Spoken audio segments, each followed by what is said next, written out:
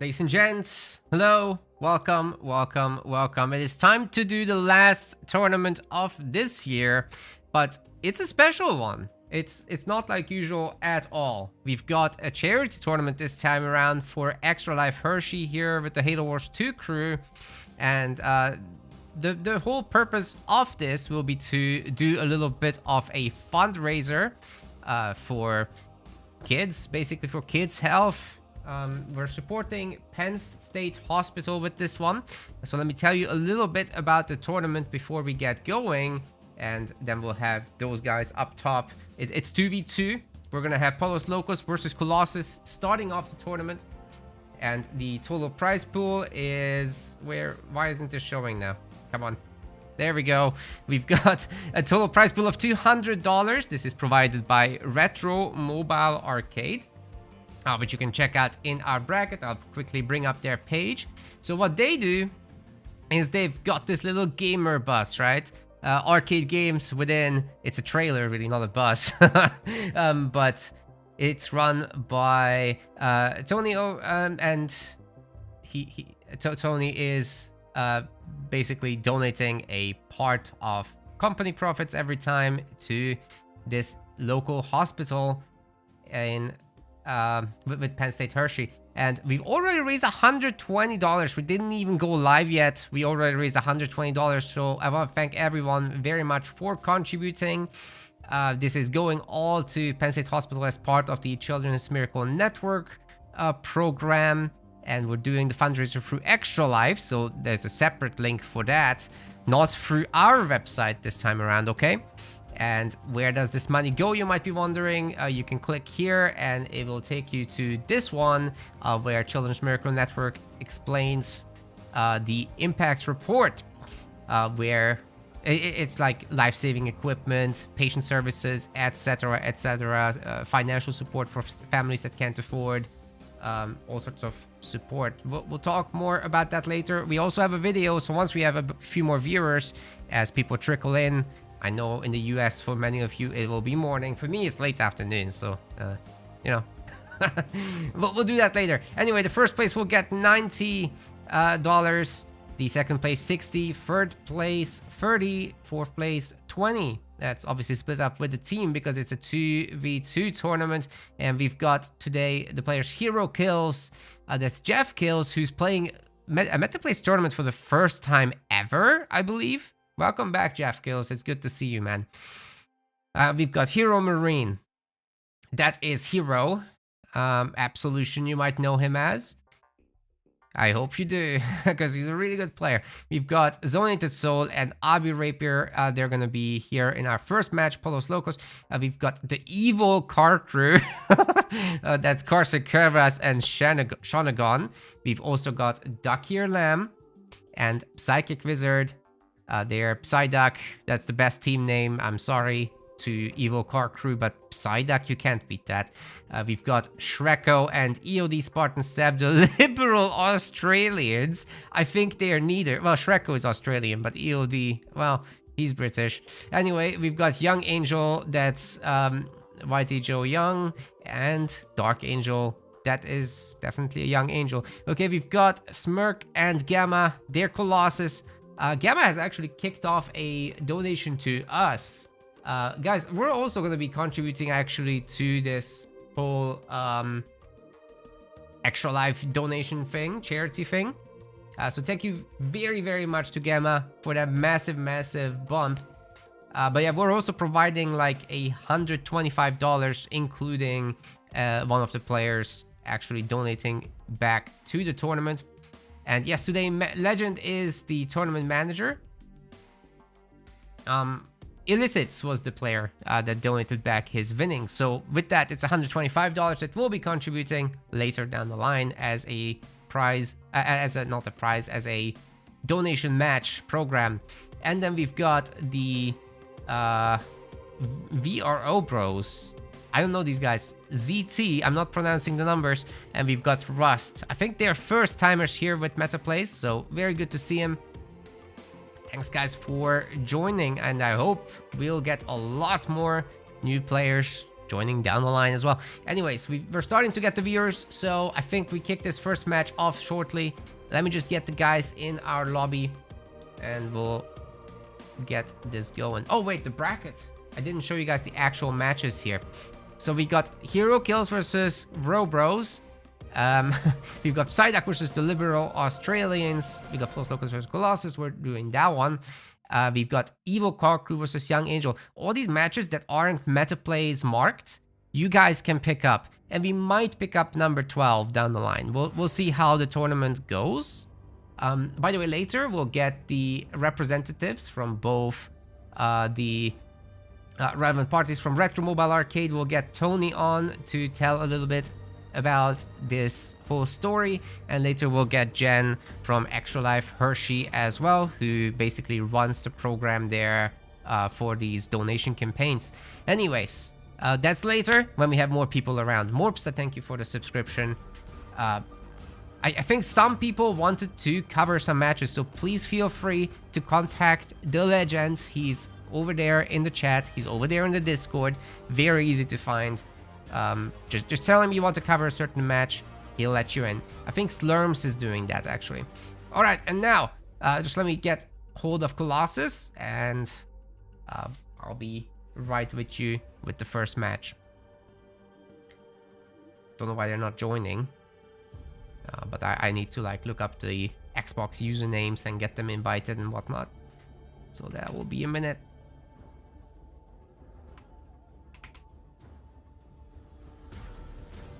I would hope the teams do this for me, but it is what it is.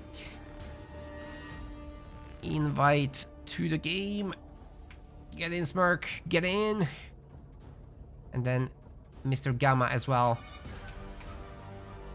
Again, shout out to Gamma for that donation earlier.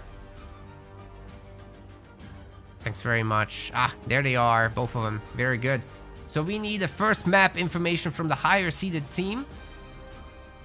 That is Polos Locos. They decide the map.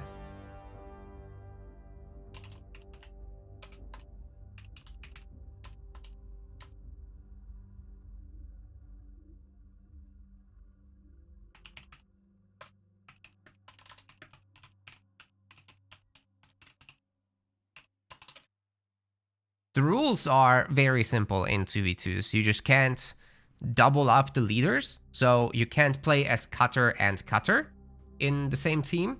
And you can't repeat the leaders that you've already used as a team. So if you do a Cutter and Atriox, that's valid. But then you can't do an Atriox plus Cutter, right? That is not a thing.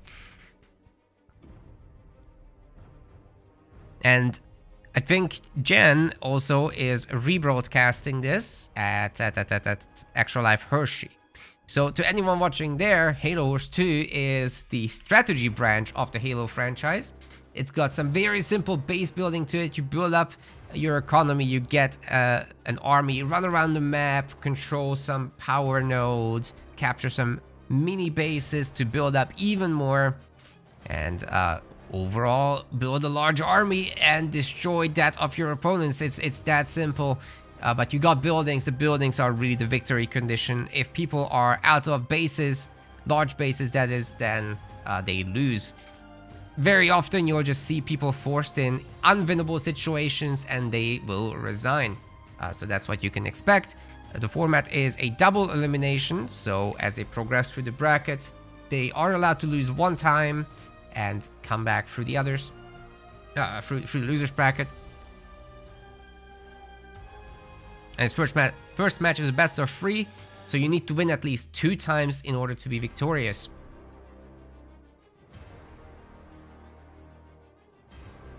But I'll do some new player commentary, new player friendly commentary as we hop into this. The first map is going to be Vault, wide open, lots of space, lots of rewards for mobility.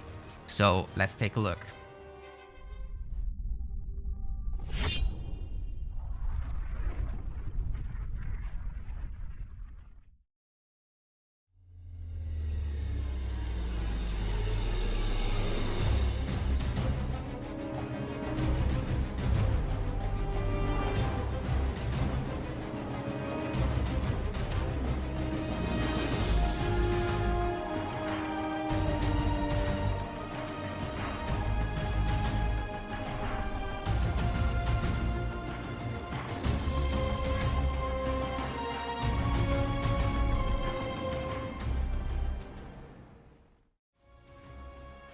Ladies and gents, welcome to our first round match of the MetaPlays Extra Life Hershey Charity Tournament. Our first charity tournament ever. And this is brought to you by Retro Gaming.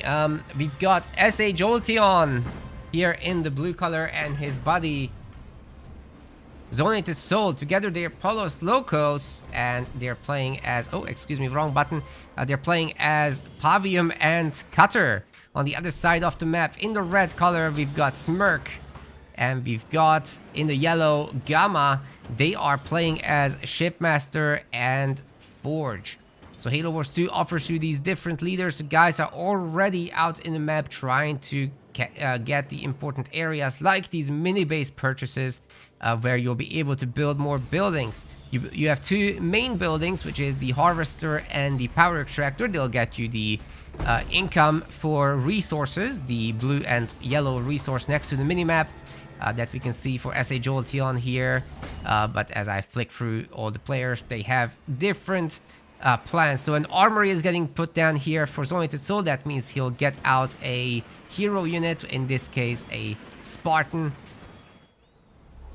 Halo Wars 2 is a very simple strategy game, but it has a lot of depth. So as you learn, you discover that there's a lot of extra stuff you can do. The map has these power nodes that you can capture for some extra income.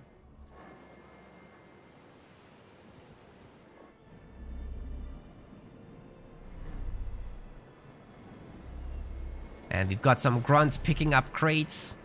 Power is typically prioritized because you can use power to further upgrade your resource income. Especially the generators are super important to upgrade. I always rant about this, that people need to upgrade their generators when they can, because it goes from 3 to 6 income per second. You can't say no to that. But we're also seeing the Harvesters getting upgraded here for like S.A. Jolteon. He just wants that extra income, and we'll be able to afford maybe the third mini base here in the middle. That costs 300 blue, pretty expensive, but once you have the buildings up on it, it's absolutely going to be a payoff. Now, Team Red basically drew the short end of the stick with that, but they still, you know, they crisscrossed, so both players can contribute directly to the front lines. Marines are overwhelming the grunts here just through sheer numbers, but some of them are pretty weak, and Ghost Ram is going to be connecting there, taking out at least some of them. But yeah, 2 ghosts versus that many Marine squads, that's never going to work, even not if you had Ghost Shielding Research. Yeah, you can upgrade your units with all sorts of cool stuff, but it's going to be expensive. That's also going to cost power. We've got a hero out here on the other side, the Forge's Warthog, who has this defensive aura, buffing the defenses for all sorts of nearby vehicles, units on the ground. So infantry is affected as well. Pretty difficult thing to take out because, well, it's super mobile as well. Scouts could take it out, but I mean, S.A. Jolteon would have to go into vehicles, which he's not doing. No scout vehicles happening here. We've got a switch to a raid camp. That was a second extractor, which indicates that you'd be interested in a faster tech up. So we're skipping the tier 1 gameplay and we're going right into tier 2 here. Getting out some hunters to deal with that Forge Hog. Yeah, that will be nice for sure. We've got a donation from Nyoki. Thank you very much for that. But today, this is not about us. So you don't need to drop us any support today, guys. This is already funded by Retro Mobile Arcade. This is not even us putting up the money. So thank you very much to Tony and team there for doing this. We are doing a fundraiser today for very sick kids at Penn State Hospital. So please check out the pinned links in both chats, YouTube and Twitch. And also the description will have it. Oh, it already does have it. Yes, that's good. After this series, I'll showcase a video of what kind of challenges people face that we're trying to help alleviate a little bit.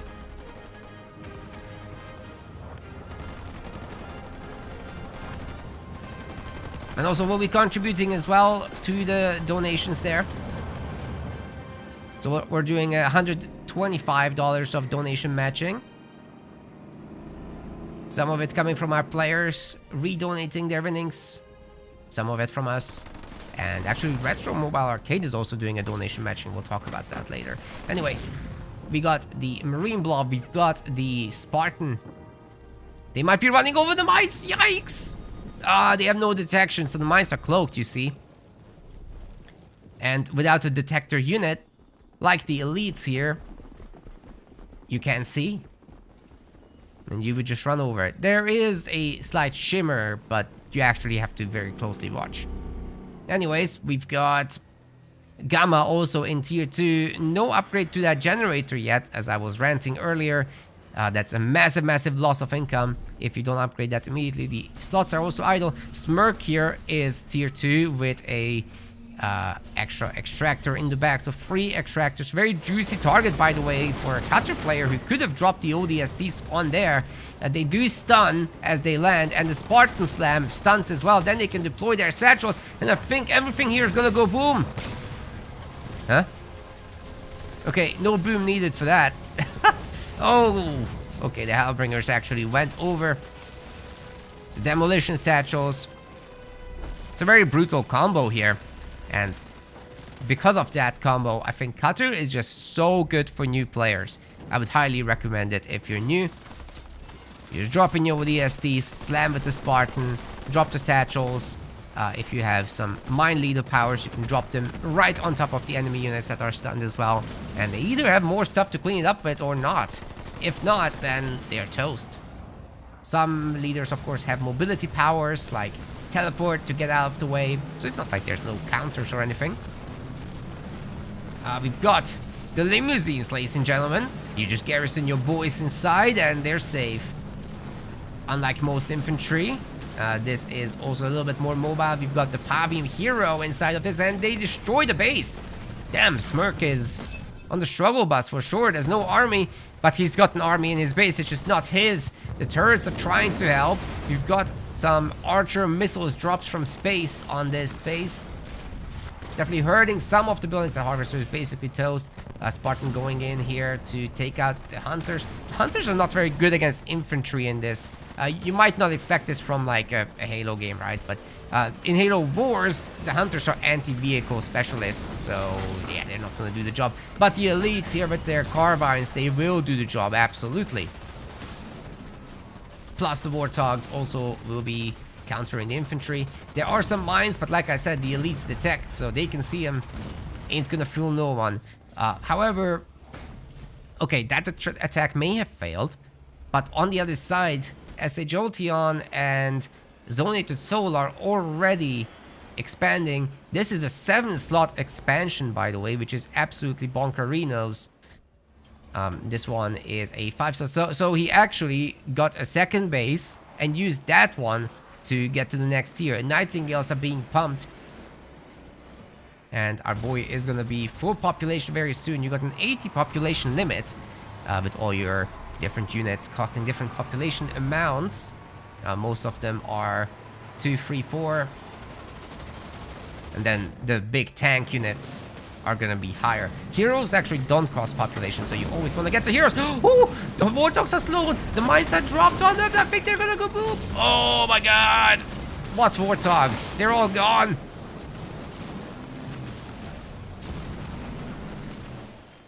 Definitely one of the coolest moments in Halo Wars 2 is when you can combine your abilities with your leader powers or leader powers with your allies' leader powers. In team games, things get pretty wild like that. The brutes here are upgraded. There was a glassing beam, but it, largely speaking, missed. Didn't do as much damage as it perhaps could have. But over here, we've got Chad, and he has been taken down. I'm not sure where Steve is. Excuse me, that was Steve. That's the 2-star hunter. Units gain veterancy in this game, but some of the drop leader powers actually give you veteran units to start with, which is great. Okay, Pavium will be sniped here. Obviously, heroes are strong, but not that strong. This is just overwhelming firepower here from Team Blue. Team Red. But is it enough? Gamma is going tier 3. Does have the 2 bases, but the base isn't well developed. That's not that much income coming from this spot at all. And SA Jolteon's already grabbing a freaking third base. That's bonkers. We've got Wraith Invaders getting pumped. Infantry getting pumped once more. So at the very least, it should be an appropriate defense against all these Warthogs. That's what we should expect here. Vehicle upgrades coming through. Is Gamma gonna actually produce some tier 3 units? Because he is tier 3. Oh, that's a lot of Nightingales, sir. They do a lot of loving, not a lot of fighting. They heal up your units and they can cast these smoke bombs that will blind enemy units, cloak your own. It's nice to keep your guys alive. Or silence enemy units. Okay, now we're talking. We've got the Vulture. Tier 3 is well and truly here. And that unit has a powerful nuke ability. Should be able to take down buildings no problem. Oh, hello there. We've also got our big boy Lich. Once again, the Archer missiles drop on this base. The Lich is just a very, very powerful tool to take on buildings. The Spartan is doing a slam and mine combo. The Warthogs are stunned and they get picked off pretty damn easily. The Nightingale should be able to out-repair any anti-air damage that's coming in from that Wolverine MLRS. Oh, we've got the stun here as well. Man, these guys with their mine combos are just completely insane. They just wiped out what looked to me like 1,000 resources in army with a single ODST drop and mine combo. I'm very glad we caught that. Sometimes I'm a terrible spectator and I get too focused on the details and miss those plays, but not today. We've also got the damaged donuts coming in with Pelican gunships. That's also a leader power call-in. Zoned Soul spent 1,500 resources on this thing. And then we get to try and precisely match the rotation. Yes, that's my favorite thing to do. Maybe I'm not that bad of a spectator. Oh, come on. I have to match the speed. There we go. Ah! Yes. There we go. It's doing a good amount of damage to the base. All the turrets have been stripped. The units that do try to come over here, well, they're getting sandwiched between two armies now, and there's not many reinforcements coming. The Pelicans are out of ammo. They've left. SA Jolteon's getting his base back. There's really not that much stuff here to do anything about all this. You split out your units from the beam, and should be good to go. It clips one Nightingale Sphinx there, but it's okay. The rest will manage. You see these not liches, these limousines, they have actually a life-stealing beam. So that purple beam you see is actually regenerating them. But on top of that, we've got an Enduring Will heal area cast down from our Pavium player. And this base is going to get stripped down. There's no income left for Gamma. He lost his front base as well to the ODSTs and the Vulture. And whatever our red gamer has is just insufficient at this point to make a difference. He's blowing up the base. That's it, gamers. That's it. Game 1 is going to be going to Polos Locos. But this is a best of 3. We're going to be continuing at least for one more match in this series. Let's see how that goes.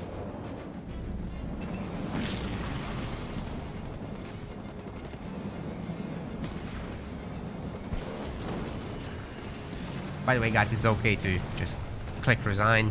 Although I guess they wanted to see the post-game stats. Oh! No, they're upset. Here come the Vulture nukes, but it's very much overkill at this point. That nuke is going into Narnia. Alright. GG. GG.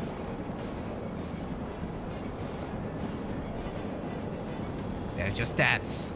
Team Blue just did everything better.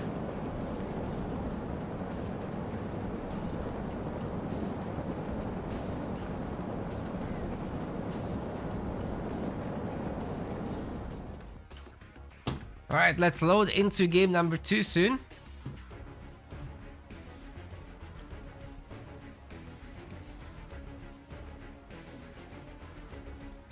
Hope all the players in the tournament are already playing their games. Holy cow, what are you guys doing meanwhile? What is this? We just got started and you're already dude, we have 20 viewers and you're already smashing the goals. What is this? You guys are crazy.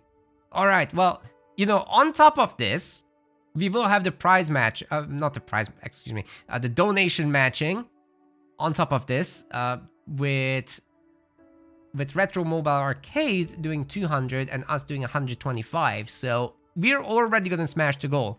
I'm just gonna finish the casting before doing the donation. Yeah, because we're already loading into the next match. Whoa, whoa, whoa, let's get going. Rift, you guys are insane.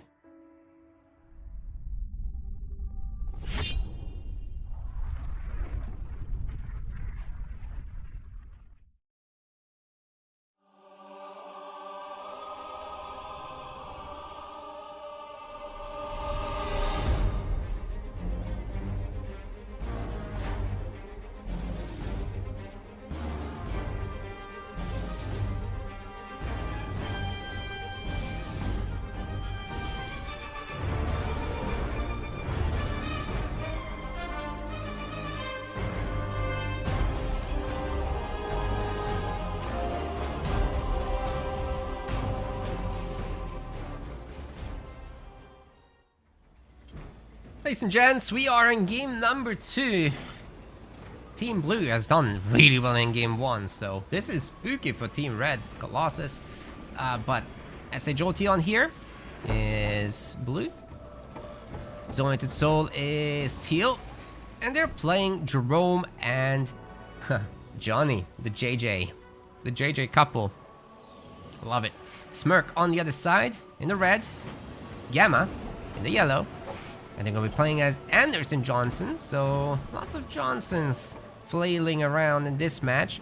I'm really curious as to the whole Jerome hero auras and units in bunkers as part of a rush. That could be really, really strong and maybe even better than what Anders has to offer there for that synergy. So I think Jerome here is a very interesting addition. Generally speaking, just Jerome is running around in the Mantis, right? Once you upgrade him, but then you pop him out when the Mantis is weak and you still can pop him into a bunker. That is kind of bonkers. I mean, the bases are coming up on time. And you know what else is happening on time? The donations to this charity fundraiser. We've already almost smashed the goal after just one match. Insane support from a Halo Wars crew, and I can't thank you enough. I'm sure the other organizers will be very, very happy down the line. You guys are smashing it. After the series, we'll talk about that more. And Gamma is turreting up. Very defensive posture here. Capturing some power nodes, of course, as a team. So is Team Blue, but they're already ahead there by a little bit. They also got a hero out. I'm sure that's coming also for the other team, but nonetheless, not bad at all. The Command Mantis is getting upgraded. That you don't just get that, you have to actually get the upgrade. Armory here has produced the Johnny. He's in the mech, and he's definitely not dead. At least in Halo Wars 2 multiplayer, you get to play as dead leaders. It's cool.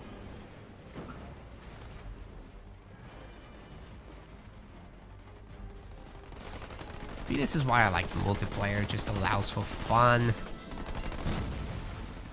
Who cares if Bungie killed off a character way back in the day? Plus, he has mechs. Fake Halo really benefits from mechs. It's just a huge addition to the fantasy of it all.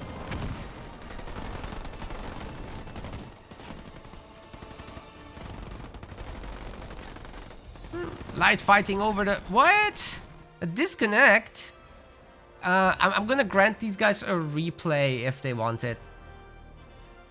It's too early in the game to not do that, you know? Alright, let's find out what happened.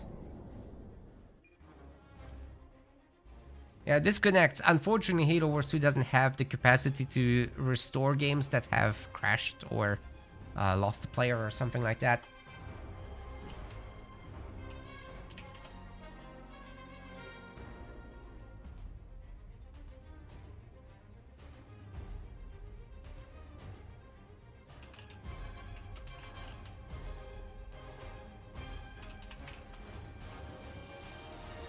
Yeah, we're not gonna be too strict or anything. Let's just get that gamer back in there.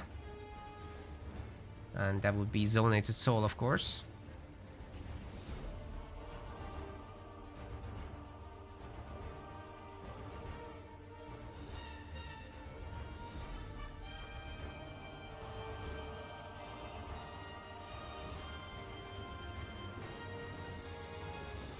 Just setting up. Lobby's a little stuck here, so... Oh boy. Yeah, I hope it's gonna work fine. Unfortunate stuff with Halo Wars 2 and tech issues. It happens, you know. It is what it is. Oh well. We move on. We restart the match. And we still get all the content.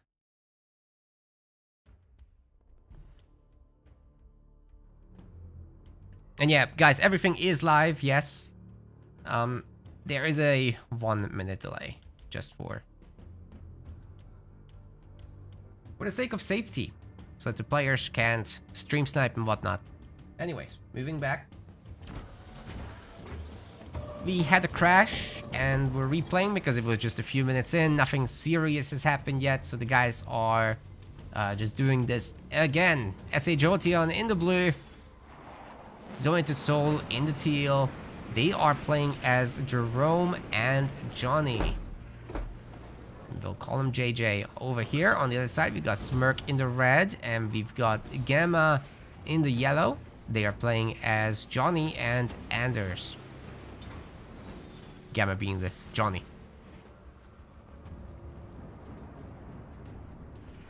So as I said in the other instance, I think it's very cool to have Jerome as a buddy for your Johnson, because you just get all that boost on your guys, and you get bunkers from Johnson. You combine the two aspects, and A, your units are very safe, and B, your units are very strong.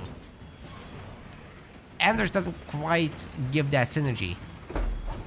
She doesn't make your allies, her allies better, but she is a very capable defensive leader. She's very good with timing attacks, which means that you basically arrange a large army to push with and finish an upgrade at the time of attack. While Anders has very cheap and fast upgrades through her lethal power, research and development. They finish faster, they are cheaper. And then she'll be playing all into Sentinels, whereas Johnson is all about the bunkers and later the mechs. He himself is in the mech. Jerome is all about these hero buffs. So Commander Jerome himself is basically in an aura. He projects an aura that makes allies stronger. Then he can hop into a mantis that he can call down, do a little bit of bombo combos with that. The landing itself stuns people and whatnot. And then you can just toss some mines on top.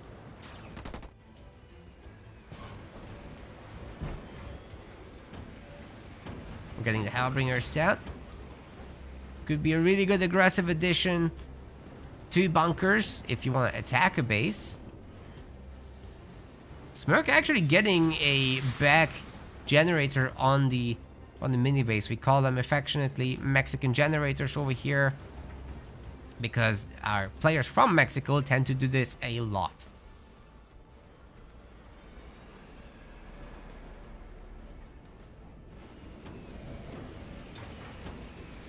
Also, what has been kind cutoff actually was a quick discussion about how well we're already doing with this fundraiser for Penn State Hospital here.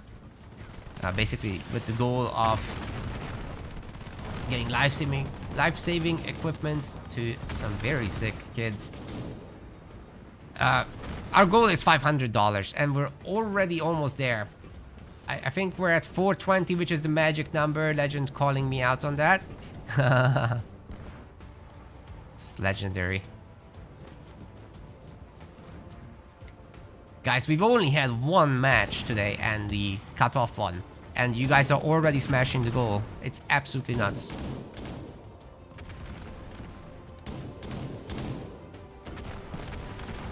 Maybe this whole Christmas spirit thing is still a thing.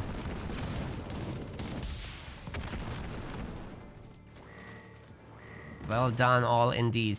Well, this is not an army you want to mess with. Especially not with just Marines, because they get burned by the Hellbringers. So, yeah, gotta be careful there.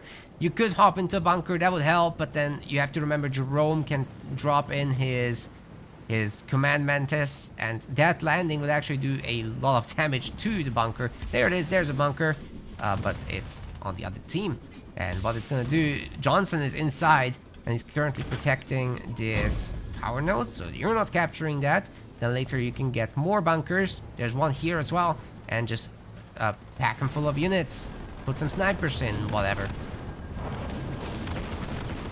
Spartan's gonna have to run away there. Jerome and crew is just way stronger than this one by himself. Not that Douglas is bad, but you really want his tier 2 upgrade to really start shining. Gives him some AoE. And the rocket launcher can be animation microed. So, yeah, you can wiggle the guy and he'll shoot a bit faster. It's pretty cool. By the way, I want to shout out Dark White, who's subscribed on Twitch. Thank you very much indeed. I'll pop that up.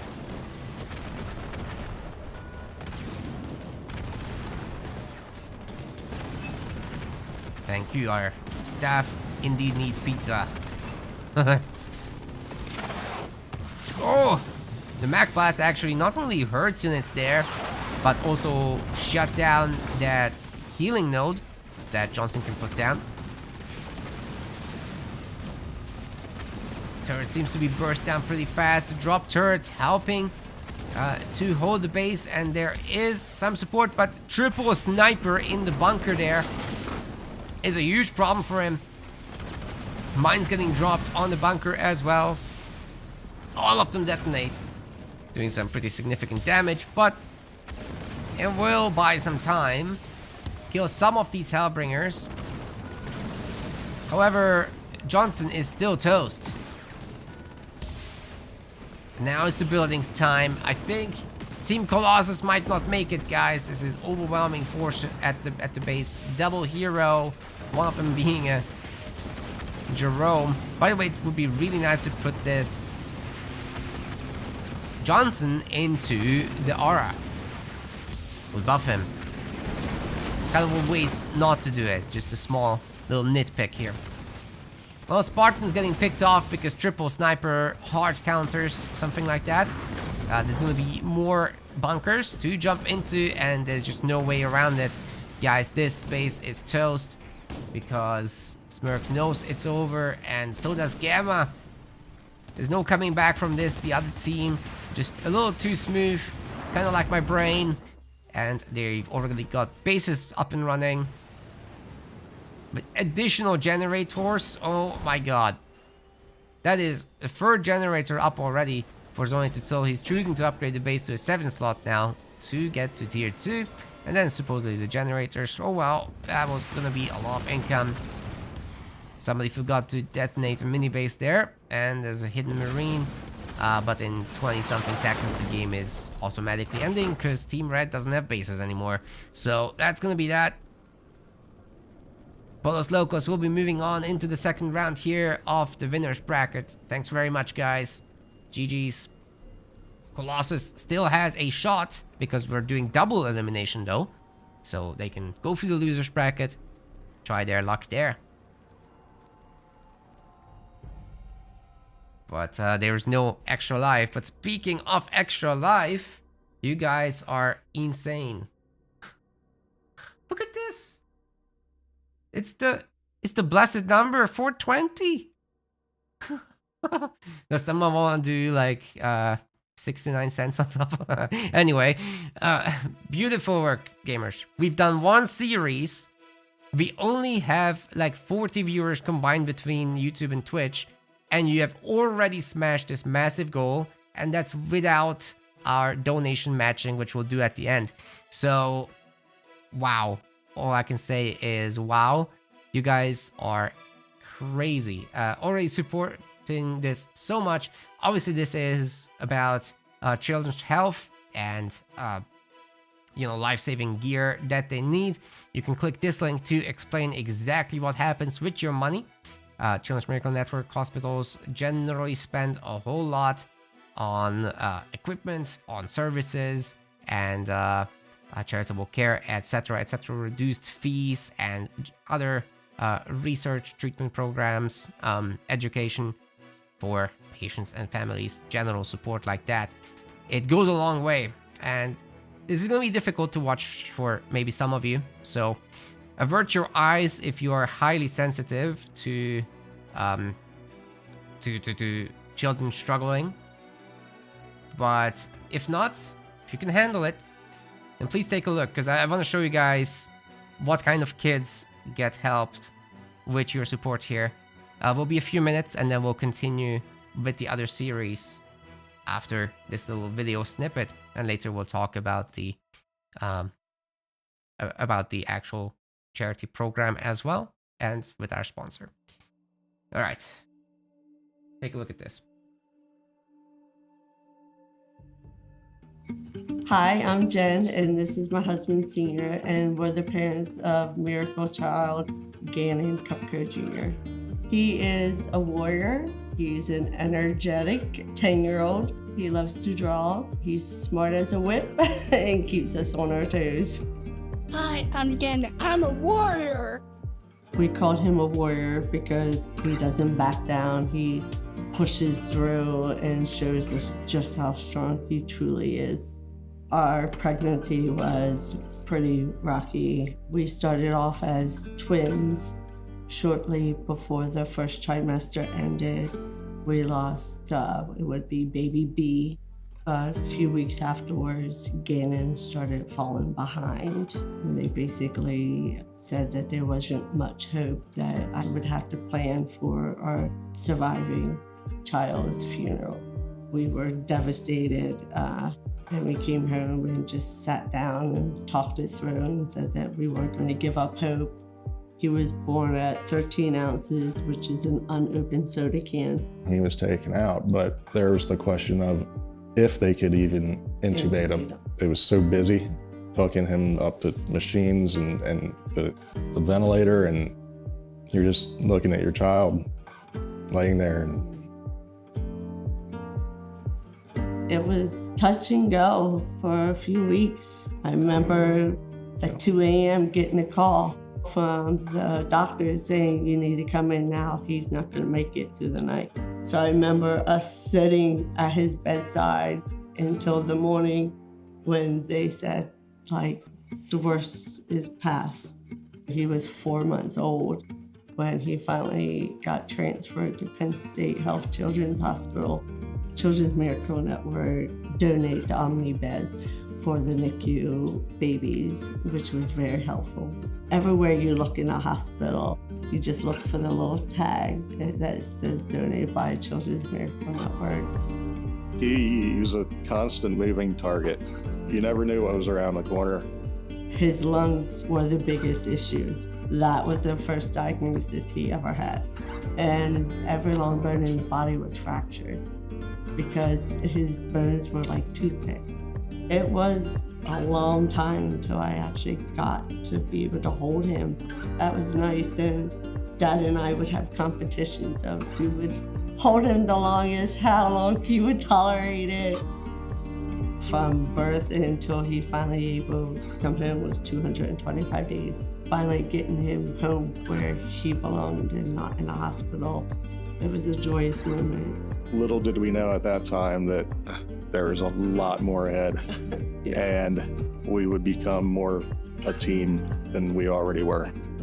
He was finally at a good place, and then bam, we get slammed with this. We went back and forth for months, taking him in and out of the ERs, taking him to the doctors, taking him to the GI doctors. They really couldn't determine what he had, is undetermined VEO IBD, which is very early onset inflammatory bowel disease. This is a journey that he will have lifelong. To this day, his bones are so weak, he broke his leg 2 years in a row. So we got with a bone health doctor and we sat down and said, like, we gotta do something to make his bones stronger. So in a weird sort of way, having his leg break a second time kind of put him on the radar of, okay, what's going on? How can we prevent this? And Children's Miracle Network was right there saying, what can we do to help? They provided us with what's called an Easy Vest. And if you don't know what an Easy Vest is, it's basically what parachuters wear. We wouldn't have been able to bring him home if we weren't gifted that Easy Vest. The art therapy that Child Life provides made a huge impact on Galen's life, still to this day. They came in with paper, pens, anything he wanted. They gave him, and he would just sit there and just draw. So while it's upsetting that he can't do the physical aspect of it, I love seeing his talent come through in other ways. You never know when you or someone you know will need help. Every dollar, every cent counts.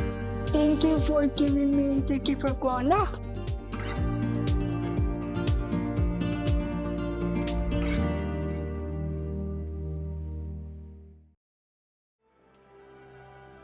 Wow.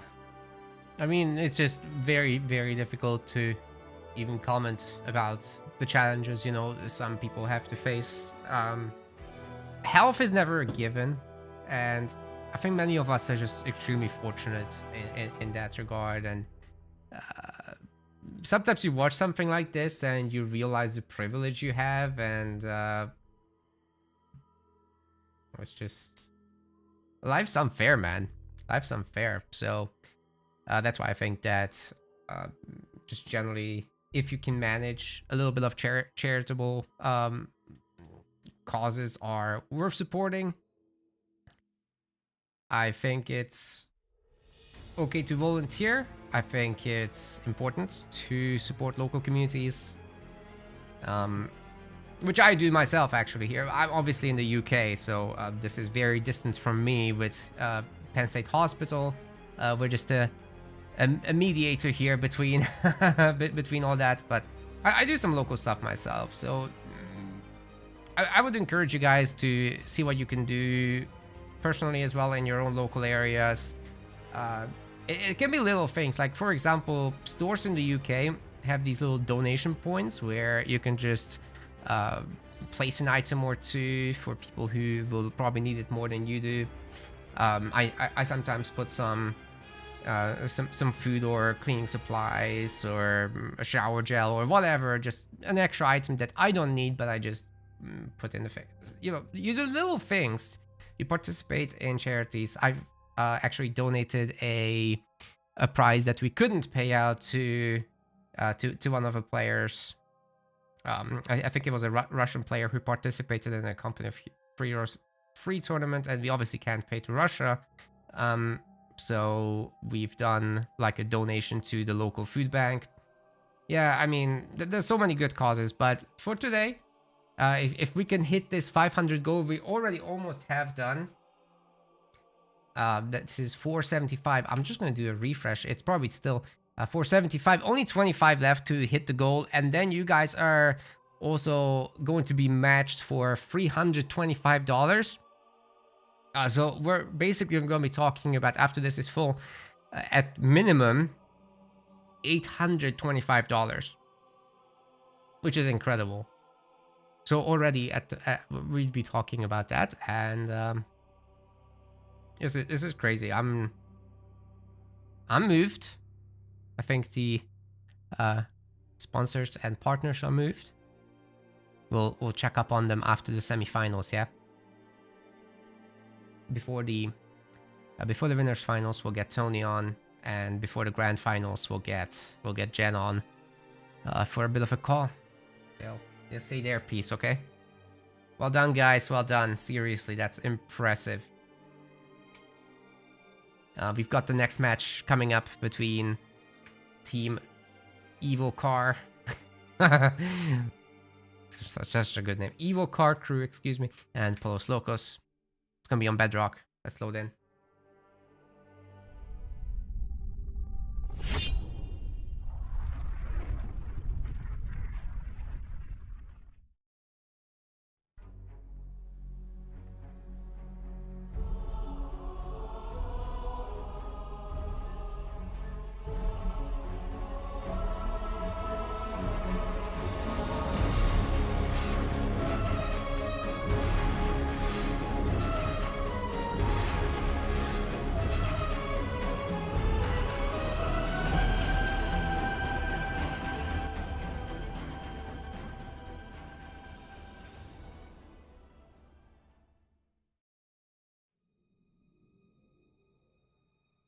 The guys are nearly ready. There's some concern about potential host issues. Obviously, the higher seed should be able to host if they want to, but we're actually reversed here, so maybe we'll swap host in the middle of this, or maybe if they really want it now, we can do it now.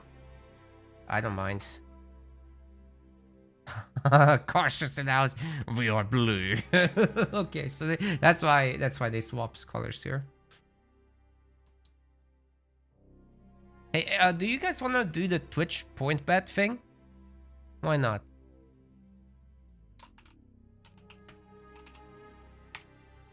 You go have fun with that. Got 10 minutes.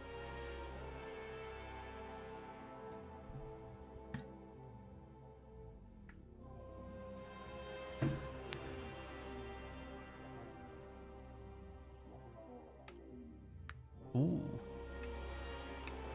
Alright, we are loading in now. Let's do this. Ladies and gents, welcome to the winners semifinals of our Actual Life Hershey charity tournament. It's 2v2, of course. In the blue color, we've got Shanagon, who's actually our moderator. And we've got Cars and Cameras, who together they form the Evil Car Crew. Don't ask. We've got Cutter, we've got Voridus. It's a good team. On the other side, we've got SA Jolteon, and we've got Zonated Soul. Now, these guys are playing as Yap Yap and Cutter, which is really the standard team for Bedrock. Yap Yap has these Cannon Fathers, which are totally free. By the way, this tournament has a $200 prize pool. It's provided by Retro Gaming Arcade.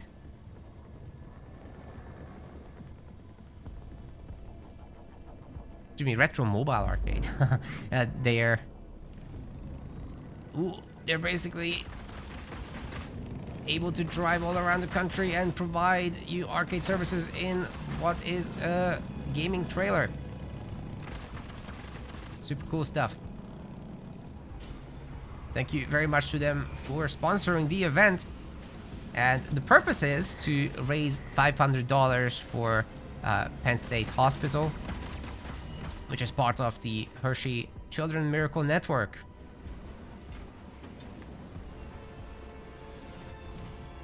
So basically trying to raise funds for life-saving equipment for some very sick kids.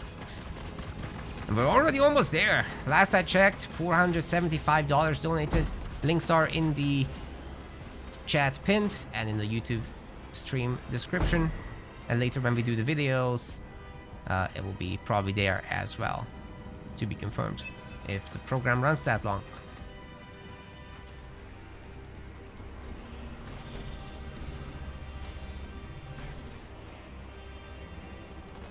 We've got a stolen mini base up here by Cars and Cameras, which is a little bit shocking because, like I said, Yap Yap has the free cannon fodder, so they're not spending on their early units as much, right?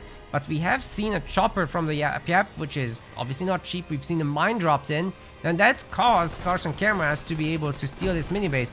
Yap Yap also doesn't have eyes on these mini base slots, so they can't steal, even though SC Jolteon does have the money to take a mini base anytime. All you gotta do is click on that thing, right? You don't have to overplan anything.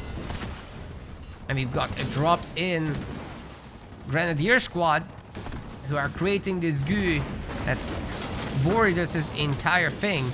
And these guys are gonna explode if killed, but in the meantime they'll be shooting. The goo does slow enemies. It also does some small damage over time.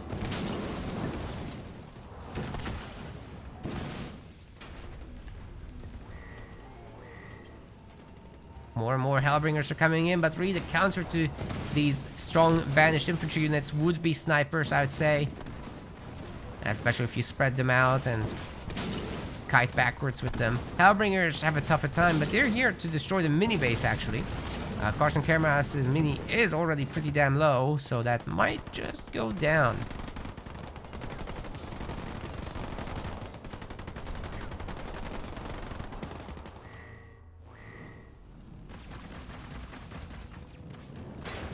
Choppers are gonna be doing their thing there as well. Oh, Kimber actually doing a massive cheer. Thanks very much, Kimber, but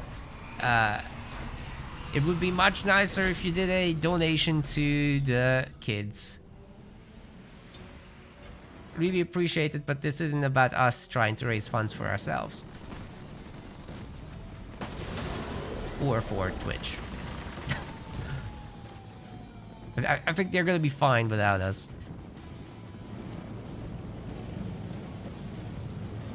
Either way, appreciate you.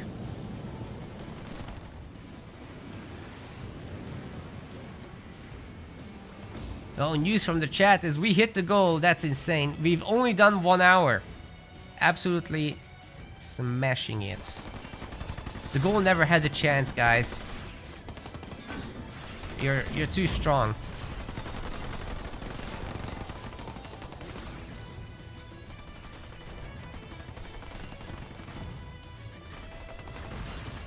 Lots of power nodes getting captured by Team Red, so even though Cars created some chaos up there with the mini base steal, he actually didn't get his own side back yet. Shanagon does have some resources. He's got his Spartan hero out, which is neat. Cars obviously didn't get his own Wardus out. That's, well, not obvious, but Wardus players typically don't do that in Tier 1. They wait until Tier 2, at which point he gets a lot stronger with the upgrade. The Grunts do have mines that's going to counter any scout vehicle attempt. So rather than just pre-placing mines, these mines are a bit counterintuitive. They're basically used as on-contact grenades.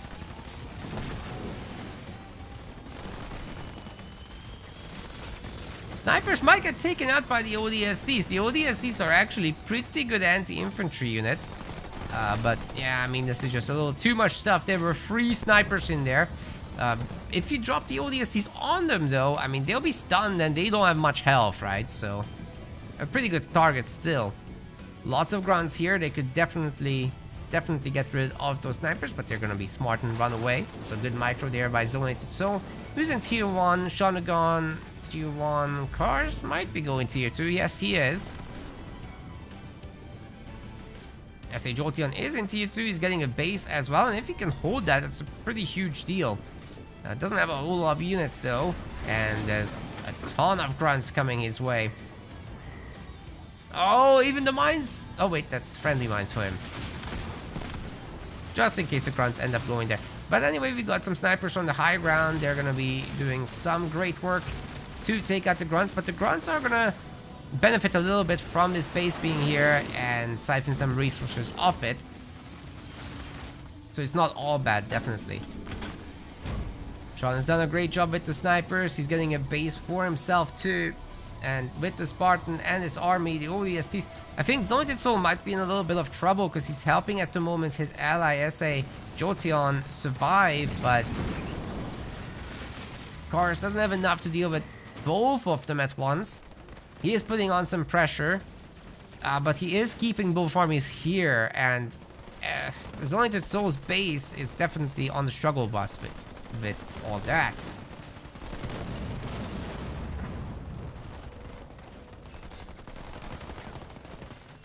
Applause for the Halo Wars 2 crew, that's right.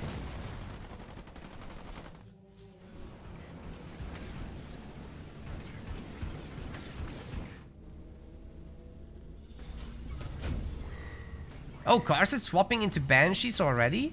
I guess he's pretty close to tier 3. He can do whatever he wants, right? See if he can hold that base. That seems very unlikely though with this drop coming in. Kars actually gonna get a bloodied nose here for sure at the very least. We got the methane wagons from Yap Yap. Very stinky boys there. Delivering farts right to your home. And if you're in the fart, then that basically means that you're nerfed. You're taking more damage. Your damage is weaker. And for grunt type units, they get boosted. For everyone else, they just get some slightly better defenses. But grunt units are getting more attack, which is absolutely crazy. Especially in the stronger ones like the grunt riders, which are grunts riding a brute. Makes sense, bro. Makes sense. The tractor gets attacked immediately. Kars is not necessarily going to be able to hold it, but he does have some banshees to do some magic with. Mivashon gets kind of bonked here. He's going to have to leave. Didn't do much damage to Zointed Soul's base, honestly, and there's so many snipers chasing him. I think all that will go down, but hey, Kars defended himself. He's got the hero out as predicted in tier 2. He's gonna be pretty good. Oh, and by the way, guys, on the goo, they're also gonna be moving slowly. Wombat says one base Banshee doesn't work. It can for warriors as long as you get enough resources from attacking bases. So Kars is fairly rich right now. He can go tier 3. But I think he'll be swapping into a more mixed composition. And he actually just spent all his resources on something. So, not sure what happened here. Dark Skies, wow. Okay, I did not expect that. The Banshees are just going to do some work. But yeah, it's not all Banshees. They're going to attack this base. Get some resources out of it. Especially that generator, which is upgraded. They're siphoning both power and supplies from it, so that's gonna be a nice little boost. Sean's base is under heavy attack. He's got some snipers on the high ground to protect himself with, but I'm not sure it's enough. It's just coming in a little too slowly. The Yap Yap army is getting more and more serious. Guess what? The Locust is also driven by a grunt, so that gets the fart boost. It's amazing.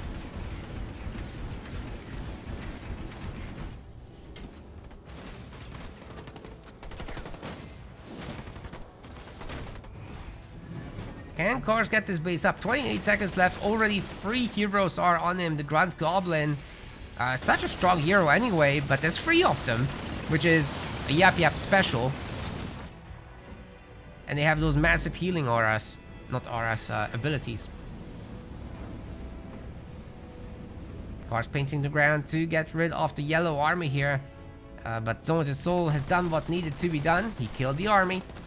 And pushed back a little bit. Although we lost the generator here, it's no biggie.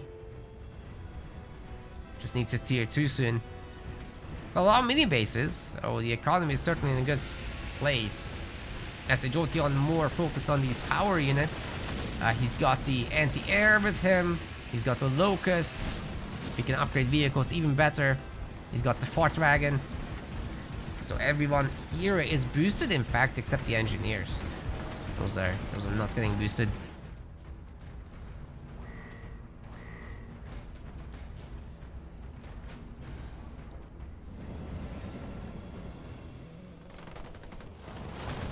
Dropped in Marauder, of course, gets picked off there. Not sure what the engineer... What happened to it? I guess it's dead too. Of course, didn't get much done with it. He's getting doubled and definitely overwhelmed. Not very good team play actually by Team Blue here. They're kind of just doing their own thing. And they're going to be overwhelmed here. I mean, Carson's entire base is getting stripped. He's going to have no income. What's he going to do? He's going to board us. Maybe he can do a Cataclysm, but you're going up against Yapper. He's got all these invulnerabilities. They can drop in a shield as well. His Pelicans just absolutely wrecked the base. Sure, it's getting some good amount of healing. It's out healing the Locust damage even, which is insane, by the way. It's one of the strongest heals in the game, this one. But will it be enough? Probably not. Eventually, the Invigorating Frenzy will end. And Kars will lose everything. Counterattack here by Sean, but he doesn't have the power to take over this base. That's never gonna happen. Archer missiles is ready. He's got his Pelicans. But he's getting beamed a little. Some of these units are gonna get it. But Kars is toast. His base has been removed from the map. His expansion is next. And Sean's under attack in the main too. Lost one building, nothing too serious just yet, but I mean, I'm sure Team Red can recover from this. Pelican gunship also stripping SH on space, but there's a second base, you see. It's not that serious.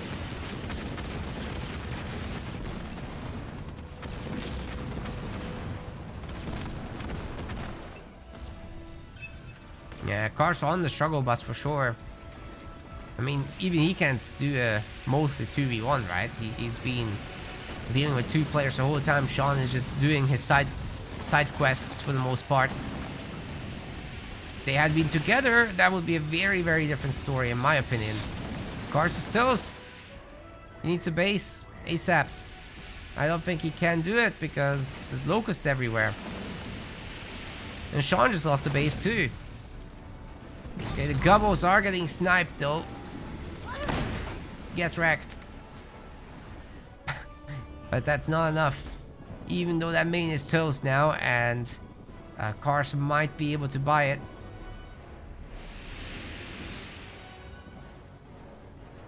What's he gonna do then? Once team... Oh, wait a second. This might actually work. The big drop from our cutter. Sean might be changing the situation a little bit, but the Grunt Dome is too strong. It's absorbing all the damage from the blue units. SH Otion has destroyed that dropped-in army and got away pretty much unscathed. Brutal, and now the snipers are next. Gonna go for the counter-attack while Zoned Soul holds under the shield here too. He's got Wolverines, he's got snipers. So many snipers! Any infantry that tries to come here is just not gonna do much of anything. Kars' army is getting absolutely wrecked as well. I thought there would be a charge detonation, but he's not that unlucky. He dropped in. The counter to that detonated them prematurely, so it didn't do any damage. And now Kars' last base is under attack. He's got a backup, but oof. You would not want to be Kars right now. He's one of the strongest 1v1 players, so it might be shocking to some to see him in this state, but it happens. He got doubled a little bit. Even the best 1v1 players can't handle a double by good players, right? Just what it is.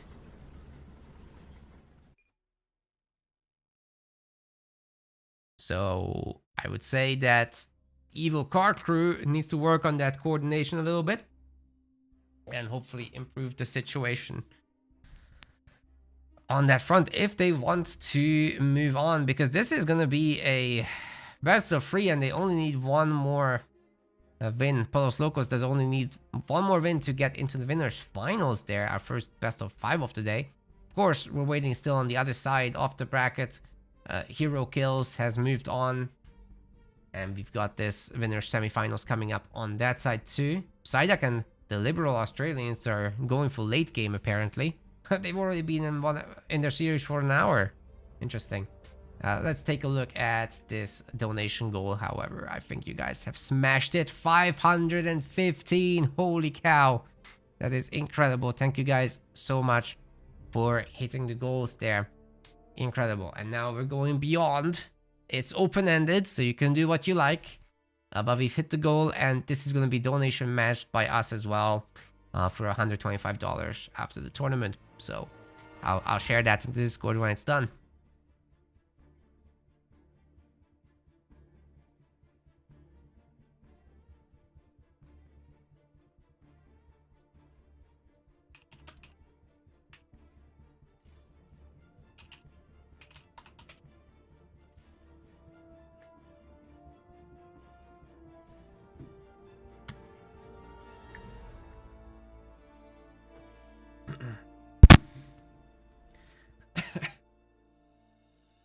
Looks like our next map is going to be Rift. So I'll play that map intro now. See you there.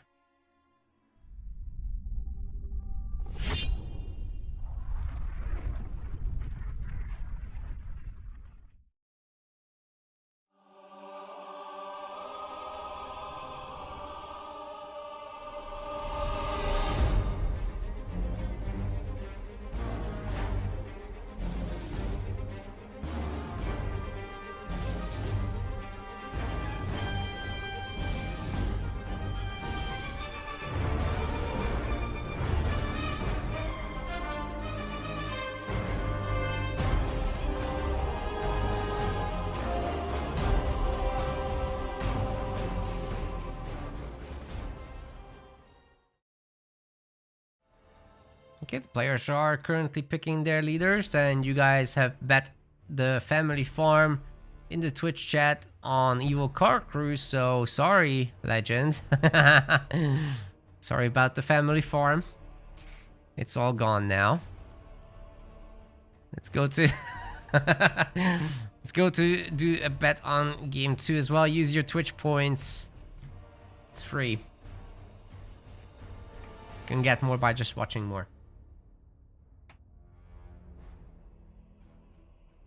I hope this bet is going to be a bit more, you know, equal between the two teams.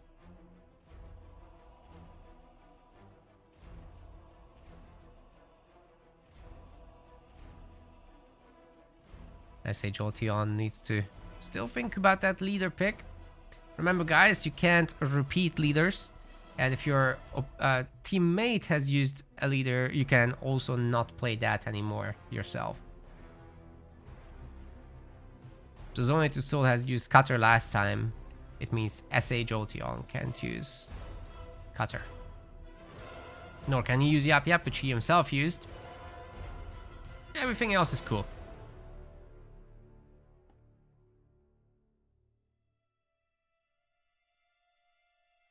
That's our very, very limited rules here for 2v2s. It's nothing crazy.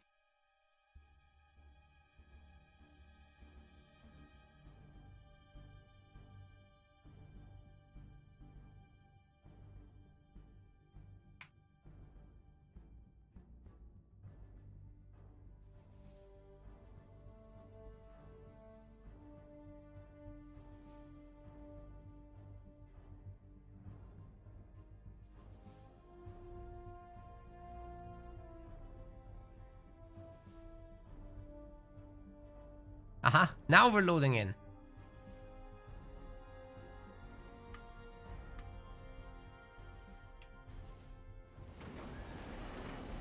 Ladies and gents, welcome to game 2. Shonagon is a gamer. He's blue. Carson Cameras is also a gamer. He's teal. They're playing as Forge and Arbiter. An interesting combination there for sure. On the other side of the map, we've got SA Jolteon in the red and Zonated Soul in the yellow. They're playing as Shipmaster and Johnson. Now, Shipmaster is an interesting addition to Johnson because you provide mobility where Johnson adds the turtling power. But also, Shipmaster is so good at capturing power nodes, especially if you open ghosts. So ghosts can capture once you once you get the raid leader power points in. Which is very special indeed. Normally, let's say if it was Arbiter's Ghosts, those cannot capture. Those can only decapture. And that's a nice takedown off that Marine over there. So the resources will now belong to SH Jolteon. You couldn't get the stuff in the middle though, and this Jackrabbit is causing a little chaos. Shonagon stealing a mini base. He might get the back one as well if these guys don't get there very, very quickly, but he's not going to be interested in that one. Could have been a pickup for cars, but that's going to be not the case.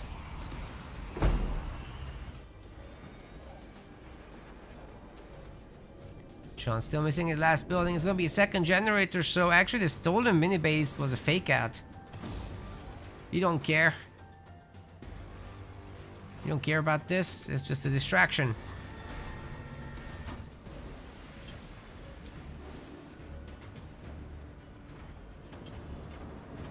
Not much happening from Zone to Soul's End. Just getting some Marines out and assumingly a Johnson down the line. Maybe he'll secure the middle part with bunkers. We'll see. Carson Camera so far not going into the... Oh, he's going for the Mexican generator approach. That's the one where you put them on the mini base. Again, our Mexican players like doing this. But it's very, very risky, right? Because, well, it's so exposed. It's not in your base. You can't make turrets. You can't put a shield on your base. Or on your mini base, that is. So bad things could be happening. What's SH Jolteon doing here? Okay, just a ghost. Pumping ghosts out quite a lot now, I see. But only from 2 bases, you see. So that's not a lot. Usually you want at least 2 mini bases for ghost spamming strats, because you can't actually make them from any other buildings but your main base, the big one, and the minis. There's no attached building where you can make more ghosts. Anyway, the shielding upgrade is coming through. Moments away.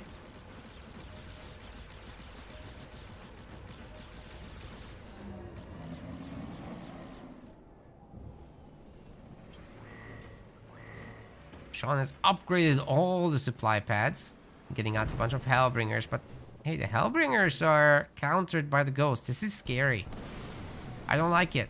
Why Ghost? Why Hellbringers, excuse me. I really don't like... That is so random. Especially knowing that there are shielded ghosts, right? They're attacking his mini base right now. I think Sean has got to stop doing that. Before these ghosts realize that they could go hunting. Good news though. Johnson might be able to deal with them for him. Oh wait, sorry, that is the other team. Cars has some ghosts of his own. Maybe that will help. It's a lot of ghosts. They're also shielded. They just can't capture like the Shipmaster ones can. But they can still kill the Sentinels, and then the Grunt can come in to do the actual capturing.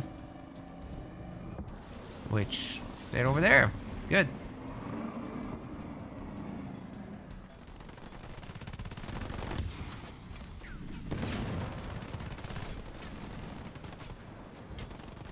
Some power nodes exchanging hands. Sean's heading to tier 2 now. And he's got an extra base coming up as well. Probably will just swap into Warthogs there. But yeah, the Hellbringers aren't much of a help at the moment. They aren't much help. Cars can't expand because the infantry is on top of him. And the ghosts have limited building damage. But he'll just pop some mines on this. Put everyone in stasis. And try to focus down. Good old Johnny here. Hellbringers are helping. Oh, that plasma bullet just got dodged. The Johnny is inside the bunker, you see. He didn't take any damage, but Conduit of Rage, this boost you can see on the teal units are... Well, that's pretty good. It increases damage, movement speed, adds a regeneration. But John is gonna lose the base here, isn't he? Cars is gonna try to save it, but I think it's gonna be too late. Oh my god! Oh my god, that EMP mech was so good!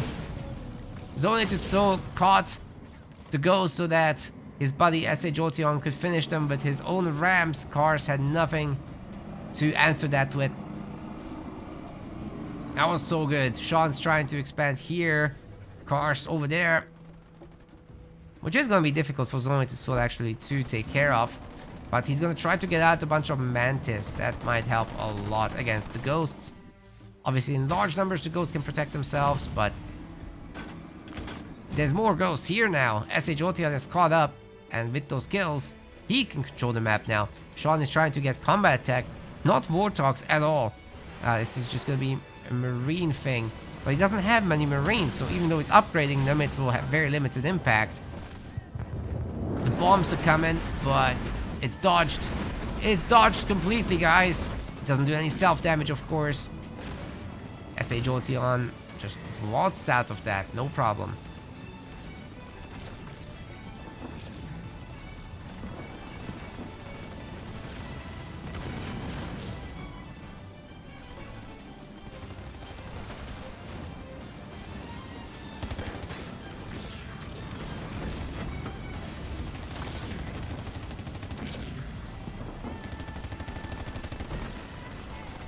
Looks like S.A. Jotion might be losing this base over here.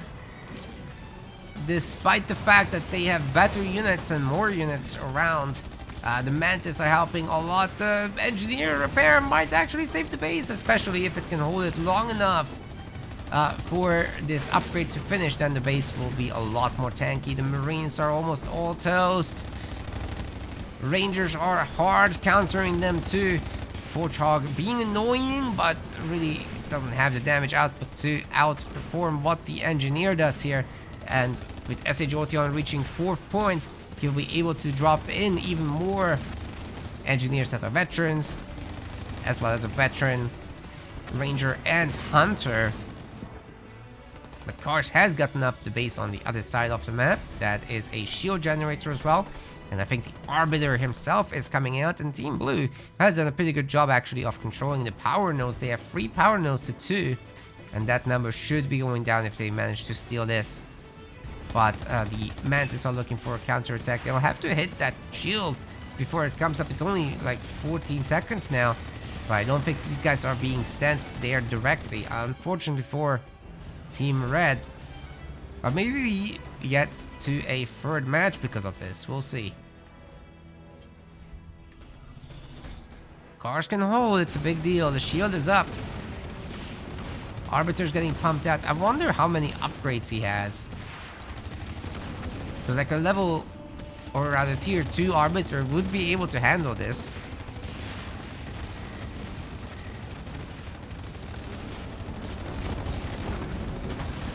Another EMP mech. This is insane. Kars is eating the 2nd EMP mech.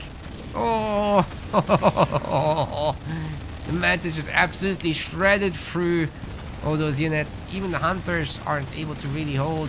War Council might get destroyed as well. Before Kars really manages to do upgrades with it. Actually, the Mantis just get targeted onto the base directly. And there's so many more of them coming. They're invulnerable now, still targeting down the base, but the Arbiter and several hunters get released. That should be it. I think it's time for these guys to leave. Maybe they can destroy the shield generator on their way out, though. That's an expensive building. Doesn't look like Sean is doing much of a muchness, and if he did make any infantry, these Rangers are just going to pick him off. We did have the drop, as the prophecy has foretold. We've got the veteran engineers, hunters, and rangers, so they're going to be keeping most kinds of armies at bay. Arbiter is in fact not upgraded. This is just tier 1. But we've got some Kodiaks getting dropped in, so get ready for some artillery action.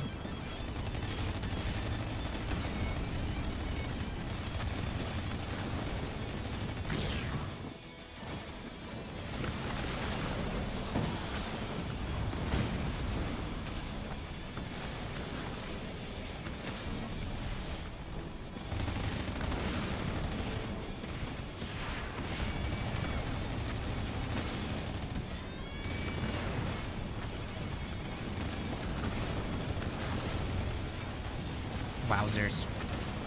Well, Kars has the shield back, guys. He's got engineers now. He's got tier 2 Arbiter as well.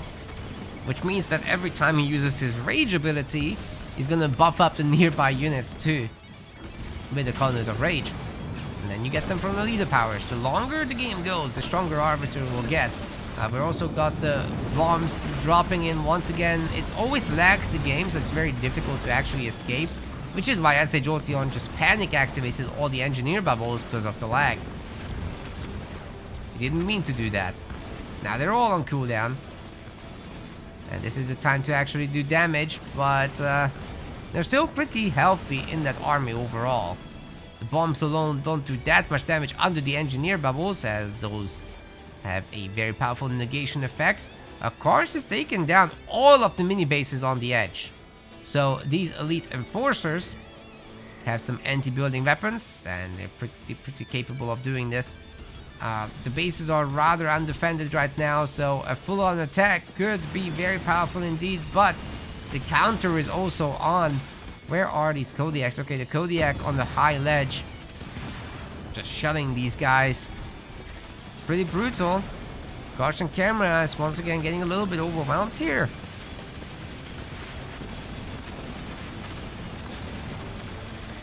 So the game is not over by any means, but it's looking bad for Donated Soul, especially as Sean calls in the Grizzly tanks. Donated Soul's base is taking such punishment as well. There are 2 dropped-in squad sets of the elite enforcers, and the main is now down.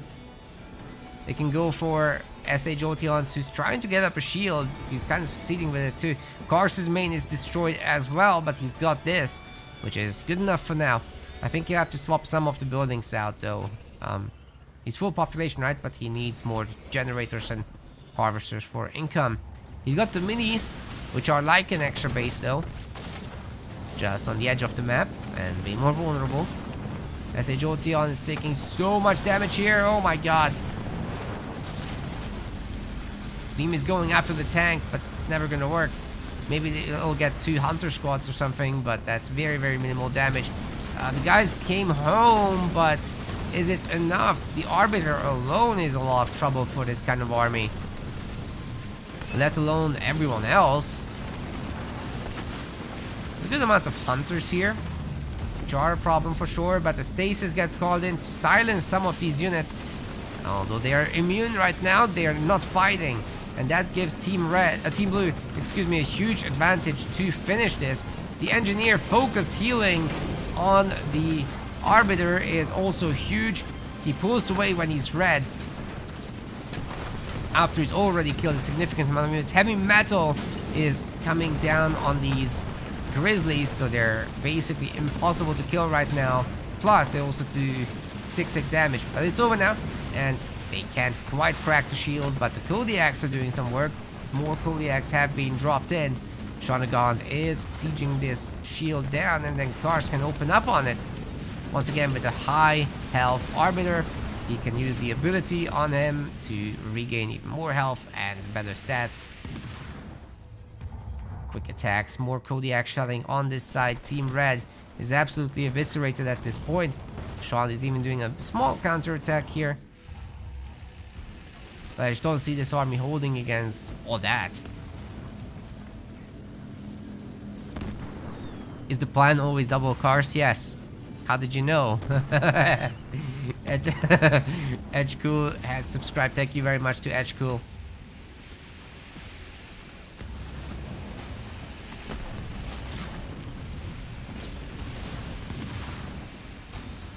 Appreciate the support there.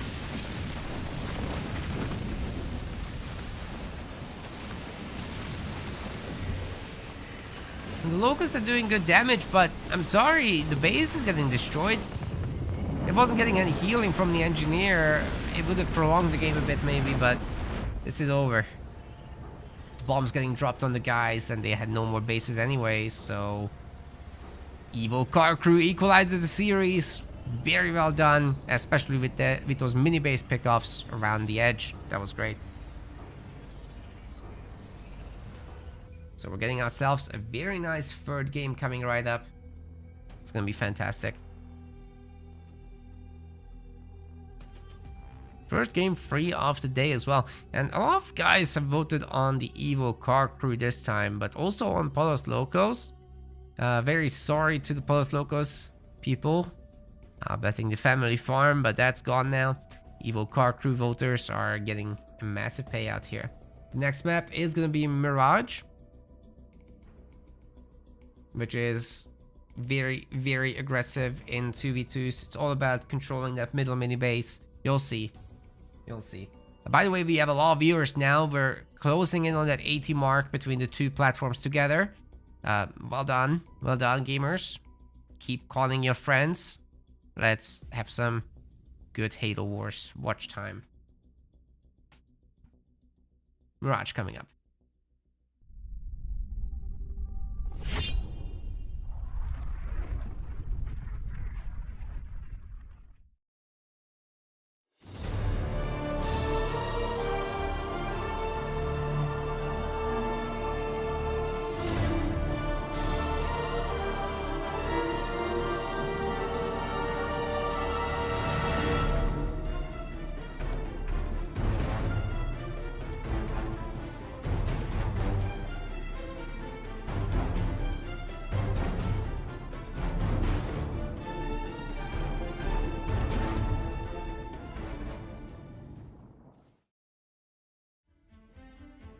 Alright, we're getting started soon. The guys are currently picking their leaders, and you guys can pick your next bet for the decider game between these two.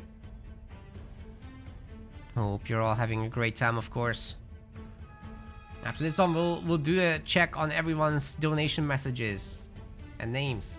We have raised $515 at the moment for Penn State Health Children's Hospital. Thank you very much, everyone. You're kicking butt. Seriously, great work.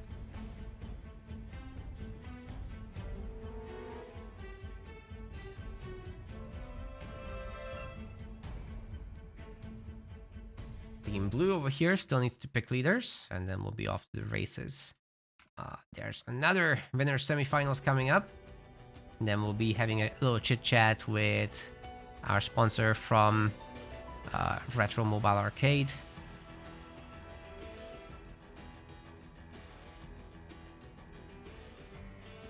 That's Tony. Looking forward to that conversation. But like I said, another semifinals first. Or winner semis. That will be Hero Kills versus the Liberal Australians. What a name. Oh, these guys have aborted. What's going on? Get a mission aboard. No, cars and cameras is left. Having lag? What is this? Didn't say anything in the chat.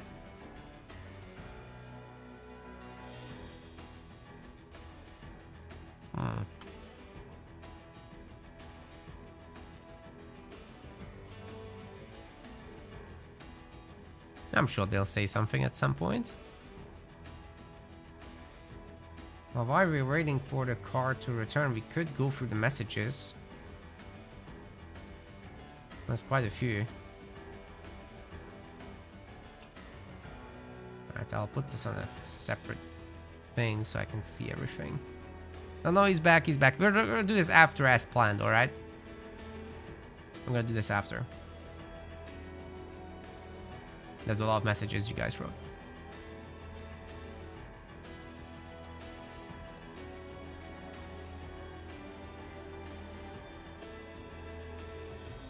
Now they're picking their leaders again.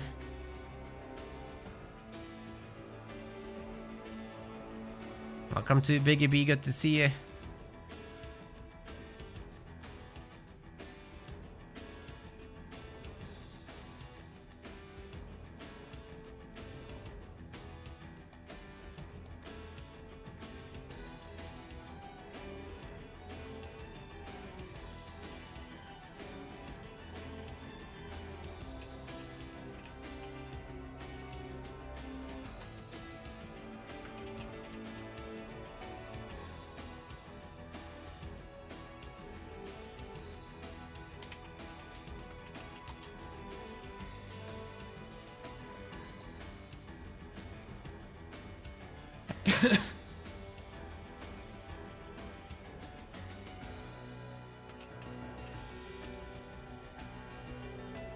Okay, what's going on here?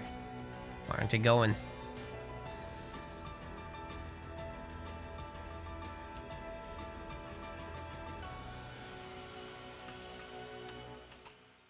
We don't do extras. Sorry, guys. Sorry. That's just very difficult to make work in practice.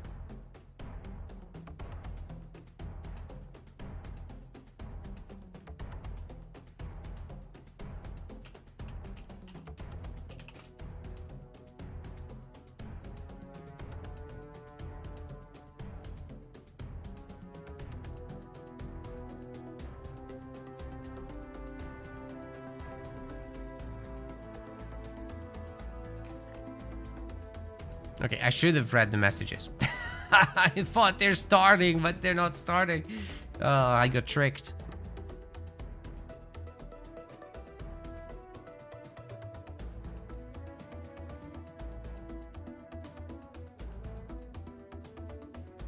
I'm not sure what the plan is for the guys, but you guys are voting.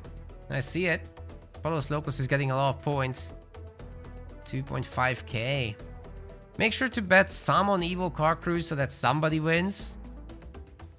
Plus, it's a pretty good bet anyway. They're a strong team if they coordinate.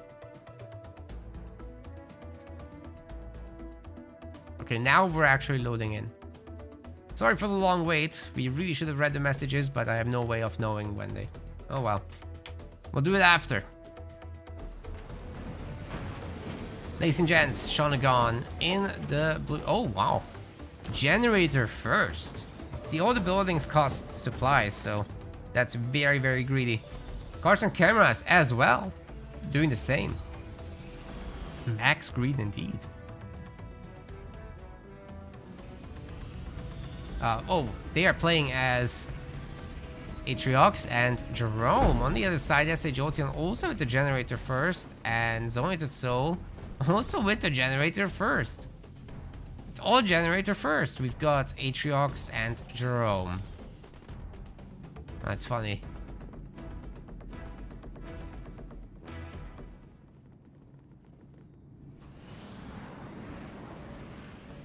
So nobody's gonna get the middle mini, that's for sure. This is gonna be very hero focused supposedly. The reason people don't want to get the middle mini is because it costs 300 resources and then plus the buildings on top. So if you just get one mini on the side and immediately start pumping stuff, you have a higher chance of holding this. But if you grab the base, it might just get overwhelmed, guys. Like, you have to remember, people from their mains are gonna pump. One thing you can do is put your units in these early garrisons. Ooh. SA Jotion gets in, but I mean, with just one Grunt Squad member surviving, that's not gonna last very long. Ultimately, you want to put snipers here as the UNSC player, so Sean's job would be to do that. But he's getting out Commander Jerome first, so it's really all gonna be about the heroes, and Cars has the raid camp in the middle also. Maybe Sean will send some snipers, we'll see. SA Jotion is also getting his Atriox as chosen. Zonated Soul, his Commander Jerome. And he's gonna be the one with the snipers. But can he actually occupy any garrison? Because that's really the key part. It's very difficult to dislodge the units from the garrison. They're being free, and this being high ground is so difficult to approach. Team Blue just might have enough stuff to hold this, but choppers are going to be difficult for the brutes to fight against. That's a counter situation. Not in favor of the brutes at all. They're just melee units. But they can keep them away a little bit. The mines they drop out as they jump do help quite a bit.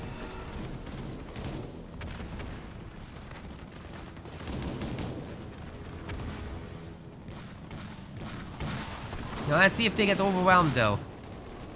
Countermeasure mines in play for SA Jotion as well, but Sean's snipers are coming up. He's got his own Jerome.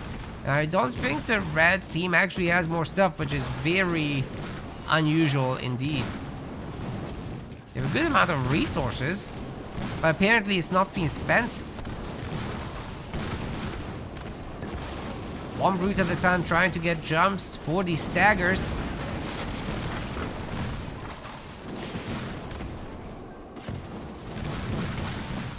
And the longer Team Blue can control this, the more they'll be able to produce. Having that extra mini base in the middle is a big difference maker for sure.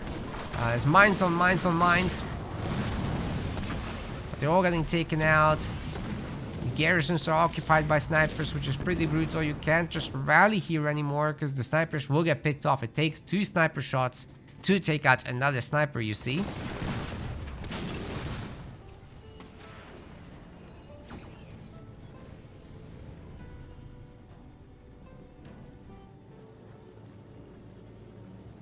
Well, Sniper enjoying the tournaments. Thanks very much, man.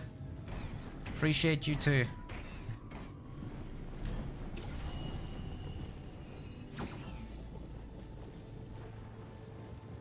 But today, this is actually by our sponsor, Retro Mobile Arcade.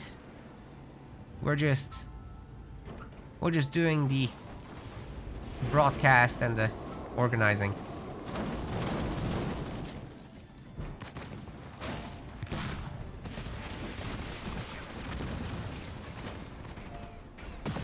And so far, so good. I mean, you guys have done massive donations to the chosen charity for this tournament. We smashed that goal. So I'm very proud of the community today.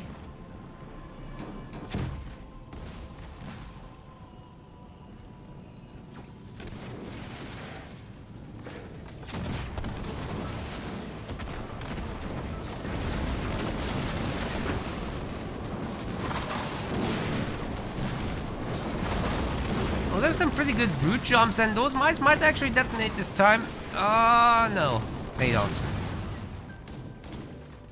So many mines everywhere, so many brute jumps.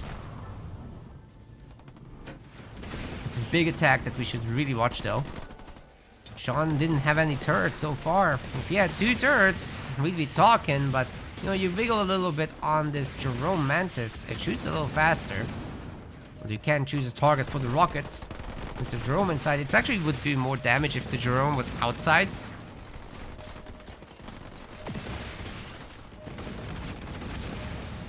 But I mean, the Jerome is safe like this. Just maining Sean's base down, man, but the counter-offensive is also on. And SC Jolteon is actually in worse shape, I'd say. He doesn't have units himself, so this is very much a gamble. I don't think they'll be able to take Sean or Kars out. Both of them have enough resources to make a new base. SC Jolteon is in significant trouble. He's starting to sell his buildings. He's gonna have to rely on that expo, but he can't really contribute to the fighting. And Sean has upgraded his turret, that anti-infantry turret, now providing a lot of work here. And his base is getting healed by his ally, and now himself, as that heal zone is gonna dissipate. Oh, he's back in the green, man. This is it. This might just be it. Because now Zonitasaur is about to get it.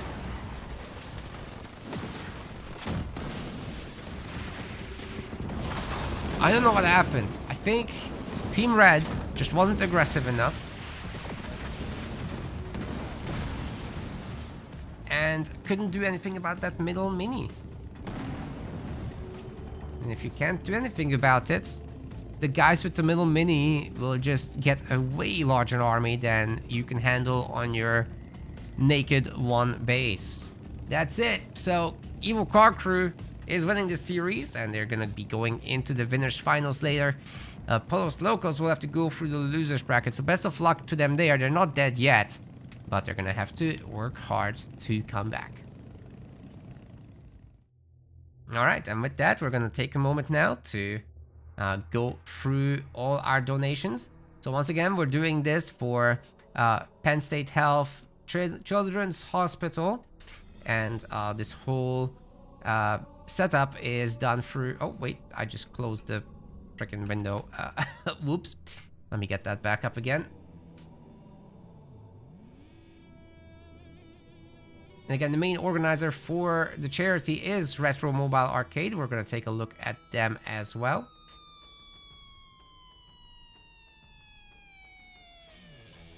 Here we go. So this is Retro Mobile Arcade's page.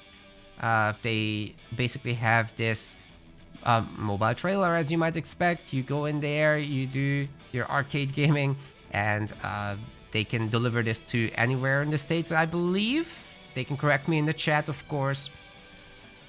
But yeah, basically this is a super fun event-based thing that you can order. They're the sponsor for this tournament. All $200 from them, and they're doing this for charity reasons as well. They're going to be actually participating in the fundraiser, and they've hosted said fundraiser here. Actually, this is not ours, this is theirs. You guys have already contributed $515, smashing the $500 goal that we've set, and this is all going to Penn State Children's Hospital, helping sick kids. I'll show you a video about that, but before that, we're gonna read the donators' messages, okay? Let's take a look what you guys have to say. So Kane Weber has donated $55. OG Gamers have donated $55. Available Kane 9, tenor. Stone Cold Killer 250 with a less than a free, or maybe it's a heart, or it's an ice cream sideways. It's don't hold your ice cream sideways, guys. We've got thanks very much, Stone Cold Killer. That's a huge donation. We got Gnocchi with a $15 donation. Thank you so much. AO Deku with a $5. Unsupervised Goose says if you don't donate, you're okay. Okay, yes, probably. $30. We've got Isaiah Carazzini with 55. We've got OG Gamers Take 2.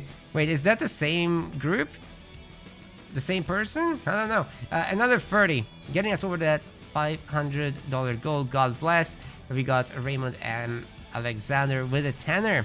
And this will be donation matched by Retro Mobile Arcade for 200 and by us for 125 as well. So we're actually talking about well over $800 by now.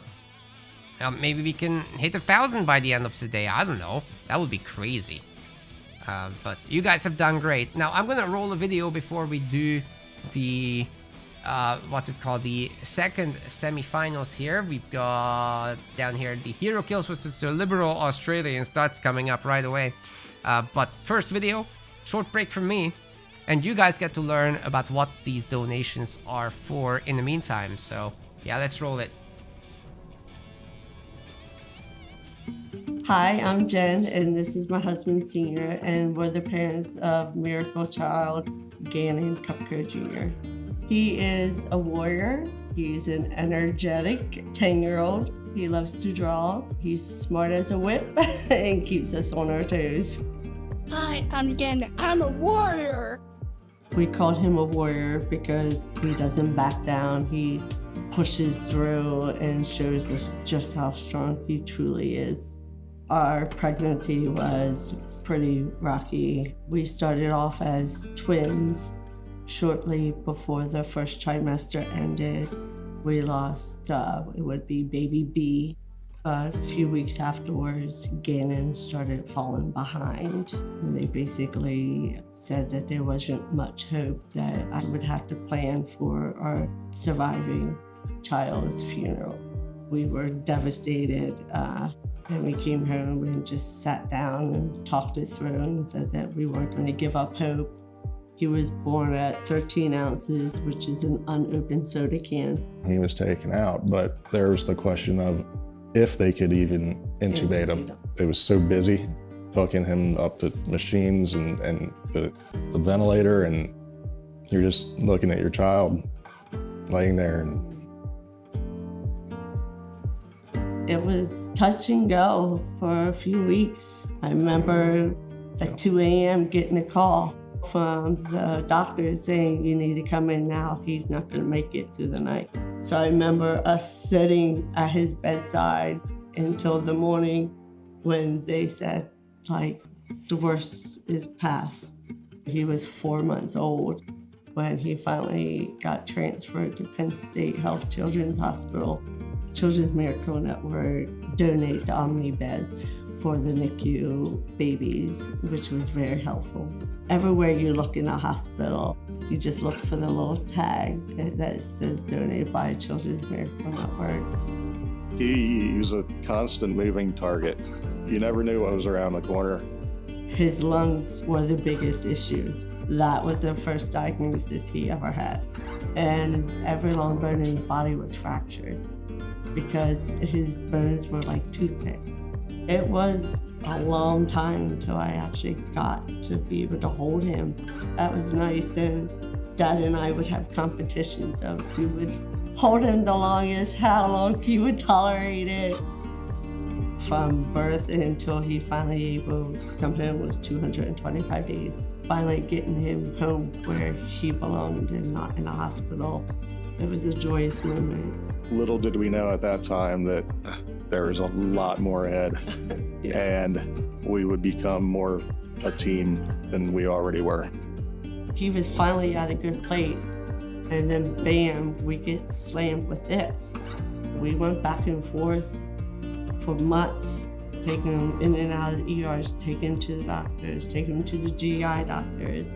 They really couldn't determine what he had, his undetermined VEO IBD, which is very early onset inflammatory bowel disease.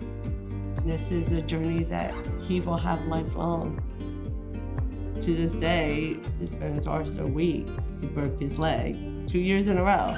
So we got with a bone health doctor and we sat down and said, like, we got to do something to make his bones stronger. So in a weird sort of way, having his leg break a second time kind of put him on the radar of, okay, what's going on? How can we prevent this?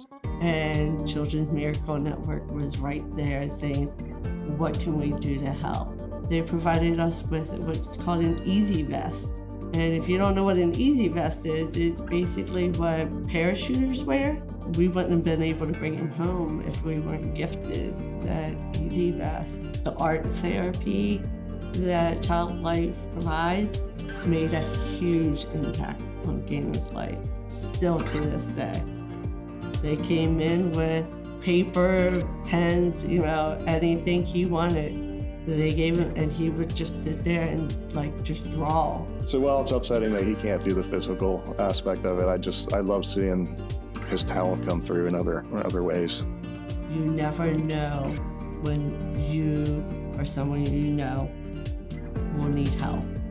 Every dollar, every cent counts. Thank you for giving me the gift of growing up.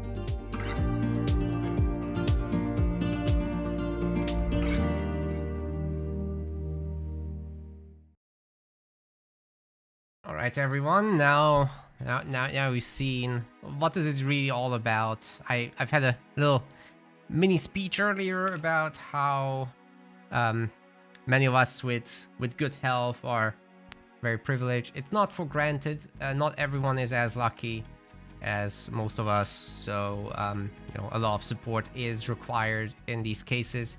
And I'm very happy that you guys can see it and that you've already done so much of the donating without us having to ask too much. I think you guys have really gone above and beyond already. So I'm just very proud of the Halo Wars community. Really, that's all I wanted to say. And if we can keep this up, I think we're gonna hit that not 800, excuse me, but $1,000 donated as part of this tournament. To help kids, as you've seen. It's just, I don't know. I don't even know what to say. It's Galen's case is just so freaking brutal. I'm kind of left speechless by it. It takes a lot for the parents to go through this, a lot of strength to keep going and to support your kid when they're clearly struggling, but still giving them a good and happy life. That is a quality on its own. And there's a lot more kids that need help out there, unfortunately. And how the US is, especially with the healthcare fees. So it's especially important there to donate to charitable programs, because You know how that is. Anyway, speaking of donating, I've just added the MetaPlace donation matching. So we were gonna actually originally do it later down the line, but because you guys already have smashed the goal, I'm like, screw it, let's do it now.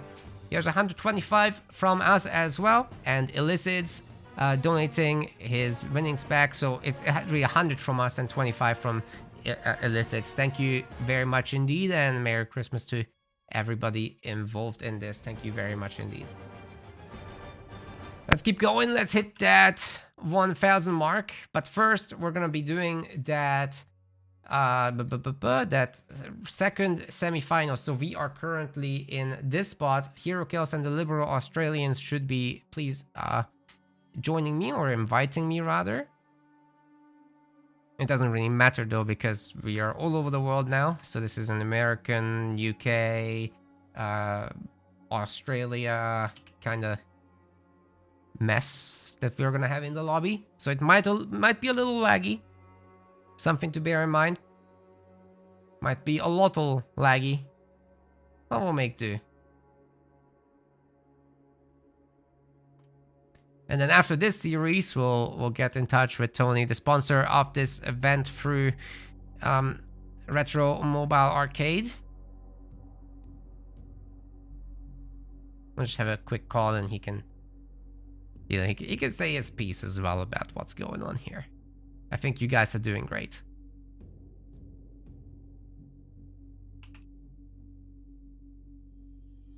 I'm just trying to get the players invited, all right? It might take me a minute.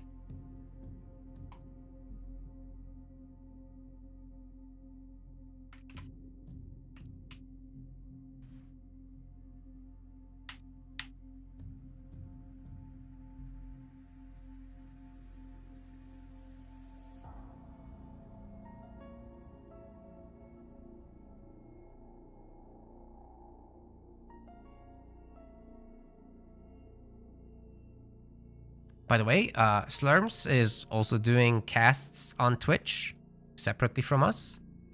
So thanks very much to Slurms for doing this. It's very much appreciated for sure.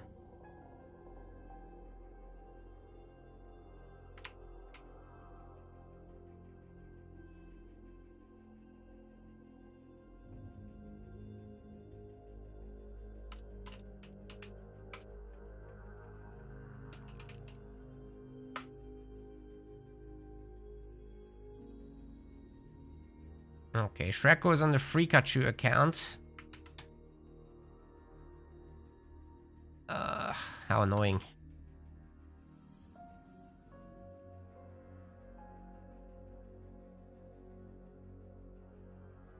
Okay, Jerome is gonna be banned. Rift is gonna be the first map.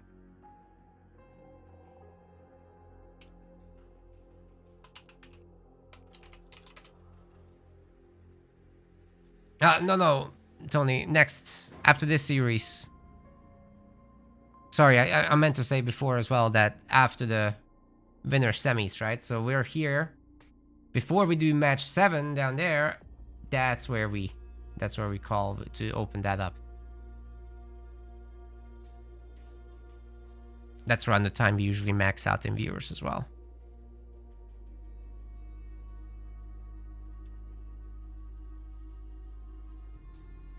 I think we can get this started.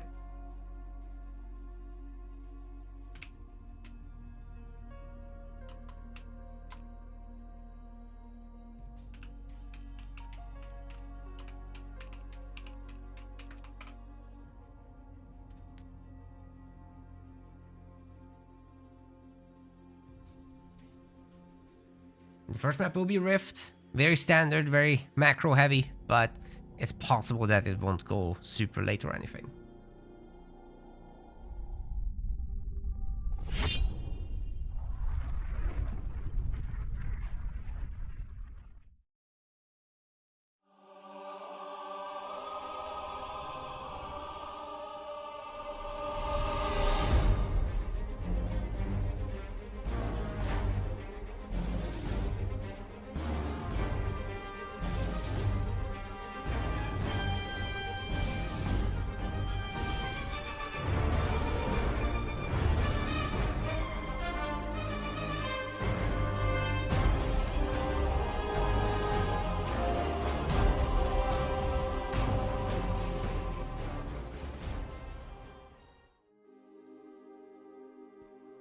Well, this is gonna give me time to update the scoreboard here, right?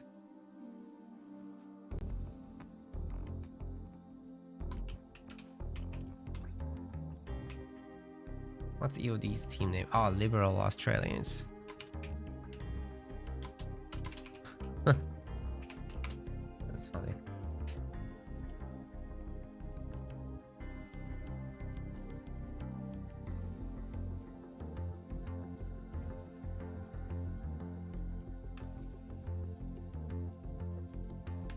Okay, guys, we're loading in. We're actually gonna do this. I'll give you guys a bet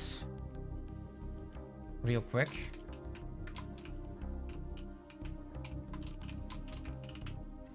You got 10 minutes to vote. Let's do this. Enjoy your extra points that you may or may not gain from this.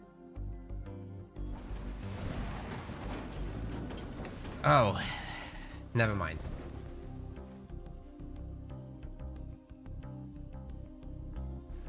Disconnect.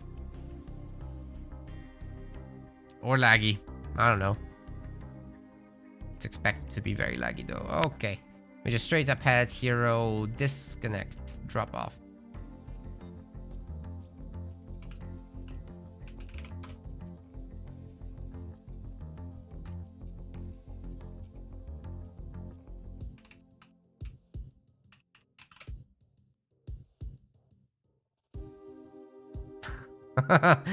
He says that was too easy. Yeah, it was.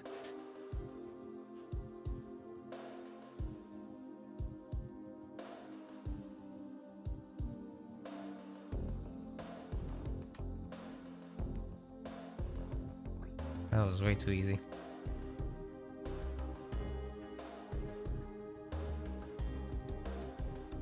No Jerome in this. I don't think Team EOD bans anything, by the way.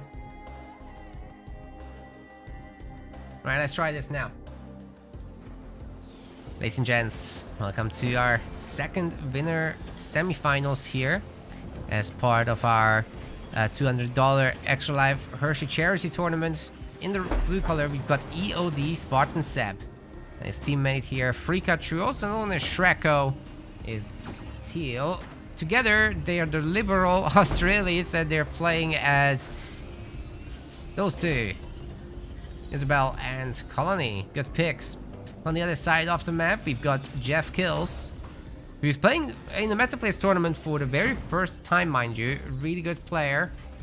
Might be a bit of a rust bucket at the moment, as he hasn't played for a very long time though. And we've got Hero Absolution, you know him. Together they are Hero Kills, and they're playing as Shippy and Atriox. A $200 prize pool is actually provided by Retro Mobile Arcade. You can hire their services anytime you like. They'll bring a trailer full of retro gaming shenanigans to your spot in the US. Feel free to check them out. But the purpose of the tournament today is charitable fundraising for Penn State Health Hospital and a children's hospital, that is. So you're basically helping sick kids get life-saving equipment, treatment they need, patient programs, etc., etc. Full details are on the donation page and on their respective websites. We've already smashed our $500 goal. We are currently over 600 something. And we are just 3 series into the tournament, so we're just getting started here. Awesome stuff. Anyways, we've got a second generator build from EOD Spartan Sep. He does like to play defensive, but he's gonna get a little bit bullied here on that generator. Not ideal for the early game. Maybe Freakachu will help him out a little bit. Second generator is already up there as well. And he's probably gonna look to get out a Hunter Captain here from the War Council in the back. The mini bases are perfectly split between the two teams. There's no shocker there. Chopper has been pushed away. It's at half health. But it's no biggie. That generator is now hurt. And maybe the Aatrox is chosen coming over could cause some trouble.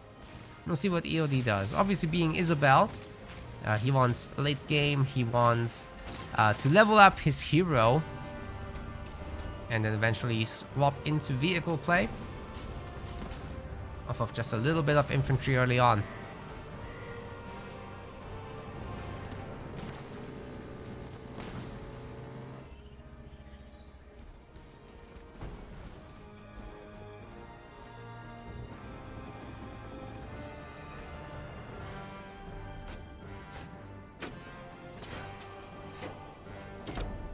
Jeff kills with the expansion early on. I mean, he's Atriox, he can afford it.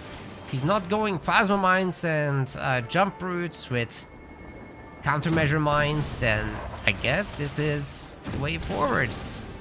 You can maybe even steal the forward pace that should belong really to EOD, although that would be very ballsy indeed. We've got Spartan Alice out, and we've got the Hunter Capitano.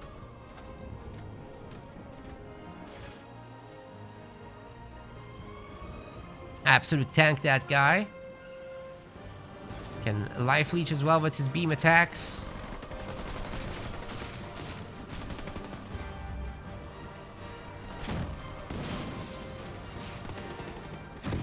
EOD is trying to get to base, but it's going to be a little difficult to do with the Chosen around, especially if it took the garrison, but that didn't happen, and the Spartan actually can protect this now. So that's all good for EOD, and Shreko is playing pretty good. It's got a nice little set of grunts to take power nodes with, and then can just move on with the rest really to help out, because this is a 2v1 situation. Of course, EOD fighting only against grunts, that's not too disastrous, but heroes ones are cloaked, he can't see them, doesn't have a sniper, or it doesn't seem like he does. Yeah, I don't think he has any barracks, so he can't make one. Marines can't see, and we got plasma mines actually from Jeff, so he might not have gone double fortifications. Spartan's getting very weak. If that Chosen starts opening up on her, she's going down. But we've got some mines coming in from EOD, but it's gonna get beamed, so that's really not happening. And on top of that, we've got Aatrox's bulwark, so all these grunts are gonna get healed. The Spartan gets lasered to death, but we've got the Hunter Capitano joining in.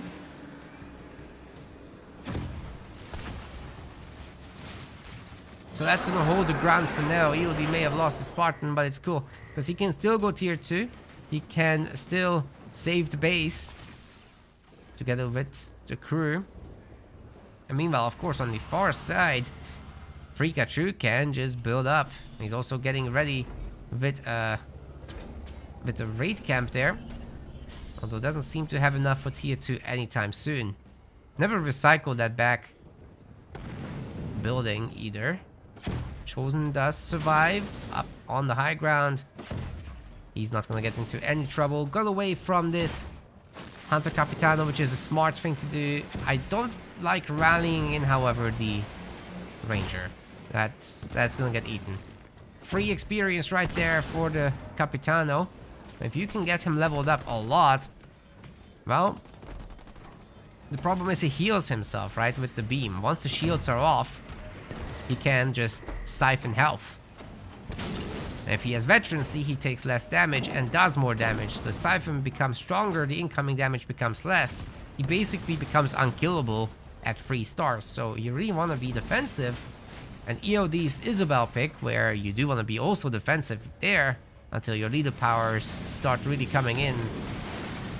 That's a pretty good combo, I'd say. However, EOD's base will likely not be possible to hold unless we get a heal or something. It needs to be now. Oh man, it's destroyed. The Spartan also missed a slam, and these mines aren't going to be hurting anyone. In fact, the Spartan seems to be getting taken down by the Chosen, who's now a tier 2 Chosen, by the way. He's got the Scorch rounds, and EOD just gives up. He's been overwhelmed. Never see EOD giving up so soon, but it looked bad. It looked bad, fair enough. I hope that wasn't a disconnect. Because, I mean, they were at a clear disadvantage. Okay, they did give up. They did. It's cool. Hero Kills gets the first round.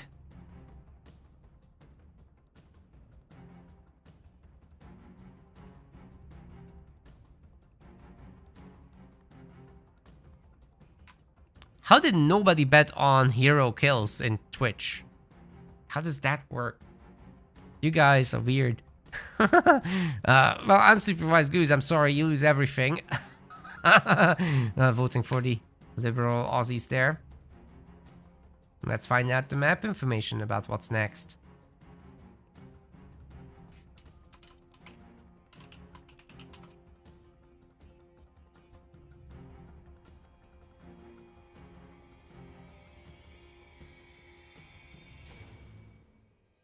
Next up, we're going to be going to Mirage.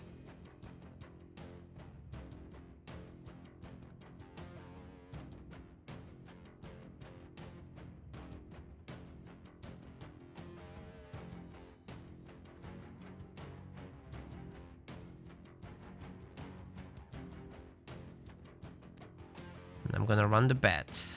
Once again, 10 minutes. Might not make it there with the in-game time.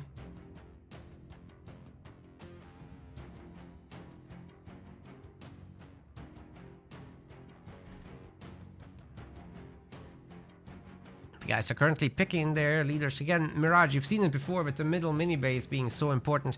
If somebody can get them early and hold it, then great, but it's so hard to do.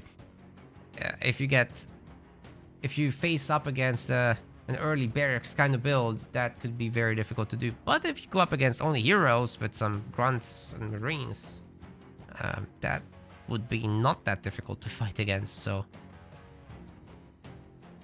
in those kind of scenarios, it's cool to take it early. Well, guys, let's roll the intro. I think the gamers are ready. Let's do this.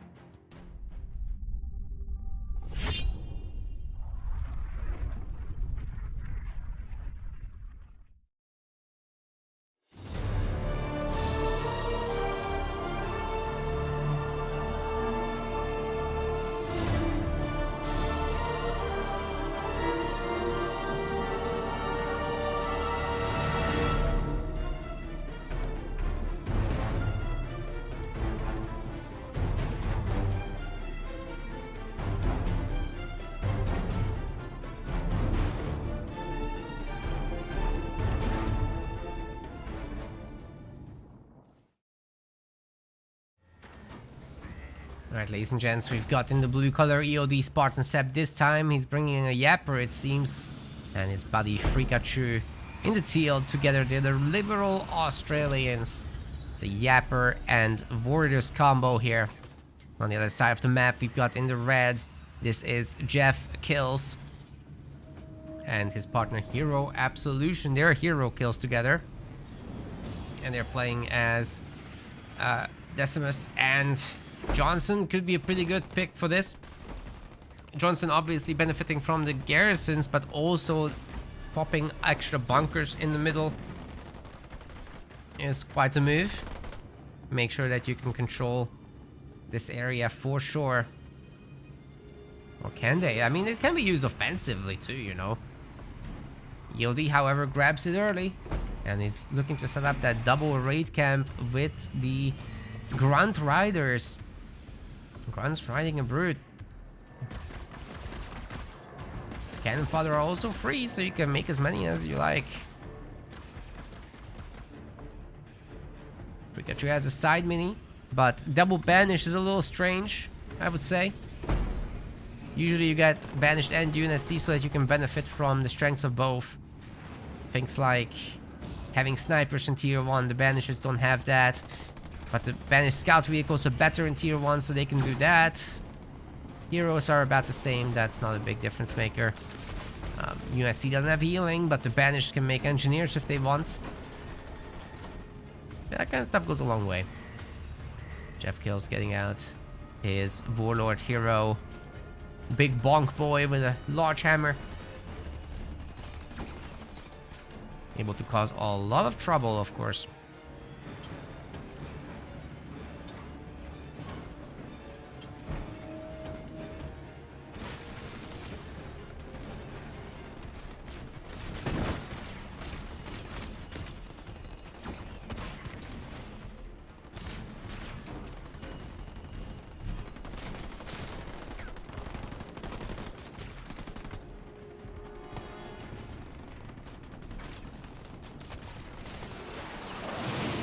the drop.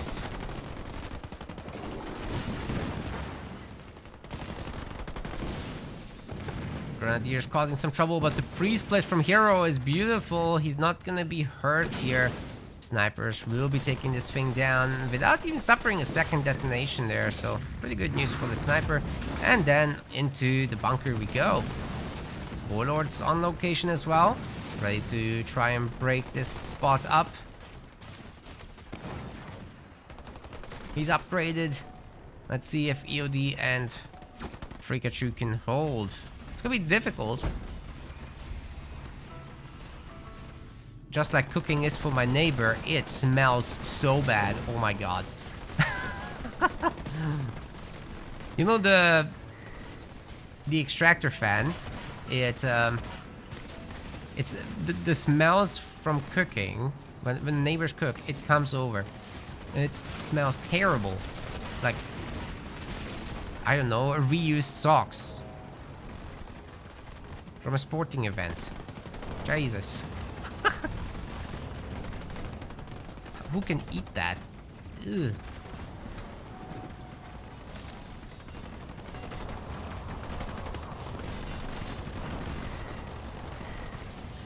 I think they're making lamb. I really dislike lamb. It's like one of the few things I refuse to eat.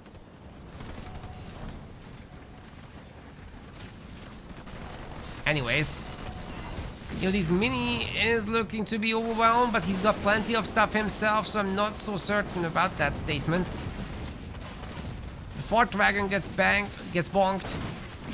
And maybe these guys can smack the Warlord into the mines, but that didn't quite work out as they would have liked. He escapes into the bunker as well. The snipers are still doing their work, and a huge vortex just grabs the entire army there. Stuns them in place for the snipers to shoot down, doing a really good job of that, and they get nerfed also. Look at all those extra snipers, and of course don't forget the Warlord is recharging his shields inside of this. Freakacher is floating a large amount of resources right now, and EOD starting his ninja expansion. Can he actually get that up? I think it's just going to be another bunker, guys.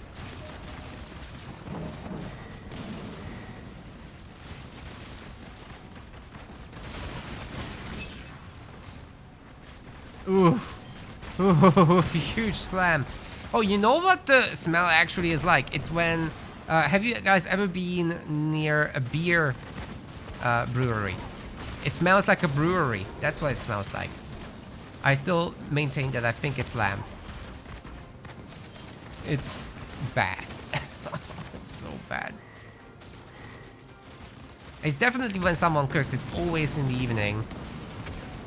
Ugh. Looking forward to moving out.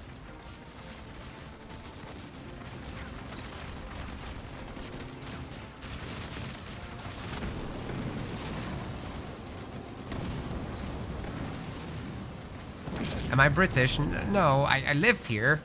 I'm Hungarian, but I mean, I'm pretty well integrated now here for 10 plus years.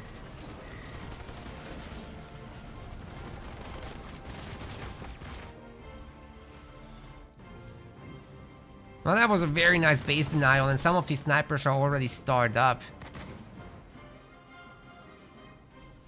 That's pretty huge.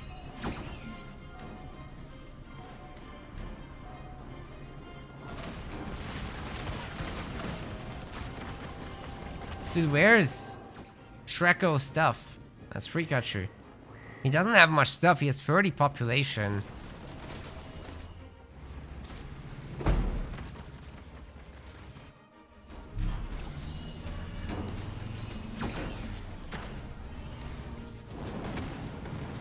Interesting. So you guys think it's like steam in the ducts creating mold? And then when others use the thing, it smells bad. Okay. I could see it. Maybe I'll leave a complaint to the management company. I don't know.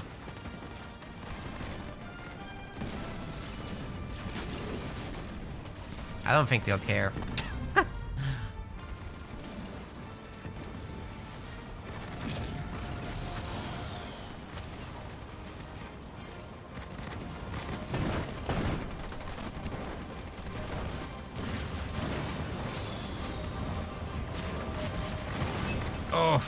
Huge slam once more. Snipers keep getting to do their work. But this time around, the bunker is toast and the sniper should get picked up there. All three of them are at risk. Is anybody gonna snipe them or what? How are they still going? The vortex might save them too. Okay, one goes down. Still 3 more left. And there's a new bunker. Okay, 2 more left. They can get in. Good enough. Good enough for Hero Absolution. He's getting such insane value. EOD has the base up, but I think... Wait, who just resigned? Who just resigned? These guys resigned because EOD has the base up. And he defended. I'm a little confused.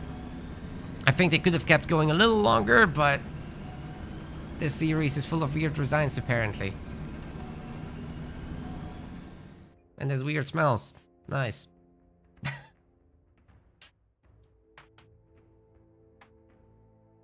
Strange game, that one. I got distracted by the smells, though, so... I might have missed something. Oh, so bad.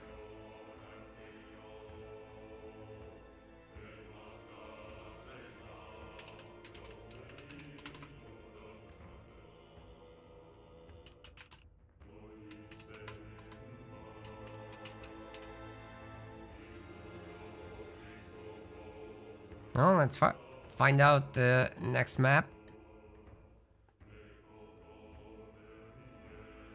That's gonna be decided by Team Hero kills.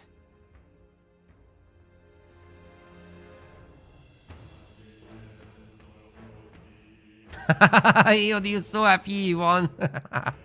We're going to Bedrock. That's definitely gonna make for a longer match. Usually does.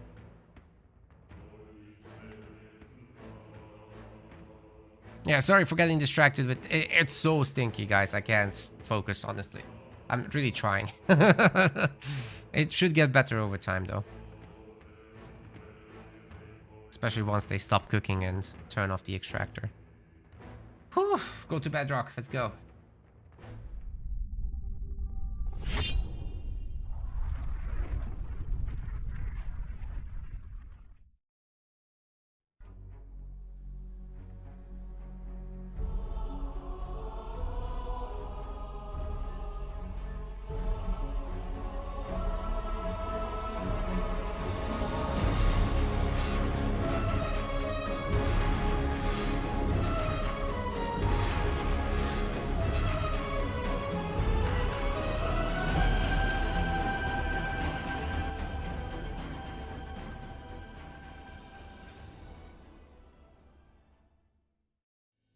Okay, so Krilly says in the chat that the Decimus hero, the Warriors hero died. Not Warriors, excuse me, the Warlord died. That's what I missed. Okay, I've seen the extra bases.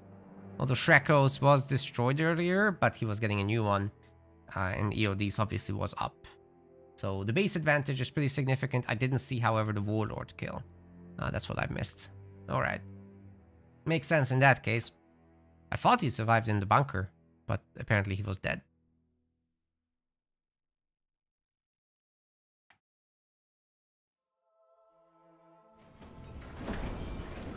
Alright, ladies and gents, we got our game number 3, the decider. One of these teams will go to the winners finals, the other one has to work for the losers bracket. It's a treacherous environment down there. Anyway, EOD Spartan 7 in the blue color and Freakachu, his buddy, in the teal. They're playing as Cutter and Decimus. On the other side of the map, we've got Jeff Kills in the red. And the yellow, this is Hero Absolution. They're playing as Vordus and Yap Yap. Just like the other gamers in the other match. Seems to make for a pretty good team, honestly. Those cannon fodder just creating a mess. And we're just getting to go after buildings, making another mess with goo.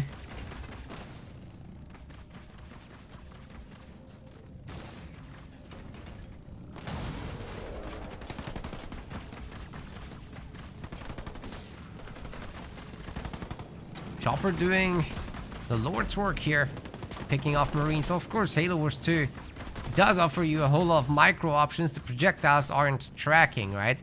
You can dodge them left and right. It requires a lot of careful micromanagement, but you can technically make it so that the Marine just doesn't get hit by the chopper shots and vice versa. If you wiggle enough, but the counter is you close in with the chopper. After a ram especially, you can just keep close range and then your shots can't be dodged really. There's not enough time. Second power extractor coming up for Yap Yap because you're not spending on choppers very much early on.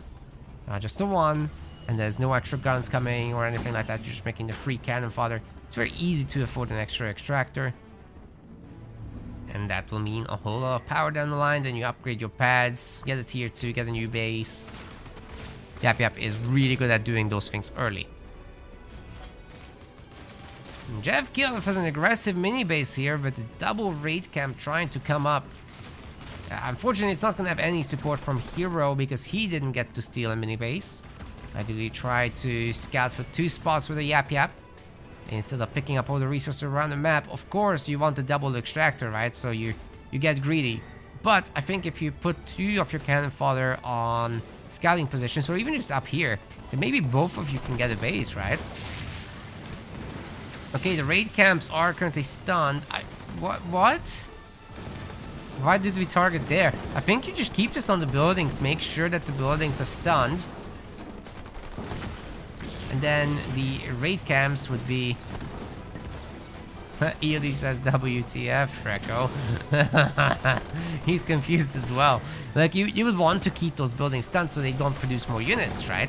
And then you would do more damage to them. The surrounding EOD and Shreko units would be able to pick it off. And all that. That would be great.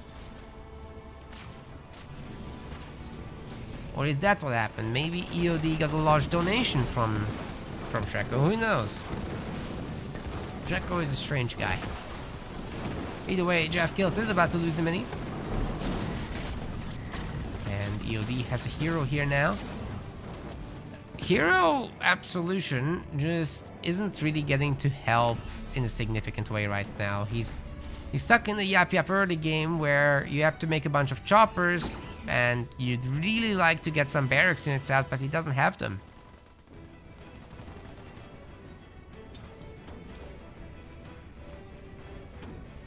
Now EOD is working on a second generator here. Costs 500. It escalates. Every additional generator escalates by 300, right? So the more you get, the more expensive it gets, but also more power to you, literally.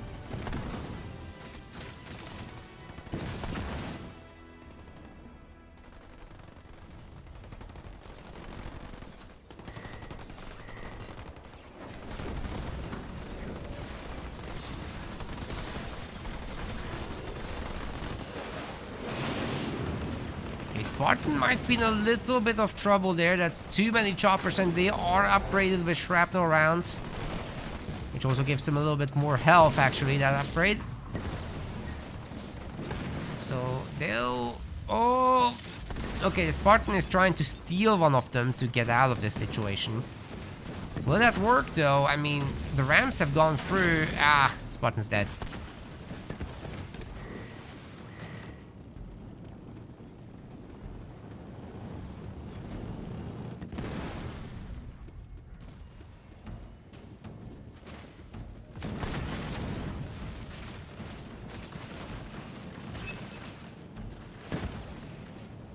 Ay. That's a lot of choppers, guys, and you can definitely control the map with that. Shreko is in a lot of trouble as he's losing mini bases soon. He's got grunts, a bunch of brutes. Those are not necessarily going to be enough against the choppers unless he has mines. He does. So I guess Hero better be careful about how he engages here.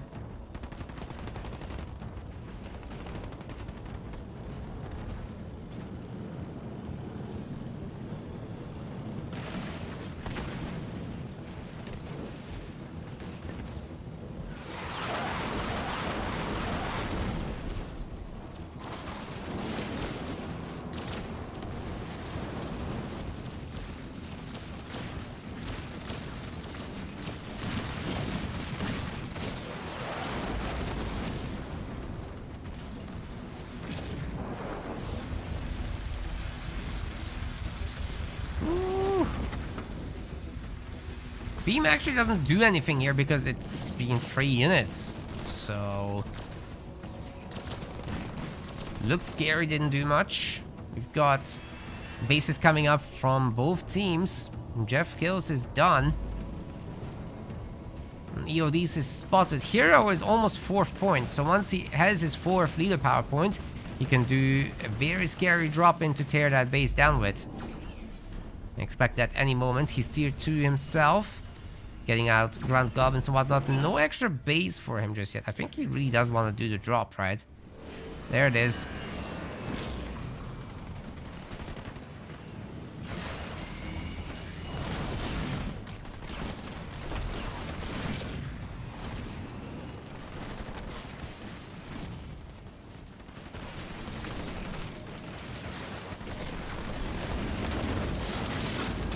Spartan gonna steal the fort wagon. Pretty good choice. Oh wait, the mines!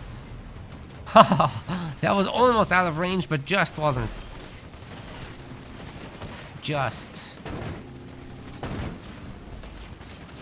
Some rams coming through, but the fort wagon is too good. It also nerfs incoming attacks, so it's very difficult to actually take things down that it's protecting.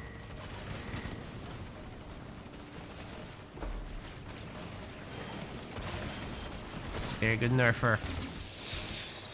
UD is still gonna be on the struggle bus here. Is Shreko coming over to help or what? Because he's getting doubled.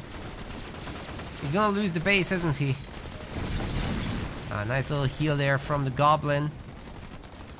And there's gonna be an engineer joining the fight. So yeah, these guys are definitely getting healed up to full. And EOD has nothing to hold with. He doesn't have a Spartan. Didn't remake it for some reason. Wait, did he? EOD? Oh yeah, he has it in the fort wagon still, excuse me.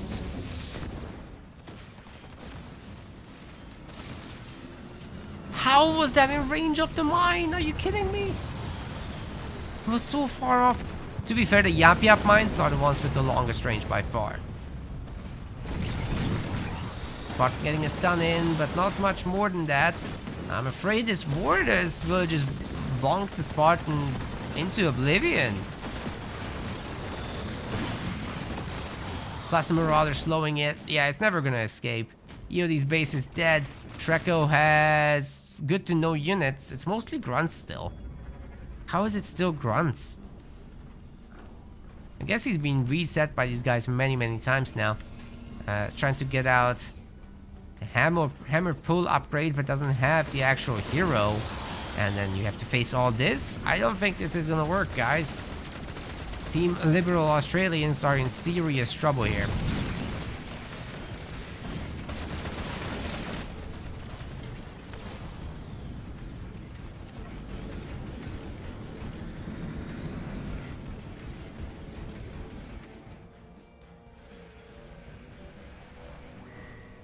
Trying to get the Jerome back out, but you would need a hell of a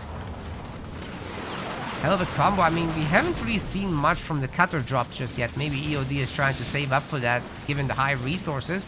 We've got Dispersion, also Hellbringers, so at least they're gonna go out in style. It's very pretty. On the fires, there's the ODSD drop. It's once again not paired with a stun or anything like that. The beam is helping to do some serious damage. However, look at all that healing. Look at the Grunt Dome. Ready to soak the damage. EOD's double mini base will be destroyed here as well. Without much trouble, I should add.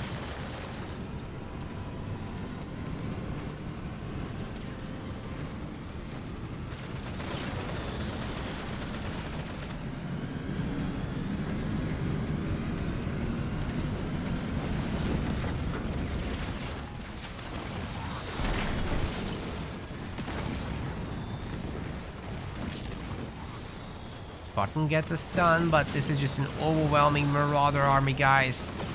Does so much damage to that Spartan. The slows, the slams, the hero. This is just overwhelming forces right here. The Vortex is gonna cause some trouble. Stunning everybody, hurting them a little bit, but the Goblins will fix that right up, and then EOD has a naked base against the massive army of the Team Red. Where's Shreko? Oh, it's too little. It's too small. He doesn't have a Decimus drop to save the day with. And EOD doesn't have his big drop either, I think. He's just short on leader power XP and he loses his main base. Everything's destroyed, but maybe he still is gonna drop them in for style points, right? Nah, he's not gonna have the power.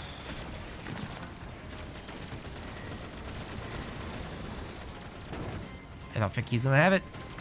He's gonna time out. And then it's just Shreko left. Well, that didn't work.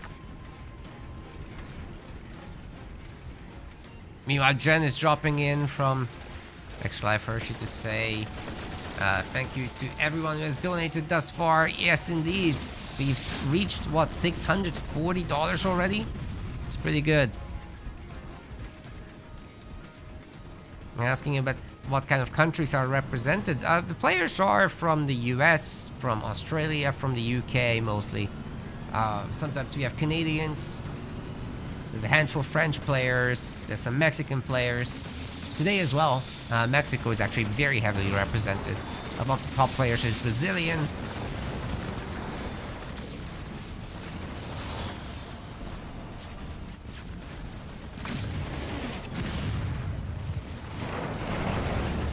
Ooh. Decimus drop. Trying to save the day, but can't. He gets wrecked.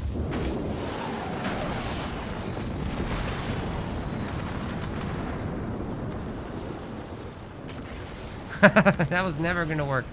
Oh man, the methane drop. The big fart from the sky. Just finishing these guys off there.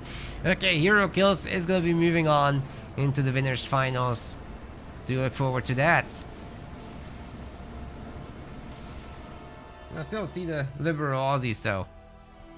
Well, they're not dead. It's fine. Evil Car Crew is waiting there in the winners finals, but before we get anywhere near there, we are going to do a little bit of a call with Tony. He's the gamer from Retro Mobile Arcade. So let's see if he's gonna be ready. And once he is, we can just jump right in. I just realized we didn't have a message rolling for Retro Mobile Arcade, so let me see if I can fix that real quick while we wait for his okay.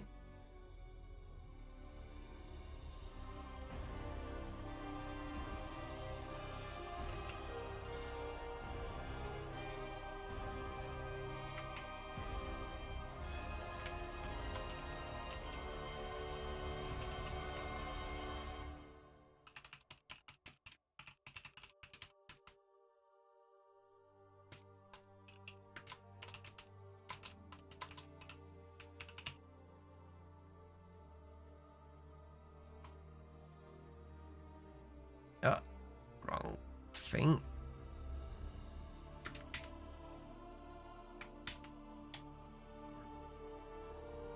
Yeah, I'm setting up the command real quick here.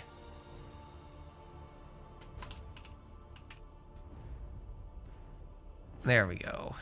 And quick thing for the text command as well, not just the bot timer.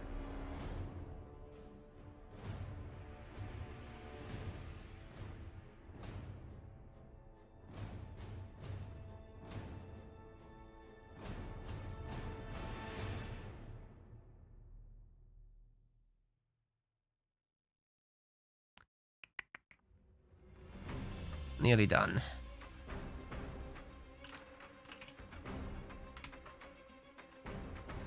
Okay, this should work now. So it should be exclamation mark retro. And that works. Great. Feel free to check that out. All right, Tony is ready to go. So let me just reduce the music volume here. And then we'll jump into a Discord call real quick.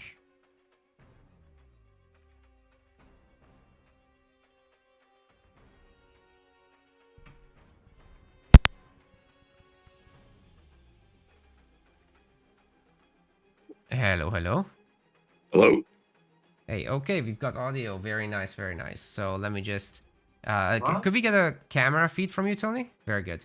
I'm just doing some quick setup for this.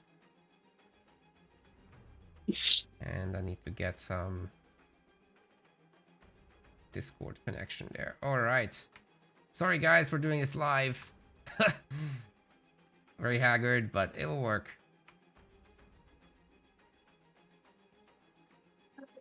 Okay, there you go. Now you're visible. Hi, Tony. Thank you so What's much going on? for helping arrange this event and to provide the prize pool. Huge respect, obviously, for that. What do you think about the game so far? Well, I'm a Halo Wars player, so I love it. I love how the community got together for the holidays for the kids. Can't ask anything more from the community. So I'm really happy to see it. Thanks for all the friends that I have in the community that helped sponsor this as well. Give a shout out to Mr. Joe Mullins, Kevin, Will to Kill, Branko, all of them for connecting all of this, because without my group of friends, we would have never got connected and wouldn't able to raise nearly $1,000 in total with what we raised on live, and then my contributions that will be coming shortly after this tournament. So I love to see it. You know, this organization hits home to me. I am a combat paralyzed veteran. But I had a daughter that we lost at a very young age because she did not have life-saving equipment. So, like I said, this organization does hit home for me, and I'm sure for a lot of people across the country and the world. So, thank you from everybody that donated their money and time, and I'm happy to do future tournaments to help kids that are in need. So I'm looking forward to future tournaments. If anybody out there is watching this, feel free to reach out to me or anybody that's behind Nakamura's team, and happy to do this again. So let's keep the good times rolling, and let's see who wins this tournament. Well, thanks very much for all that, and for sharing your story as well. Yeah, obviously, I do think that the community really did a great job today of providing support that is much needed for sure. And I'm just super happy with the results already. If we can push further, then great. Even if not, I think it's already impressive. So well done, everyone. And yeah, we'll look to do more, Tony, for sure. So let's see what the future brings.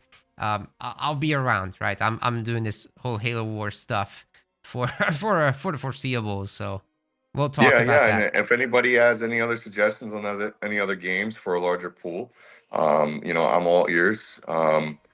Again, Retro Mobile Arcade is based out here outside of Hershey, Pennsylvania. We do serve basically all of Eastern Pennsylvania, in some parts of the Tri-Care area, so Tri-State areas rather. But again, I pledged part of anything that I make from this company to help kids, and I love the tie-in and how we can make it more fun and interesting and interactive by hosting tournaments with yourself and other individuals. So feel free to reach out to myself or anybody from your team. Let's collaborate and let's keep going. Let's keep doing it. Wonderful. You guys should be able to see all the links in the respective chats. I'll put the YouTube one in a moment as well. And yeah, Tony, thank you so much for the little intermission explaining everything. Who do you think will win this winners finals? Do you have a bet? I honestly thought it was going to be EOD. I was surprised that they got knocked out a little early, but you never know. Any given Sunday, they say in the NFL, but in Halo, it's any given tournament, right? Yeah, not necessarily. It's so random sometimes. So I guess we'll find out between Hero Kills and Team Evil Car. So if you had to pick, which one? Well, I'm gonna give who was the guys who just smoked EOD? Hero Kills just now. Hero Kills. I'm gonna have to. I think I'm leaning towards Hero Kills now. All right, sounds good. Well, we're about to find out right now, so let's jump into that. Best of 5. Thanks, Tony. I'll see you around. Take care, guys. Talk Bye. soon. Alrighty. Let's set up that last series. They've already all joined, so I just need to find out what the map's gonna be. And we'll jump right in. Yeah, Tony has a hell of a beard, right, guys? That's for sure. By the way, the Hero Kills gamers, voters are gonna get their points now. Enjoy. The map is gonna be Vault is the first map. We've also got the leader bands, which is Cutter and Vordis. Wonderful. Oh, and I promised YouTube the link for Retro Mobile Arcade. There you go.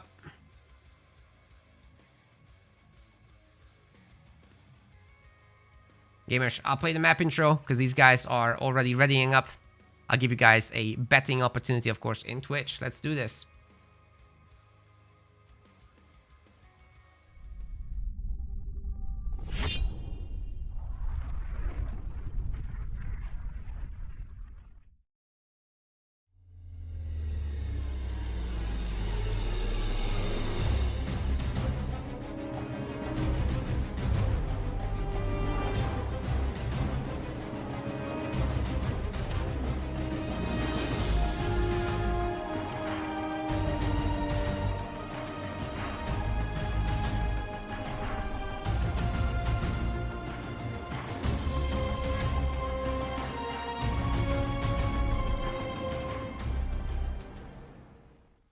Haha, I lied. They're not ready. Haha, you fell for it.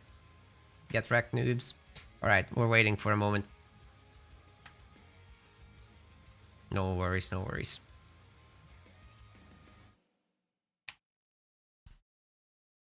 Look at what you guys did. $640 already.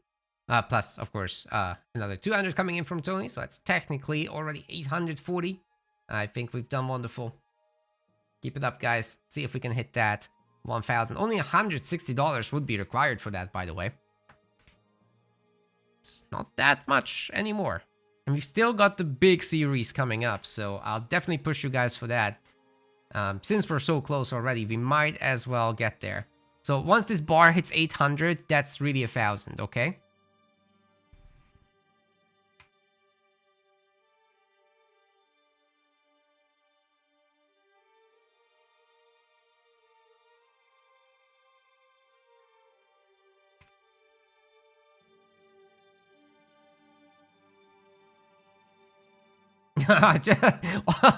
All of the chat is claiming Tony as their dad. I don't know if that's how it works, but good luck, guys. Good luck. I'm rooting for you, okay?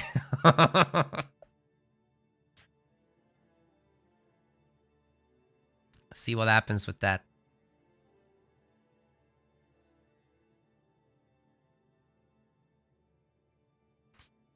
We still don't have any information from these gamers. What is going on?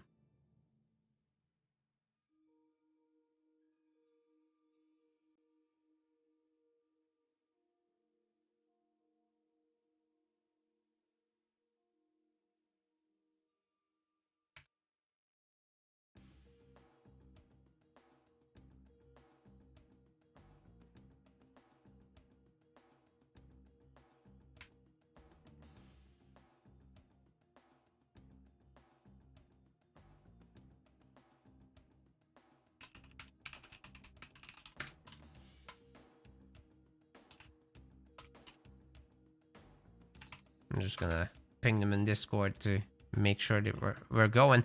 If not, then I'll have a bathroom break because I'm not sitting here for 5 minutes. Waiting for these guys to click in.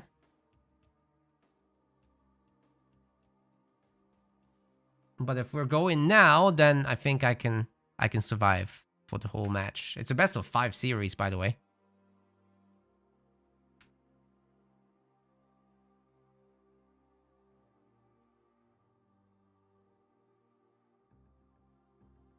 Please, Sean.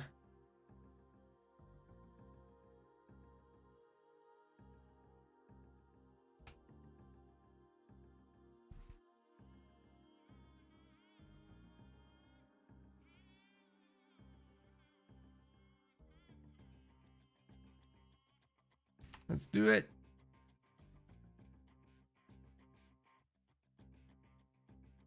Otherwise, I'll rebel. Throw a fit.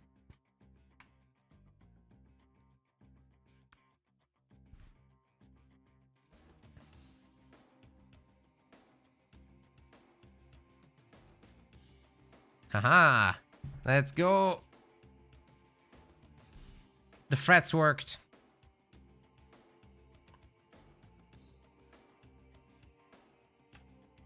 Who's evil car again? You'll see. You'll see. Let's do this. Ladies and gents, welcome to the winners finals of our $200 Extra Life Hershey charity tournament. In the blue color, we've got Shawnagon and his team member Cars and Cameras here in the teal. Together, they are the evil car crew, and they're playing as Anders and Shipmaster. On the other side of the map, playing in the blue, this is Jeff Kills. And we've also got the Hero Absolution over there. They're playing as Decimus and Colony. Seems good to me. Now, this tournament is sponsored by Retro Mobile Gaming. You can order their services in Pennsylvania, and basically they'll get you their retro gaming kit over to your event venue. That's $200 there. And the purpose of the tournament is to raise funds for Pennsylvania Children's Hospital, for them to buy life-saving equipment and to provide services and support at reduced cost. The community has already gone above and beyond. Together we've donated $640, which on paper is already $800 actually, because there's a further pledge from Retro Mobile Gaming for that. So $840 actually already, and we're only in the winners finals. There's still losers finals coming, and the grand finals. I think we can hit 1,000 in total. Let that be the challenge. 160 more USD needed for that. Can we do it? Guys, all the links are pinned in the chat, YouTube description, and even in the bracket it's included, so you can find ways to donate there. Thanks very much.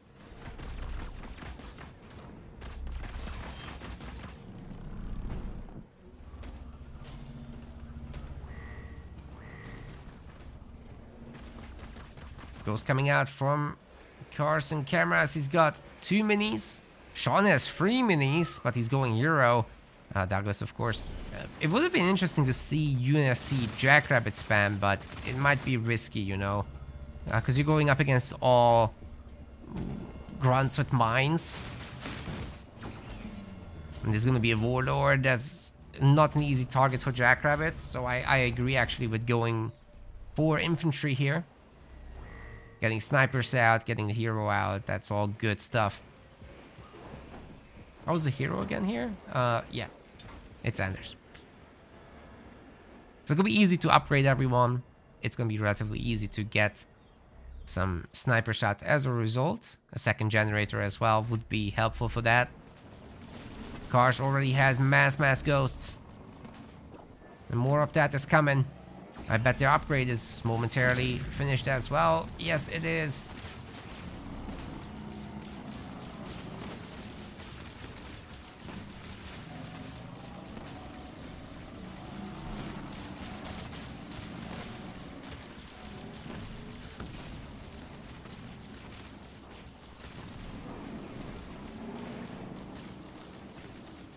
I like the Spartan in addition to all these ghosts, by the way. That's a pretty strong setup. Of course, the Warlord could pull him and then do a hammer stun. That's pretty brutal if that happens. You got to be really careful. The grunts are coming up as well, providing much needed firepower to get rid of the ghosts. Are the choppers upgraded there? I think not, right? No. They're still shooting normal shots, not the AoE shrapnel attacks.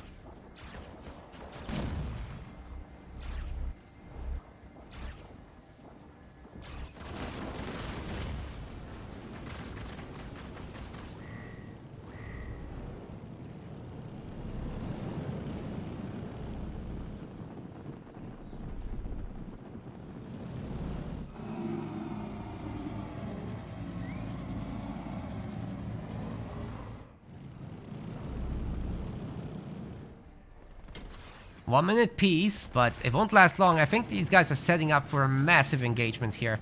And if, you know, Team Red can do it on the high ground, all the better for them. It's very difficult to approach them in that area, as units can't actually see up on the high ground, you see. Now with Sean's view, it's all in the gray for them.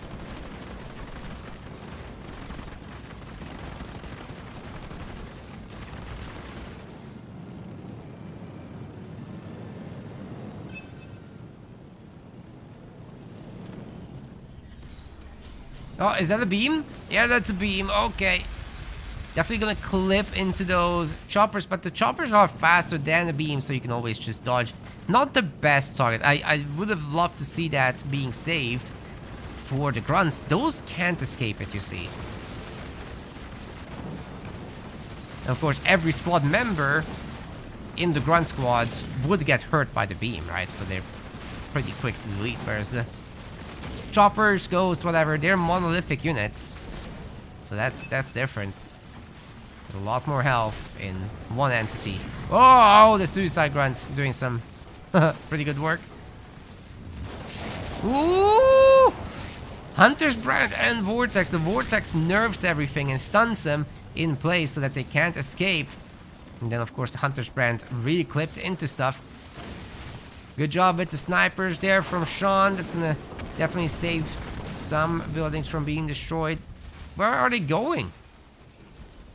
Dude, there's still grunts here. Cars might lose the second upgraded extractor here, or harvester, excuse me. It's coming back with the ghost and the suicide grunt, but that was unnecessary for sure. If the UNSC just had stuck around. Oh well. Oh, he's getting beamed too. Damn, Cars is getting absolutely bullied this tournament.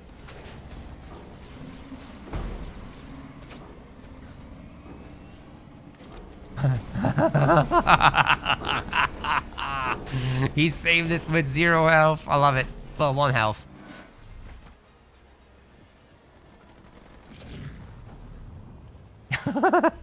Now that was calculated.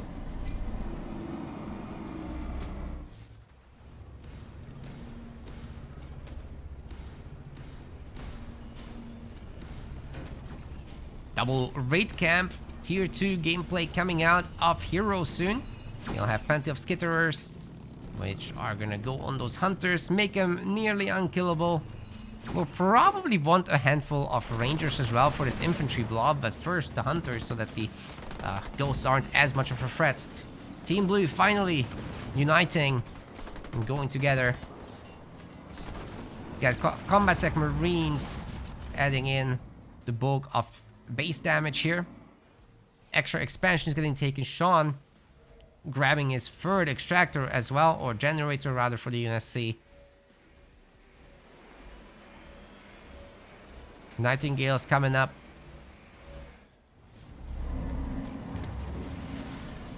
Oh, look at that spirit support! It forces a cancellation on the base because Team Red just doesn't have stuff. That's pretty great.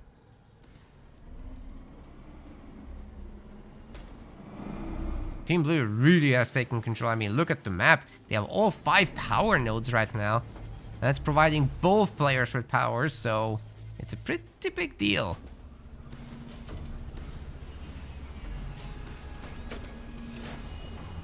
This could snowball very, very quickly. Look at that tiny army of heroes. I'm pretty sure that they are gonna get overwhelmed. Oh my god, the ghosts are getting such a juicy find here. Look at that. All those elites had no chance. They're terrible against vehicles. That was a great catch. Plenty of rangers here. They mostly dodge. Oh, they're perfectly dodging the Hunter's Brand. Even the only one that got clipped was barely getting clipped. Sean has plenty of meat in this army as well. I'm sure those ghosts are gonna get stunned for a moment, but they can get right back to it.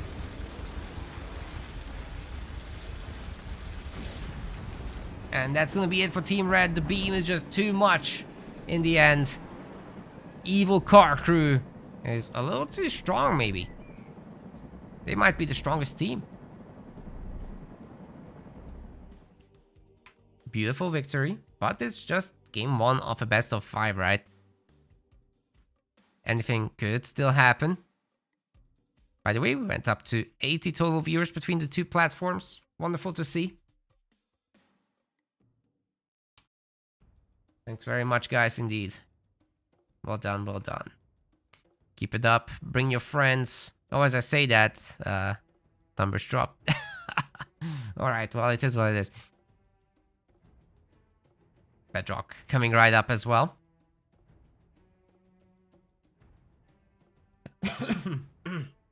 Excuse me.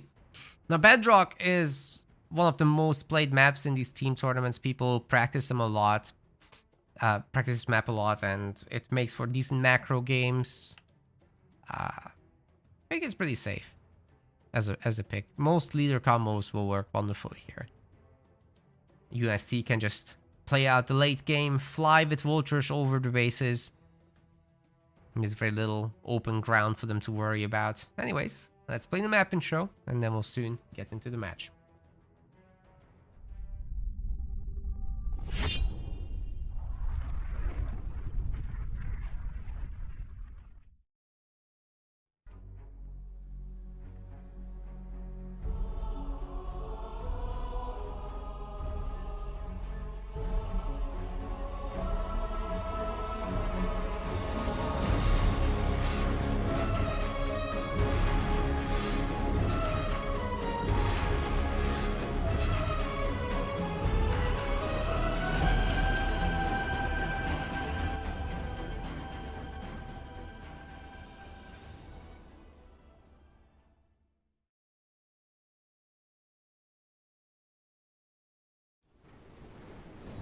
Alright, gamers, we got game number 2. Shonagon is in the blue color, and we've got a teal gamer as well, Cars and Cameras.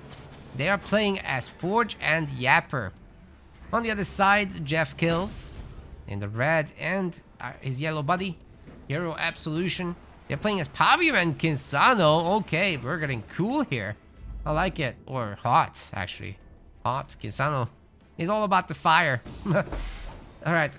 Hammer in my pants 69. I love that username. Asking what's been the most OP twos team I've ever seen.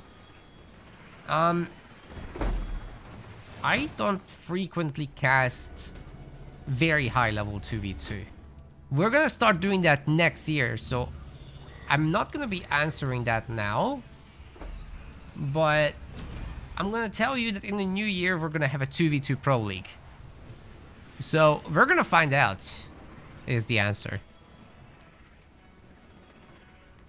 But I'd imagine the once players really getting into it would do best in twos. Because it's still very, very, very individual skill focused. There's the aspect of coordination, of course, but they can figure it out. 3v3 is a bit more of a mess because you just get spammed with leader powers and there's nothing you can do. So we don't really do that format in tournaments. Plus, it would be laggy, so there's two reasons we're not doing it. You know, you have a Decimus Arbiter, Johnson Rush. There's really not much you can do about it.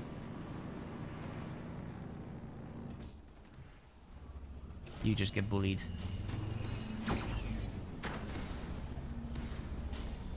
And that would be with the rules, of course, of not having one team using one leader multiple times. If that was allowed, then it would be pure chaos of triple Decimus vortexing your base to death, so... Don't want that.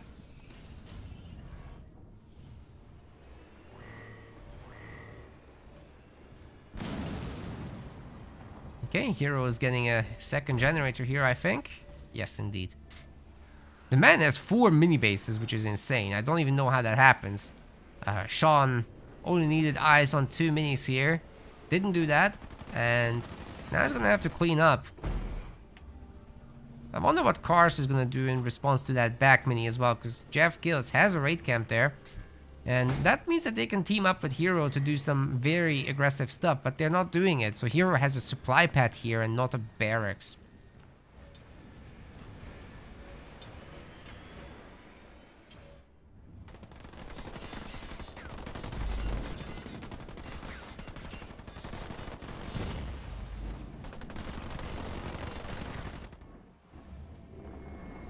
Of cannon fodder converging to their base. Got his second extractor upgraded, but being Pavium, he can burn out these buildings, giving them a lot more income. And doing that on extractors just means that you get a very fast tier 2 if you don't upgrade your harvesters in addition. So we might be seeing that. I'm not really seeing from him a hero or anything coming out. That would be a nice addition. He's getting jump up roots finally from this rear mini that he stole, but it's gonna be just a handful of brutes, and there's already choppers to handle any counterattack situation. Sean's cleaning up the minis as well, and getting his own second generator to top it all off.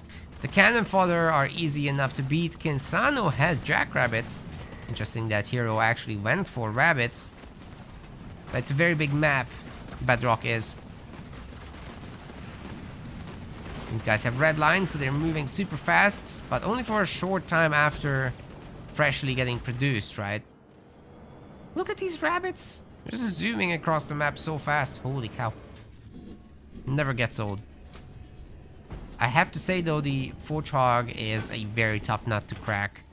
It's probably not going to be an easy thing to do for jackrabbits of all things. They don't have RAM. They have the mobility, but they don't have the staying power.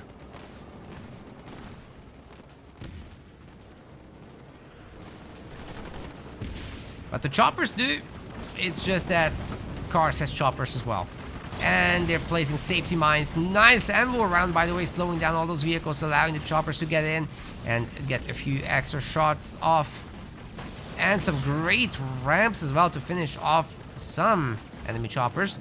Dodging shots from jackrabbits, because the jackrabbits are throwing these grenades, right? And they're not very accurate at all. They certainly don't track. That's not a thing.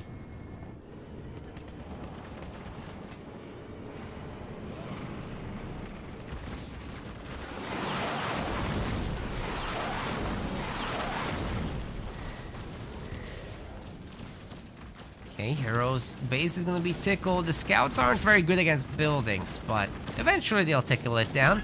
Same with the cannon fodder, they're abysmal. But eventually they'll do some damage, and they're free, so I mean, you get something for nothing, which is awesome. That's the best kind of trade.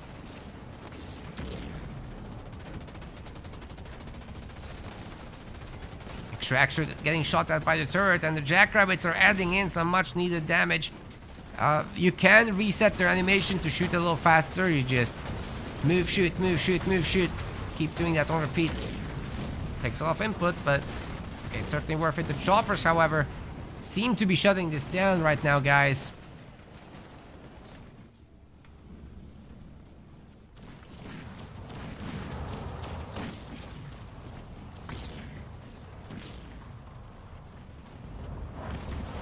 Is that one engineer gonna out-heal this? Are you serious right now? I guess so. Okay, with the other guys coming in, it should be fine. Oh, but then there's Pavium and the second engineer, so, you know. I guess that base is staying up.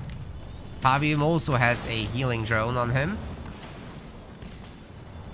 And his Nerf Beam plus the Hunter doing so much damage to that Forge-Hog, it had to leave. Well, the jackrabbits are getting a surround on it. It can't move. It's shooting its way out, but is it gonna work? Wait, the bombs are actually gonna take out the rabbits. Holy cow. And the protection from the choppers. Great move. Saved the hero for now. But it's pretty low health, and they still have to leave. And Pavium is just way too much to mess with. He's been upgraded to tier 2, by the way. Intimidating unit, that. Some great healing coming through here as well.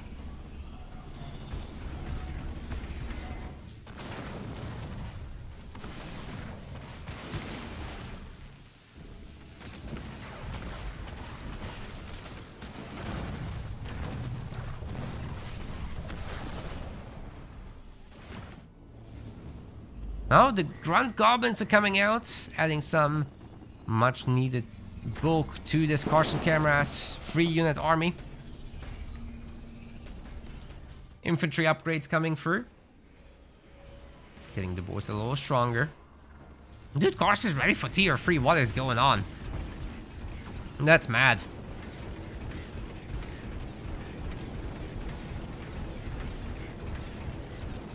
That is proper mad. He just clicked up. We got the Flamehawk drop, and we've got a Rain of Fire. So Carson's units are gonna have to get out of here. Unfortunately for Jeff Kills, though, Cars wasn't really sitting in the Rain of Fire. He's nerfing the units now. I wish he had used it here. But anyway, there's a Grunt Dome. He would have countered it anyway, I suppose. Still, I would say the Flamehawk should be able to strip this down pretty quick, and then Cars still has to leave. He's fighting 2v1. Where is Sean? He's fighting here, but just a handful of hogs taking out Jeff's base, which is not a bad idea, but this might still be a tough one. Kinsano, Cyclops is in, and her Flame Ball ability is burning those grunts to a crisp. Woo! The Grunt Goblin can't escape. He gets squished.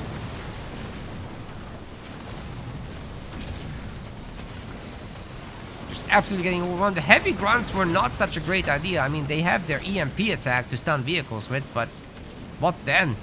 This is still a massive fire attack that they're gonna have to survive, and all 5 squad members get hit when the Warthog shoots, so they're gonna melt. The Flame Warthogs, they don't just do more damage to infantry, guys. They hit all the squad members. It's nuts.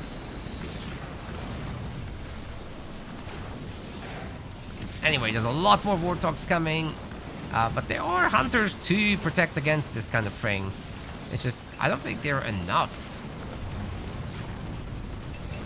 You see, there's Wolverines here, so those are gonna pick off all the air support from the engineers.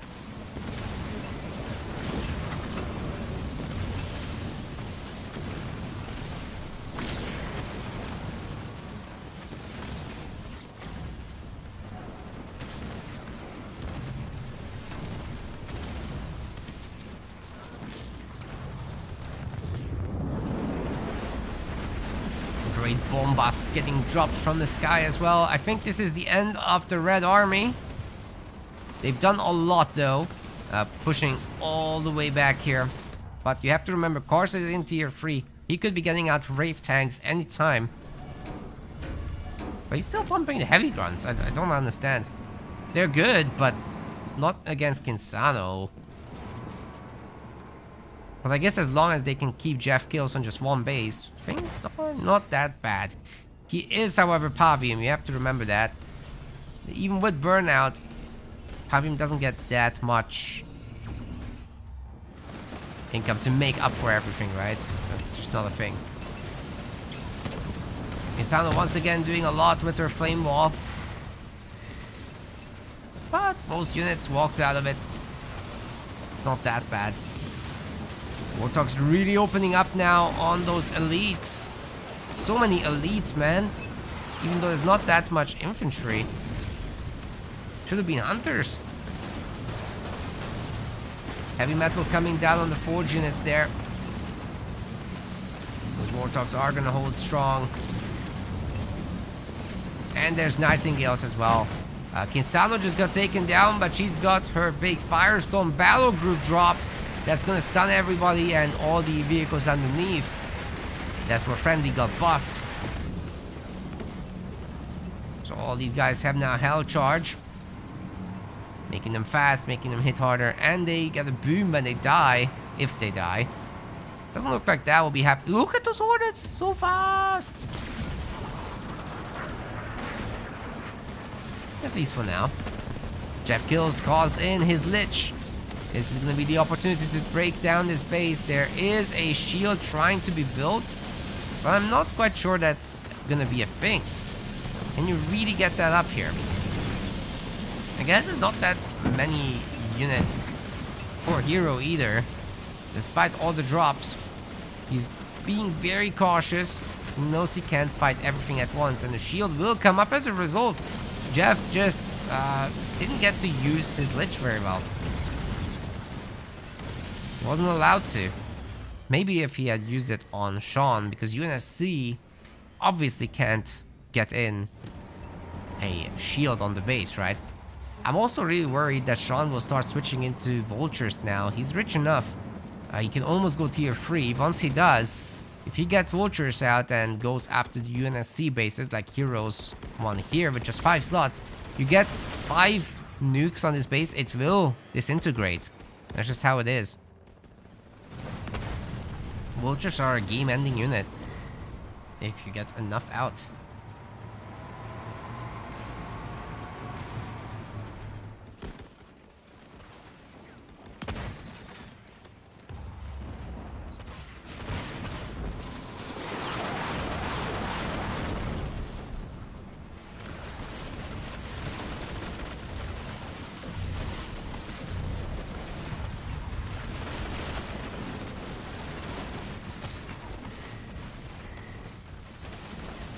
Ay, ay, ay, ay, ay. All these infantry units just getting picked off. Brutal stuff. Now, Hero's gonna have to hold against 2 players, basically. Because Jeff, he's not doing much at this point. He just blasted everything on those previous attacks. Still got his Pavium, still got some money. Oh god, that's so laggy. I bet they couldn't micromanage or dodge there at all. Sean is still 87 population though. He can go tier 3 if he wants. Currently targeting his base, but he's getting nerfed by the Pavium beam. Not much damage coming through, but Kars is also here, you know. He's adding a little bit with his goblins and heavy grunts. Destroying this base is going to be so hard. Inferno is here. That's going to do a lot of damage to any infantry squads underneath. The fire burns every single squad member at once. Oh! Oh! Ultramines got dropped on them as well. Oh my god, it did so much damage, but it's not enough. Everyone just barely survives thanks to those Nightingales, the Goblin heals, and even leader power heals coming through from our Forge player. Absolutely crazy. Car crew, evil car crew is now up 2-1.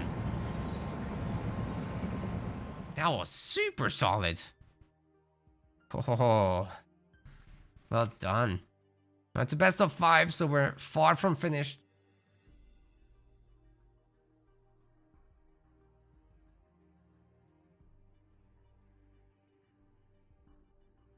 Next map is going to be Ashes. And by the way, guys, our donations are still at $640, so $840 technically. If we want to get to 1,000, we still need $160 to that donation goal. If you guys want to do it, you'll be helping sick kids, obviously. So a very good charitable cause here just before Christmas. No worries if not, but we've already done a good amount. But if we want to hit 1,000, I think it's a neat little number. We're so close. Ashes. Let's go to Ashes.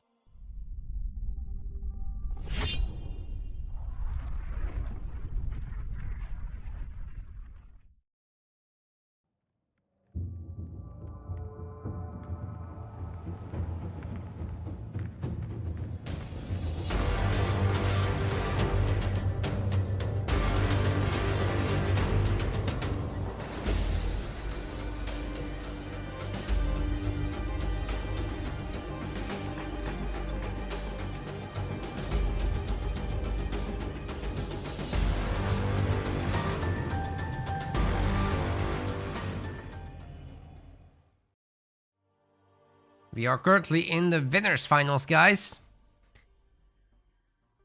If you want to check out the brackets, you can do so. I'm currently loading into the match. The guys have picked their leaders.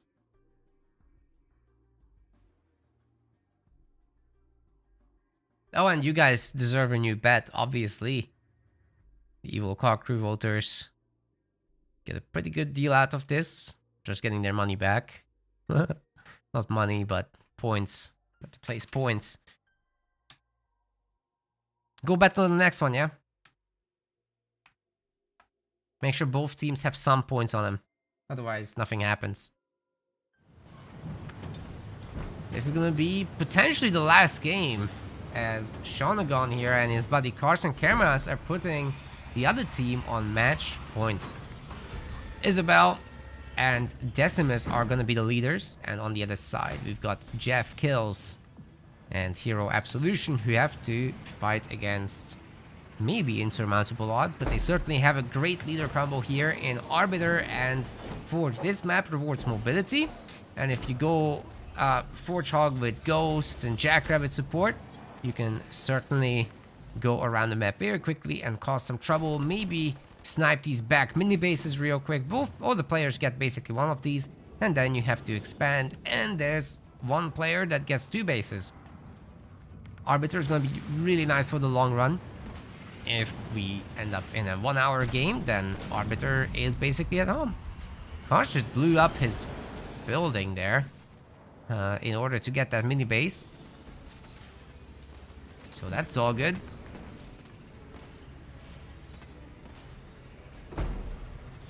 Saved it. Jeff doesn't want to engage in any early game activities. He's getting a second power extractor.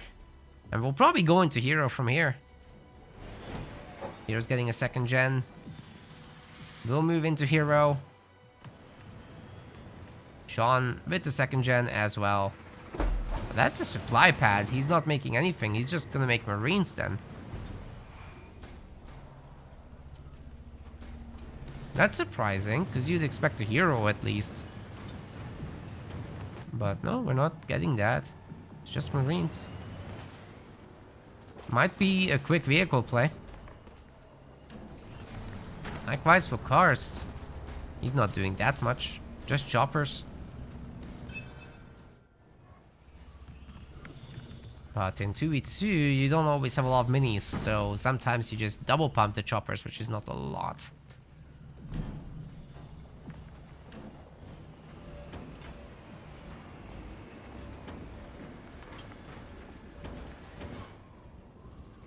Hero's Forge Hog is nearly out. With a bunch of Marines working on the power node. Likewise here, we're gonna see a little bit of action. Cars trying to disrupt the power node grabs. But the Sentinels are strong against the choppers, so you want to be a little careful with that. They can still help though. Take him out. Yeah, I like that. That was great. You just pull them apart a bit. And then you get the snipes in. But that's a lot of grunts. I think those grunts can come out and just take this. I guess 4 choppers, 5 chop. Okay, that is a lot. You don't want to fight 5 choppers in the open. Maybe these guys together. But they didn't do the whole scout thing that I was trying to champion earlier. In fact, they're going tier 2. Jeff just clicked up. Hero is about to. There it is. Sean already did, because he didn't make a hero, so it's quite rich compared to the others. Cars is spending a lot of money on harvester upgrades here. I'm gonna be stuck on choppers.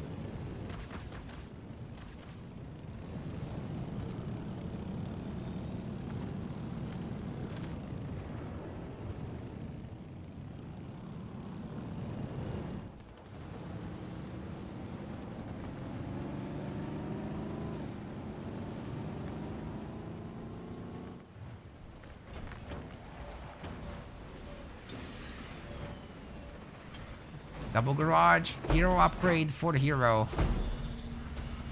Jeff is gonna go more mixed with infantry, with air support. Double raid camp, no base though, which is the weird part. Nobody expanded except Sean. I like it. He's also gonna have his double Warthog production still. Triple Warthog production, in fact. Going all in on that. Oh, sorry, we missed this. Karsh got that. Very nice kill. And by himself, he's overwhelming this infantry army. But there are now hunters coming, so you gotta be careful with that. Damn, that hunter is just absolutely picking these guys off. That is 3 kills for the hunter. Amazing.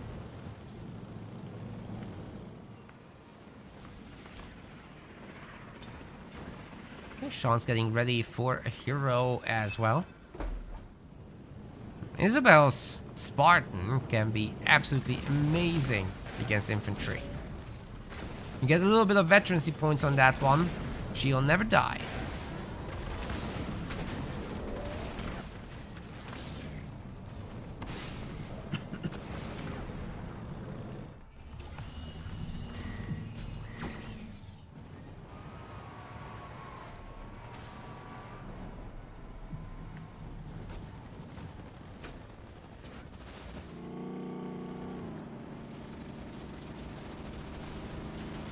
New Warthog is out. Oh, those mines are catching these guys pretty good.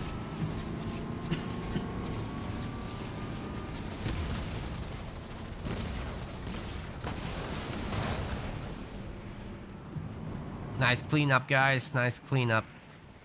Will Team Blue be able to hold a counter-offensive, though? Now, Kars is tier 2 finally. He's gonna have some engineers and hunters, suppose. Rangers? I don't know about that.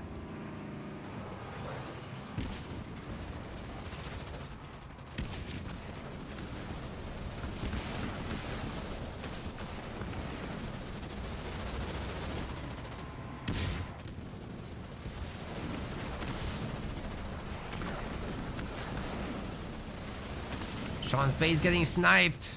Nobody's here to help, not even Sean. He's picking the reinforcements, which is normally a good idea because they're so isolated, right? It's a good maneuver, but I mean, these guys are on your base, man.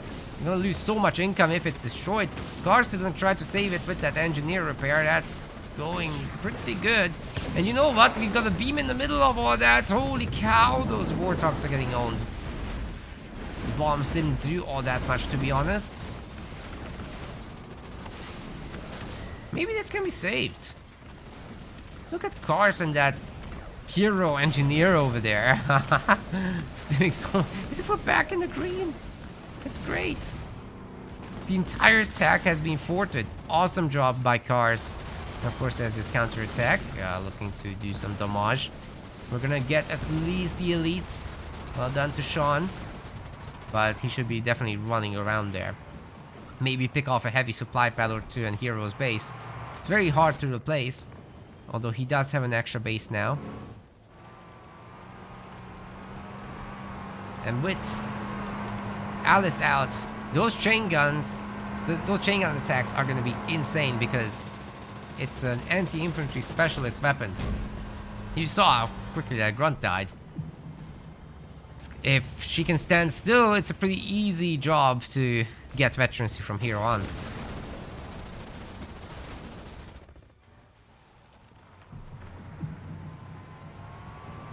Welcome to Keith on YouTube. It says 6-7.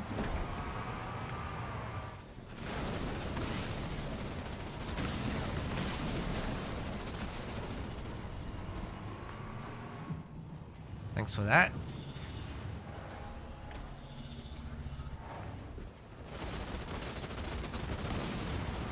Appreciate the input.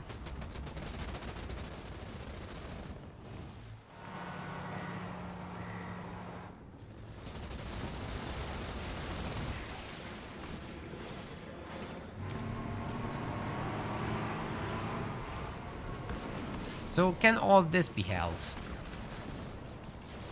Hero isn't particularly rich, so he's not gonna do a big drop in or anything right now.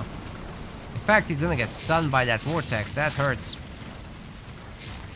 Cars has a good amount of hunters here, but they're gonna get stasis. And Sean is nowhere near to help, but on the other side, you know what? If he destroys Hero's base and then goes through the teleporter, he will pop out near the battle. Like, that teleport over there is connected to this one. So he could come back fairly quickly to support. Huh? Huh? They gave up? They gave up? Whew! Evil car crew! takes it again. That's nuts. That's a 3-0. Quick sweep. Well done, guys. We're still gonna see hero kills over in the losers bracket shortly. Let's find out what's going on there. GG.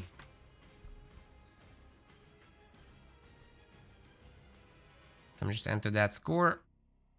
That was quick.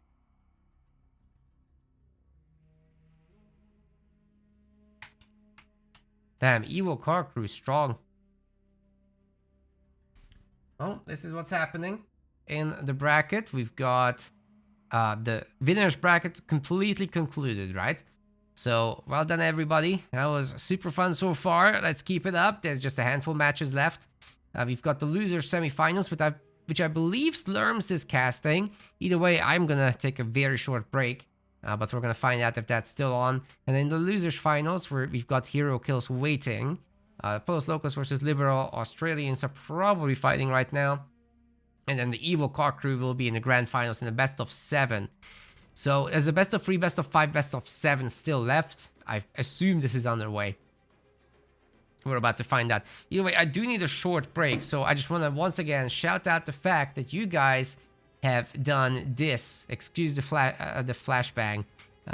Let's refresh. You have already donated $695. Woo! You have donated $695, guys. That's incredible. By the way, on top of this, there will be another $200 from our sponsor, Retro Mobile Arcade, who are providing the prize pool for this event, but also will be donating to Penn State Health Children's Hospital for all that life-saving equipment for sick kids through this Extra Life program. So thank you very much, everybody, for absolutely smashing the goal. We're coming up very close to $1,000 contributed, and really just $105 left at this point. Who's this latest one? Looks like Plethora 1000. Great tournament for a great cause. Thanks very much for your contribution and comment. I hope really everybody is enjoying themselves so far.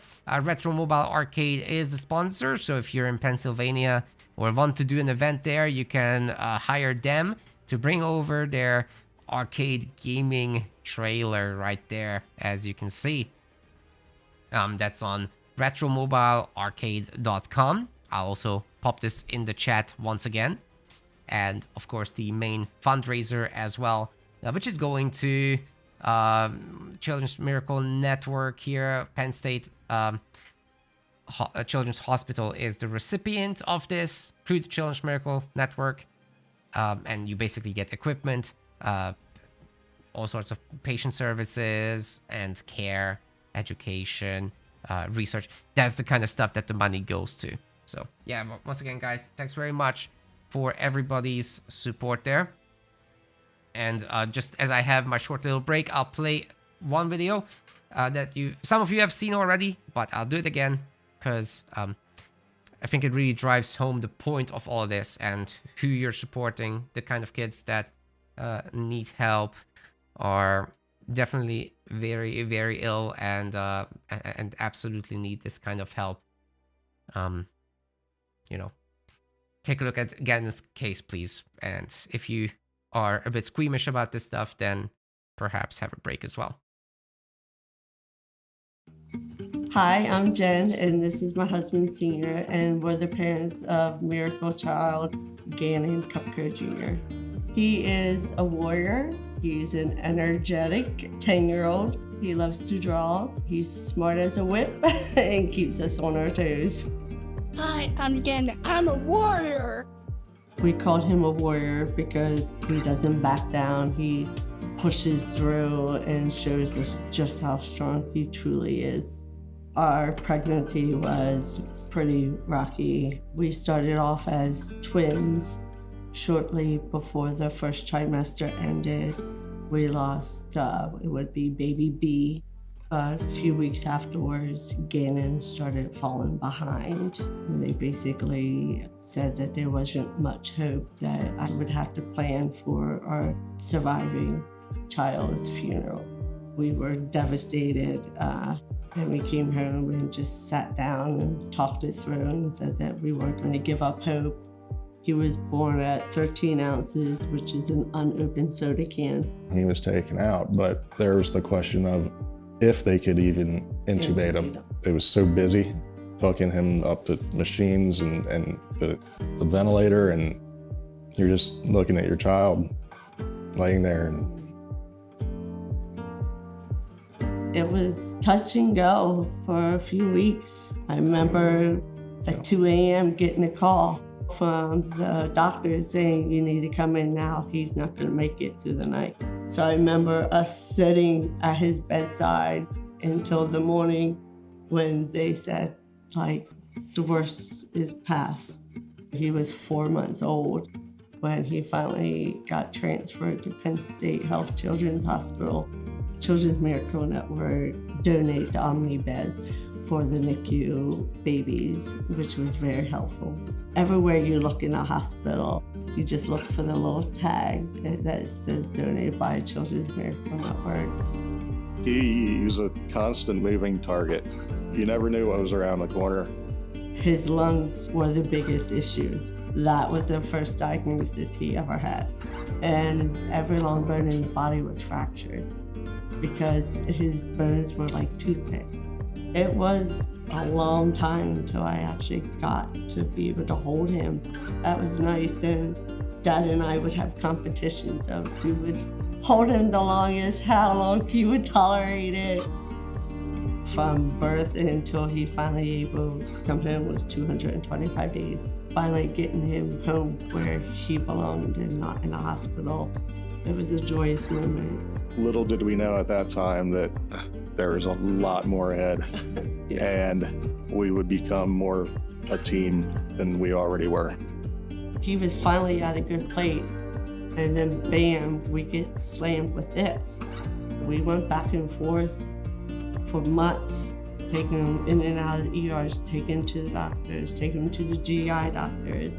They really couldn't determine what he had. It's undetermined VEO IBD, which is very early onset inflammatory bowel disease. This is a journey that he will have lifelong. To this day, his bones are so weak. He broke his leg 2 years in a row. So we got with a bone health doctor and we sat down and said, like, we got to do something to make his bones stronger. So in a weird sort of way, having his leg break a second time kind of put him on the radar of, okay, what's going on? How can we prevent this? And Children's Miracle Network was right there saying, what can we do to help? They provided us with what's called an Easy Vest. And if you don't know what an Easy Vest is, it's basically what parachuters wear. We wouldn't have been able to bring him home if we weren't gifted that Easy Vest. The art therapy that Child Life provides made a huge impact on Gannon's life, still to this day. They came in with paper, pens, anything he wanted. They gave him, and he would just sit there and just draw. So while it's upsetting that he can't do the physical aspect of it, I love seeing his talent come through in other ways. You never know when you or someone you know will need help. Every dollar, every cent counts. Thank you for giving me the gift of growing up.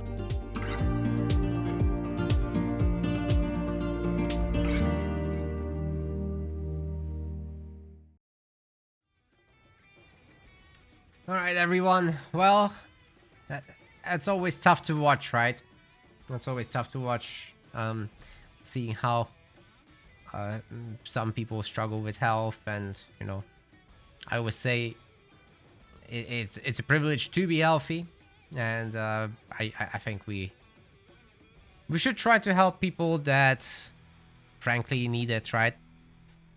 So if you can, please do contribute to the fundraiser. To help kids that are in desperate need of support like that. Yeah, you guys are already absolutely smashing the goals, so I'm I'm very pleased to see that and very proud of you all. Thanks very much. Very Christmassy indeed. We are in the part of the tournament where I'm waiting for a match to finish. It might happen very, very soon, actually. As, what is this? The loser semifinals is currently on Slurms' channel. And I mean, we could tune into the last moments of it, but I think it's about to end. I'm not 100% sure, but it really looks like it. Then again, I don't think these guys are the type to give up very early. This might be just a game 2. Shall we take a look? It's gonna be really haggard. Gonna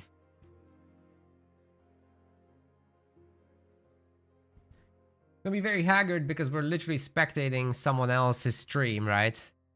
Yeah, EOD's team is Team Red.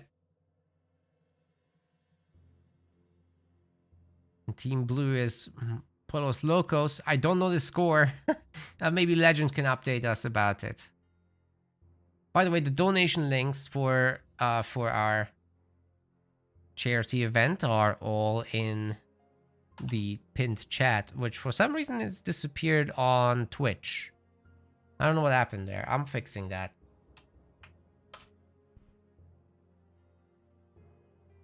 Right, go for it. It's pinned on YouTube as well. And if we can somehow scrape together another $105 between all of the community, then we're hitting 1,000 total donated.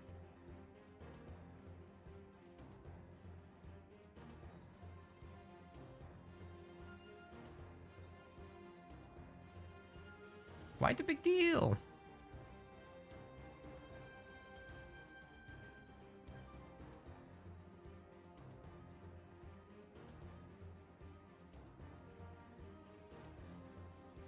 The Mastodons are showing up now. But it looks like Team Blue has very solid control over the middle there.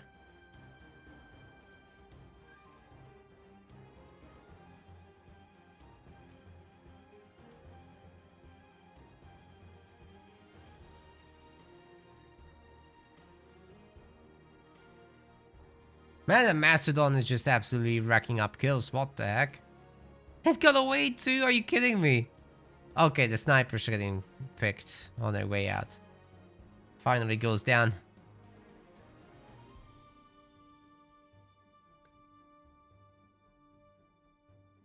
You know, once both of Team Blue show up here to fight EOD's 2 units, he's gonna be in so much trouble. It looks like Shreko has nothing. That's Freakachu in the yellow, by the way.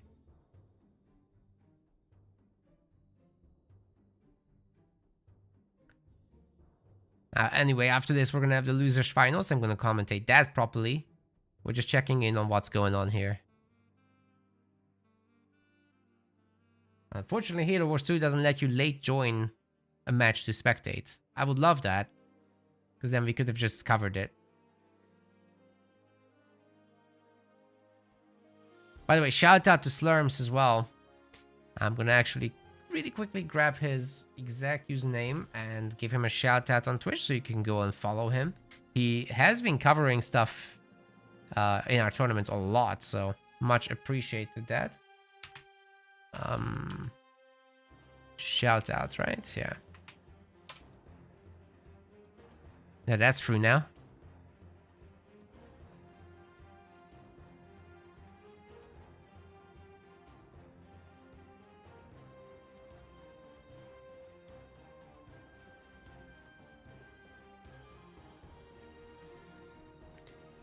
Who's playing now? This is S.A. Jolteon and Zonated Soul versus EOD and Shreko.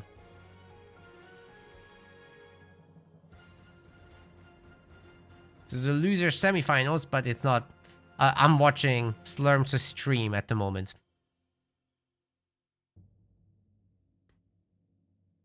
Because this was ongoing while we had the winners finals, you see.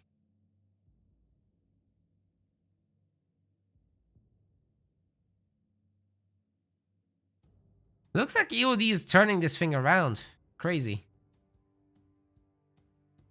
Are they gonna have a game 3 there?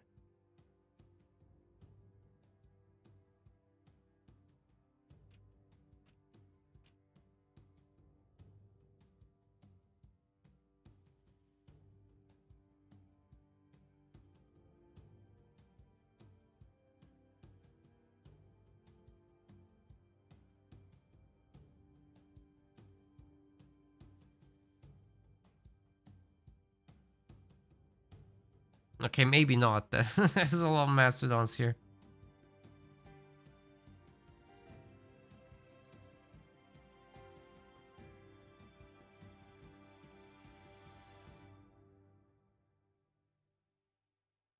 Oh, he just... EOD just lost them all. Man. I don't think these Marauders are doing anything either. What has Shreko been doing this whole time? I don't get it.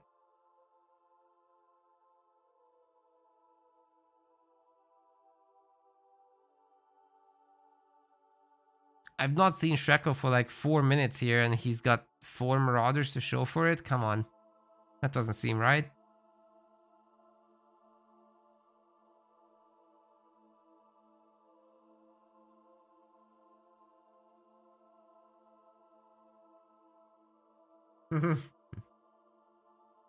Yeah, Morphs, I would have loved to see you play.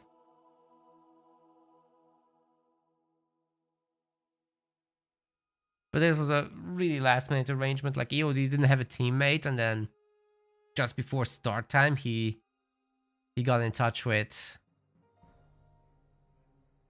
the Aussie over there.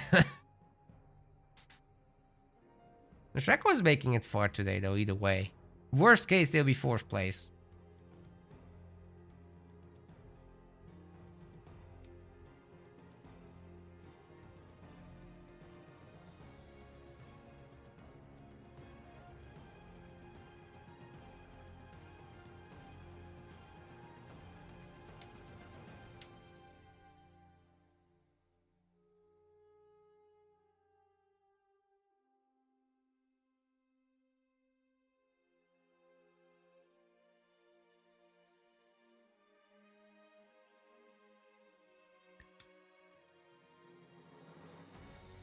Man, EOD just getting absolutely doubled. Oh, it's brutal. And there's gonna be now Mantis. It's gonna make it a lot harder. Oh, the Johnny's gotten upgraded. Oh god, EOD is losing everything. Oh god.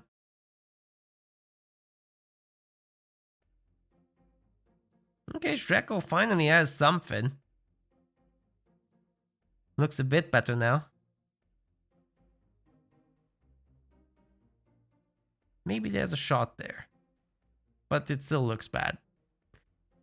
Look at all those Mantis. Oh, man.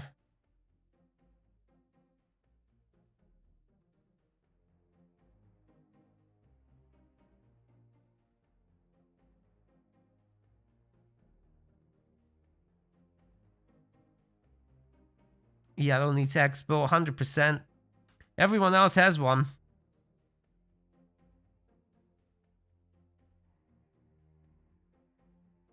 He has the money for it. There's no excuse not to do it. No one's even looking at that base. But EOD is going to lose his now. So that's it, guys. That's it. Bye-bye. So either game 3 or it's over. I don't know the score.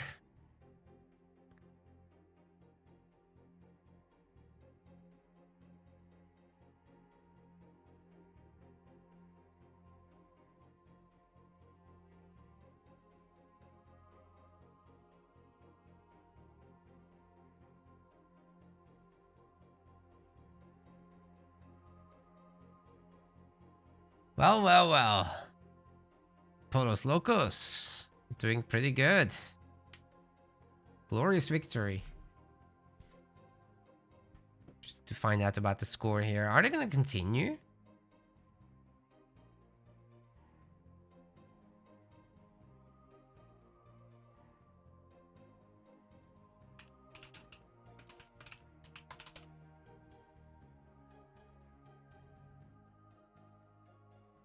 Okay, Polos Locos actually wins 2-0. So they already had a win there. Interesting. I didn't know that. Okay, now we know. That's a 2-0 in their favor. And that means that the Liberal Australians, that would be Sean, not Sean, sorry. You're not Australian at all. Shreko and EOD, they are going to be 4th place. Congratulations. But Polos Locos is now going to go up against Hero Kills. So we got 2 series, the losers finals. That's going to be a best of 5, starting here at Hero Kills and Polos Locos. And then we'll go into the grand finals, which is a best of 7. So get ready, everybody. Oh, by the way, the evil car crew voters didn't get their points yet. We're going to sort this out very quick.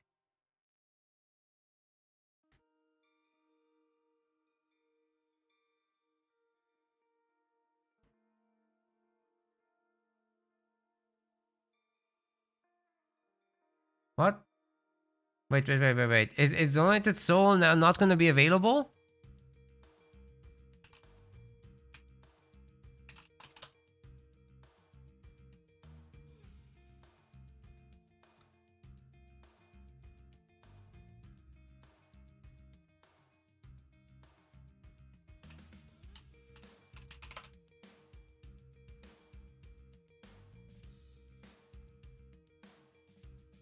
I'm trying to find out what the heck is happening. Please don't tell me we're skipping the losers finals.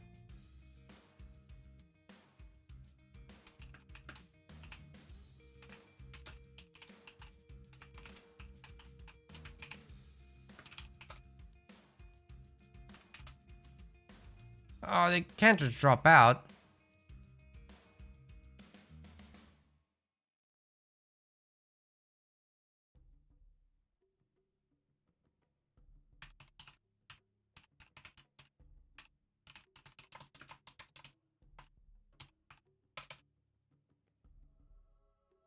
I'm trying to understand them, but the English isn't very clear.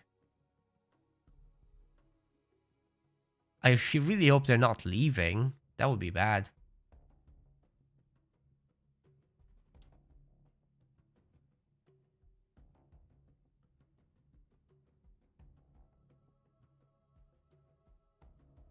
Oh, Zonated Soul is leaving? What? Oh my god. Please, no, I can't stream tomorrow. I can't do that. I can't reschedule this time. I'm not even home tomorrow.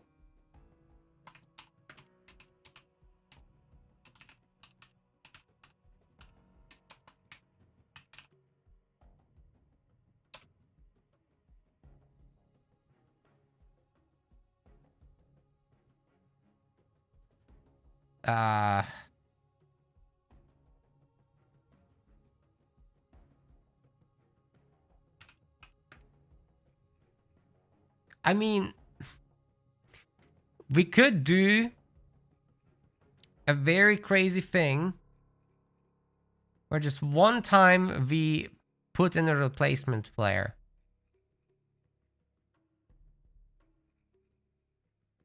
Just to get the tournament to do the full runtime.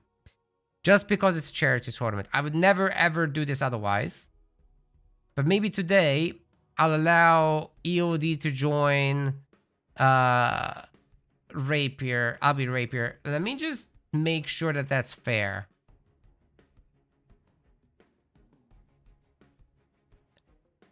That's provisional rankings. Where is Albie Rapier's rank? If he's in A, I'm not gonna allow that. Okay, he's not. He's in B, so we technically could do it, but I don't know.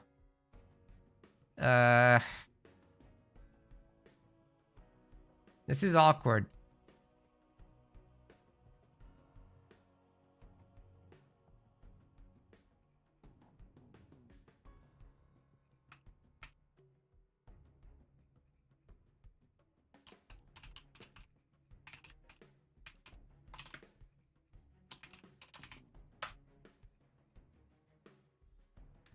We can give Albie a new teammate, but I'm gonna ask Sean to consult on this. Dark Angel, that would be probably fair. He's around the level of Zonator Soul, and he's been knocked out, and he's not one of the best players in the game, EOD. EOD is way too strong to add in such a replacement way. But if Albi plays with, let's say, Dark Angel, if Dark Angel is willing to join in, then we can get it done.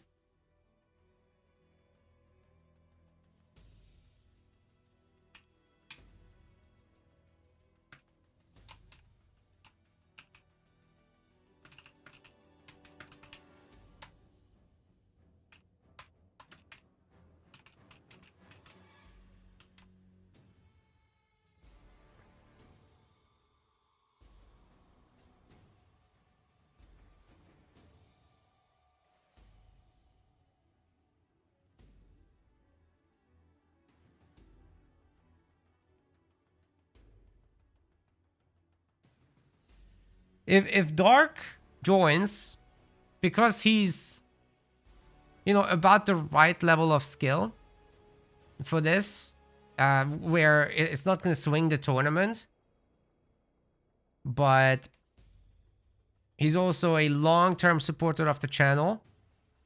I think everybody wins here because we still get to keep going with the fundraiser tournament, you know?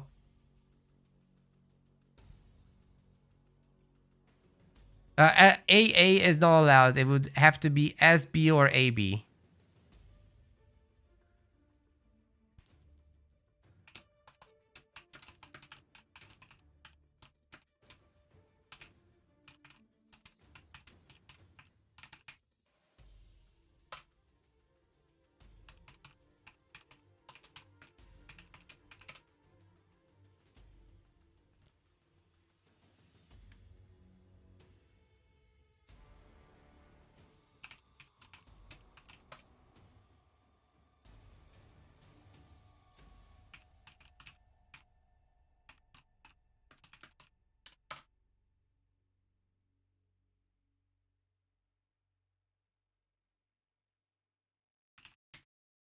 Yeah, also Hero agrees. Yeah, I'm not giving a reward to Abi Rapier, you know, losing his teammate and then gaining the strongest player in the game that's still not that's available, right? So we're not swinging the tournament like that. That's never going to happen.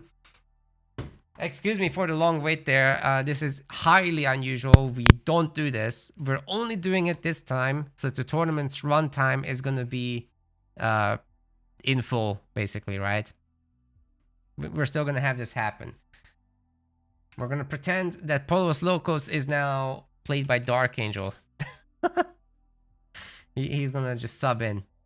We never do this because of points, because of competition fairness. But today we'll make the exception. Dark Angel agreed to play.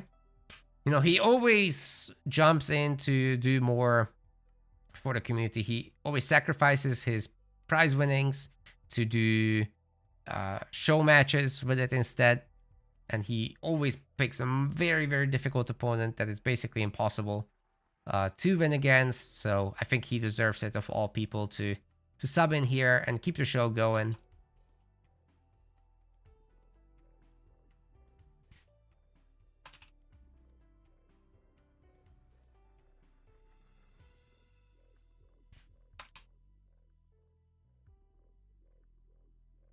Hero and Jeff are already in my lobby, and they can pick all the things. They can pick their leaders. They can pick everything.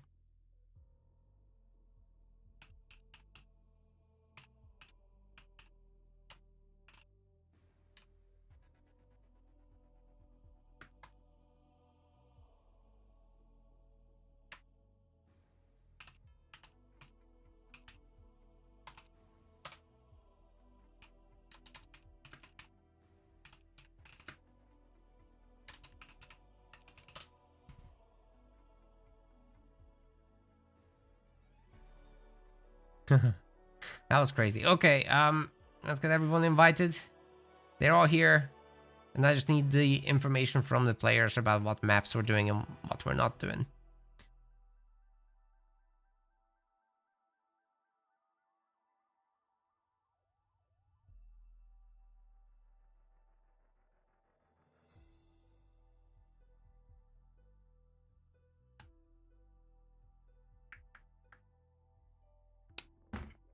Why not get Jen? Sorry, I was actually in the Discord. I'm not just hanging out. I was actually in the Discord debating with the admin team and the players about what to do about the situation. I'm sorry. I wasn't actually just chilling here. We've got everyone in the lobby, and we'll do this round, and then before the grand finals, the big event, that's where we'll get in Jen to do a final push, final explanation of what's going on. See if we can get to that $1,000 mark with the donations as well.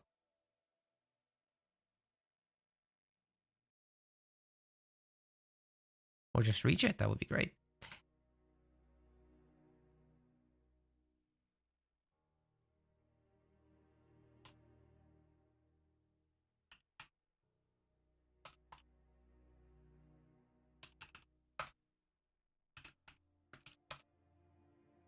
Trying to get the map and ban info.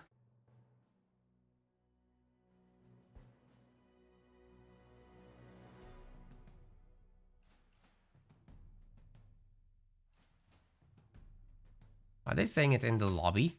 Oh, they are. I'm so sorry. Alright, we're gonna have Bedrock. And I don't think we have ban information. They ban nothing. Okay. It's good with me. Now the players will be then picking their leaders, and we're off to the races.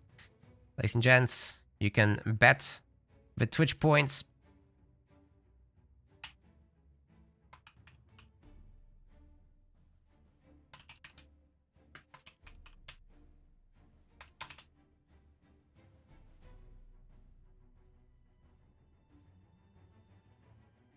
Oh, EOD is dead, Morpsta. He's toast. you can't join them now. Maybe next time. I mean, there's gonna be, you know, an open pro league. Maybe he'll take you there.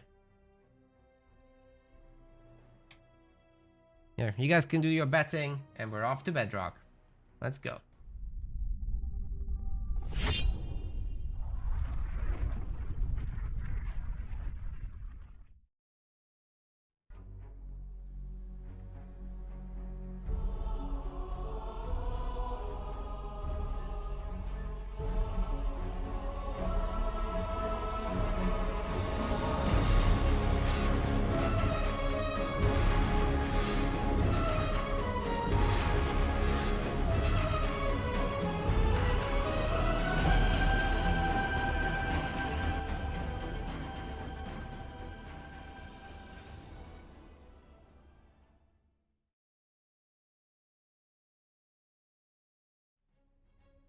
Oh, they're almost ready. Not quite, but almost. Where do you see the results of the amateur tournaments? You just go to our website, tournaments, Halo Wars 2, and then you can pick the tournament you want to see. So like, if you were on any page whatsoever, you just click tournaments, Halo Wars 2, and then you can click the tournament you want to see the results of. There's pages and pages and pages. We have hosted like, what, 50, 60 tournaments by now? Something like that. It's a lot. It is really a lot.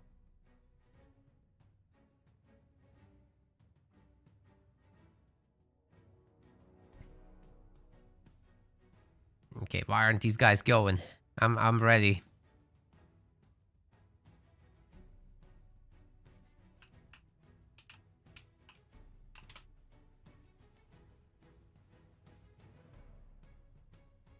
Go, Power Rangers. Let's do this.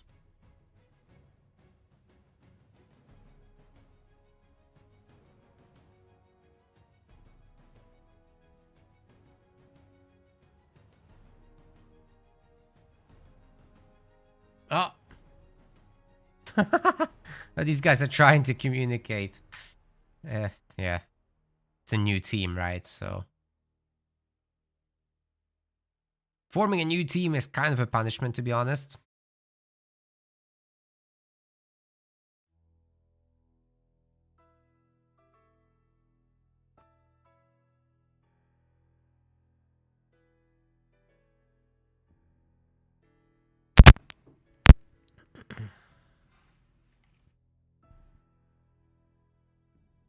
Yeah, we have a lot of tournament legends for sure. Okay, we're actually loading in this time. It's happening. Get ready for the losers finals, and then we'll be right into the grand finals. Let's do this.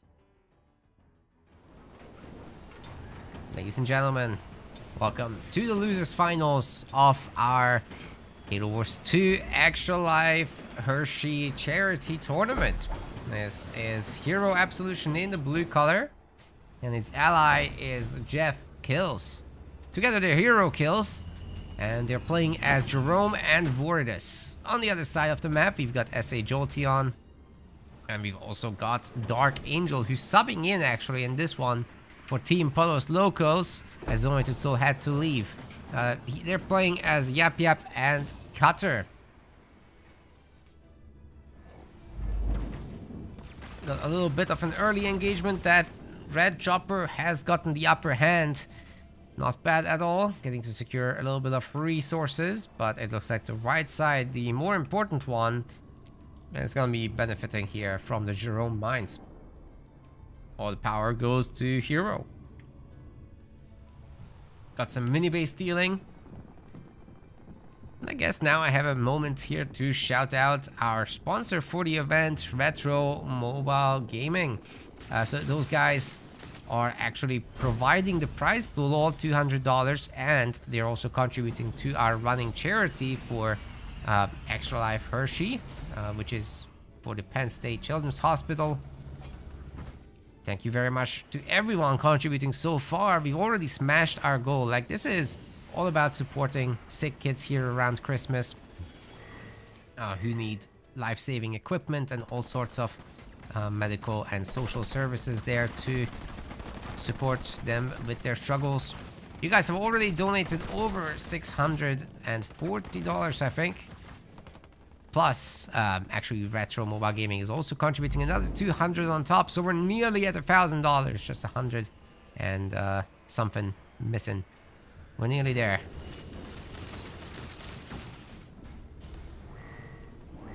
But the goal was 500, so you guys smashed it this tournament. Thank you so very much to everyone contributing and alleviating some pressure there for these hospitals.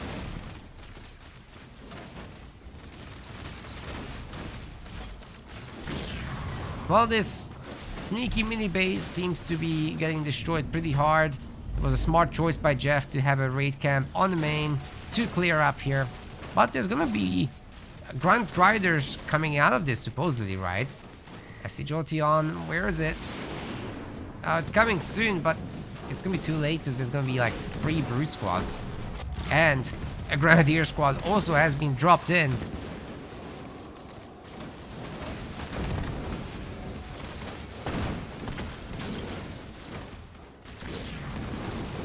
Look at the splash damage from this thing. Holy cow.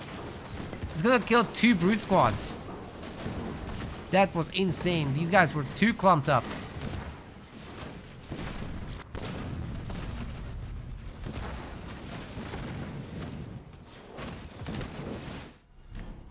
The upper mini base is still gonna pump out Grunt Riders. Very much needed indeed. And, you know, Hero is not participating there just yet, but he's got the Jackrabbits. It's all Jeff doing the counter offensive. 1 Brute so far. That number should be going up more. We've got a Spartan here for Dark. Surprisingly, he's going to the middle of the map here to clear Sentinels, as we don't want node strats. So he's just gonna leave the Marine to do the rest. Sending home the Spartan now. It's much needed indeed. I'd say this mini base situation is much more exciting though. SHOTU is actually making significant progress there. He's got many choppers. His grunt riders are just absolutely smacking these guys, and there's more of that coming down. Jeff Gills might be getting a little overwhelmed. I think Hero needs to come home to help. He's got plenty of rabbits, so that would be very helpful for sure.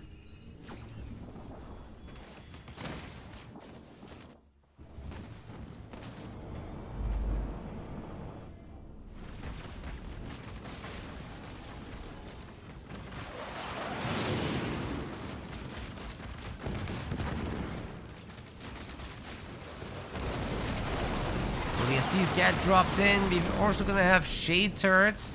That's all Team Red, guys. Jeff Gillis is getting absolutely overwhelmed.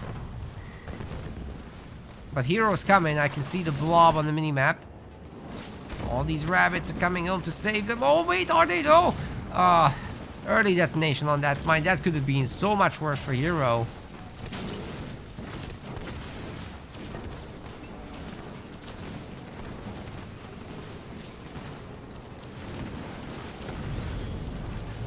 Got a little bit of a heal on that extractor. It's getting saved, guys. Unbelievable. Unbelievable that they've saved this. That's ridiculous. I love it. Well done. Well, Jeff is going for the counteroffensive, taking down maybe a few of these minis. Looks like the Spartan of Darks has been picked off in the defense. And the mini base are getting stolen. He's trying to go tier 2. Doesn't have a... Oh, wait, the Spartan is here? This is for an upgrade to the Spartan. Never mind. Well, coming all the way back here is gonna be a long walk. Holy cow. Team Blue also controls all of the power nodes now, as Hero is working on reclaiming all that.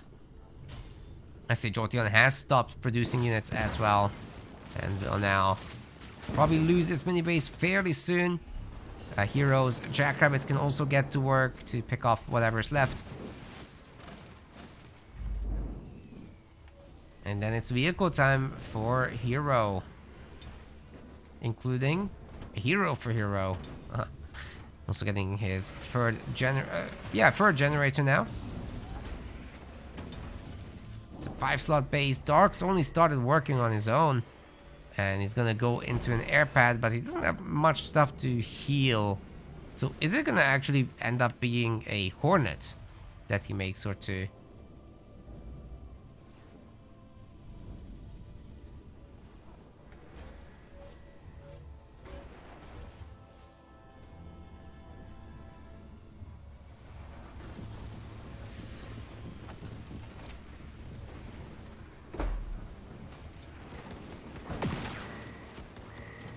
Airpad getting attacked by the Spartan from the high ground. That's sniping potential is there. You can take out a building or two with that, but just careful not to get overwhelmed by an army.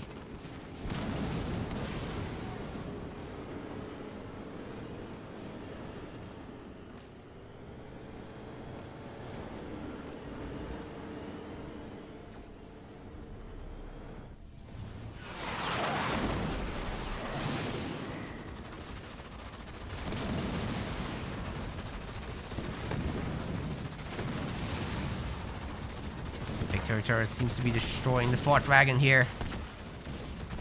That's that.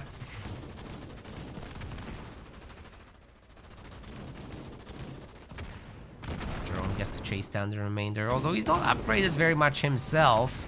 Hero's only getting going with this. That's for SHOTL. We've already got some Grunt Gobos out.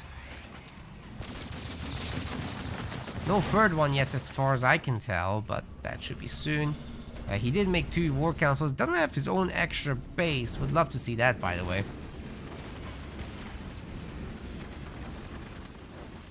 Oh, roll money in the chat, offering to potentially match the donation of Retro Mobile Arcade. Wow. Well, then we're definitely gonna be over $1,000 donated. That would be incredible.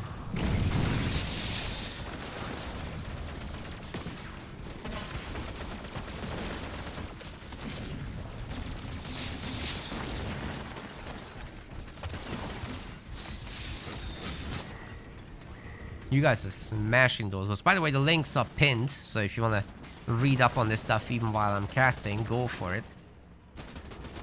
Pinned in the chat, in the YouTube description as well.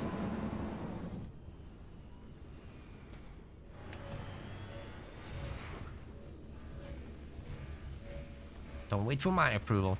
Laser barrage is coming in for Hero. I'm curious if he gets to use that soon. I mean, he doesn't have his Mantis on the field, right? So we could be seeing it. It's a very cool power or ability. Drop in the big Mantis and get a massive laser strike next to it too. Look at that health bar on the Hero. Oh my god, it's huge. Free Gobos are going up against this. They have plenty of invulnerabilities, so they might not fear the Mantis. Oh, what? He does have a Mantis. He didn't use it to get a Vombo combo on. Even if you don't do damage to a Yap Yap army though, because of invulnerabilities, you still get the stun. I think that's nice. But you'd probably want to use it on the cutter instead.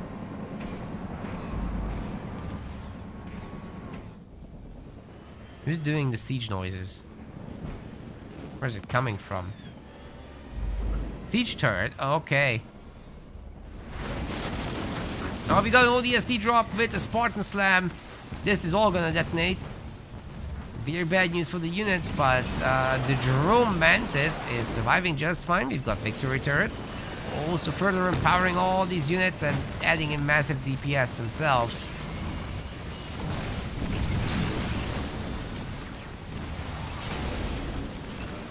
And it's gonna be good. Invigorating Frenzy will mostly get cancelled by this Please Don't Shoot Me, by the way. Not by SA Jolteon, but he doesn't have much stuff himself, just 33 pop.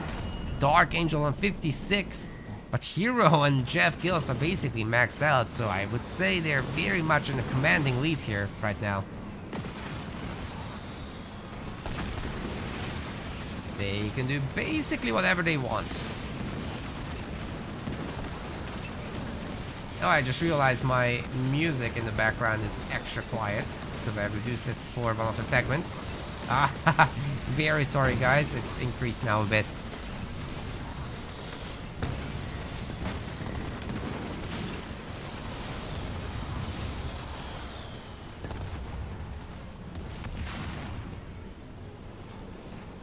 It's all like Halo soundtrack stuff.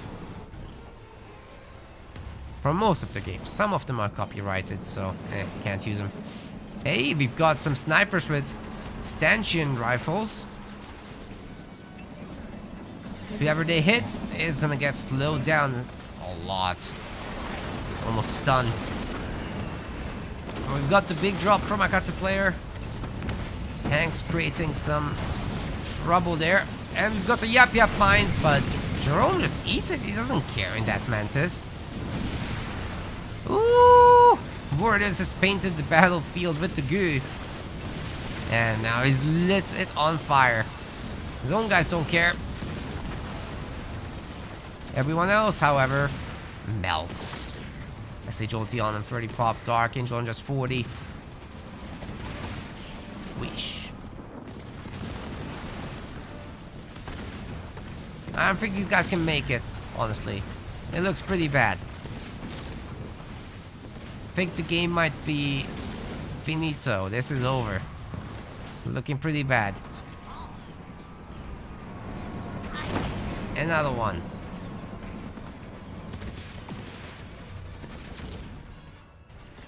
Look at Dark Angel's mini bases.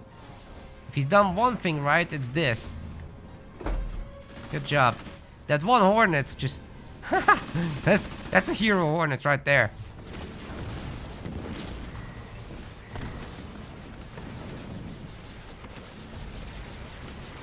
But big picture, he's getting overwhelmed. And so is SA Jolteon. This is looking over, guys.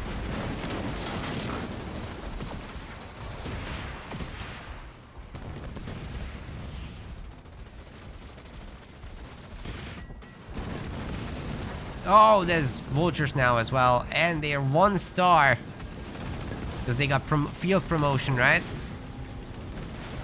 Bunch of Rome's powers to get the first veterancy point at least going. This is gonna get captured now by the Spartan. That's pretty good. Maybe the Archangel can save the base. It's a pretty big deal. Shoot the other vulture dead, maybe. But there's another one. Okay, I guess you use 2 nukes here. That Dark Angel base disappears. And these guys have all the bases now, so there's very little hope left. There comes the nuke. Oh, it wasn't even needed. Wow.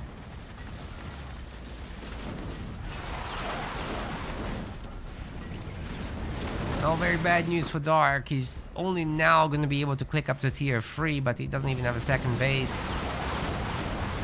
Ay, ay, ay. Not having power node control for this long is definitely game-ending damage, economically speaking. And they're going to be donezo here.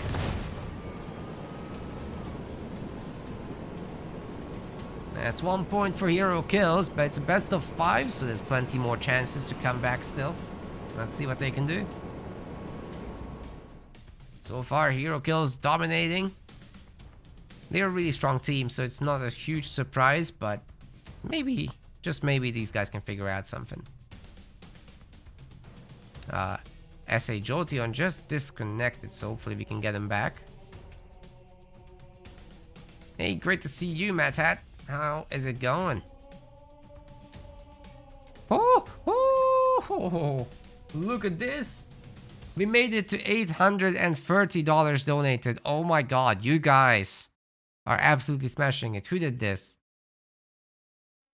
Who did this? Okay. So Boarding Brick has committed another $125. Matt had a tenner. Thank you so much. Merry Christmas to the tiny gamers. Indeed, indeed, indeed. And with this, there's a pending donation as well, still from Retro Mobile Arcade. And at that point, we will be reaching over 1,000 USD. Doubling the goal. So well done, everybody. Congratulations. We made it. We doubled the goal. Incredible.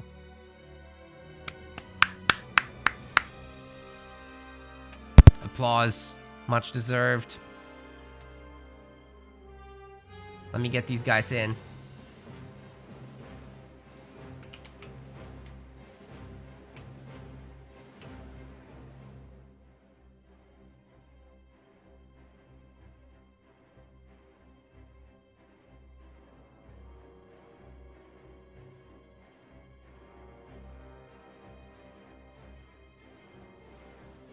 That was amazing.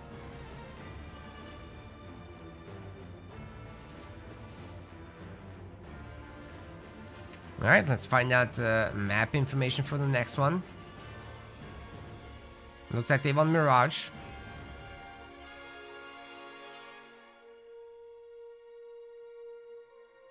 Let's get it on.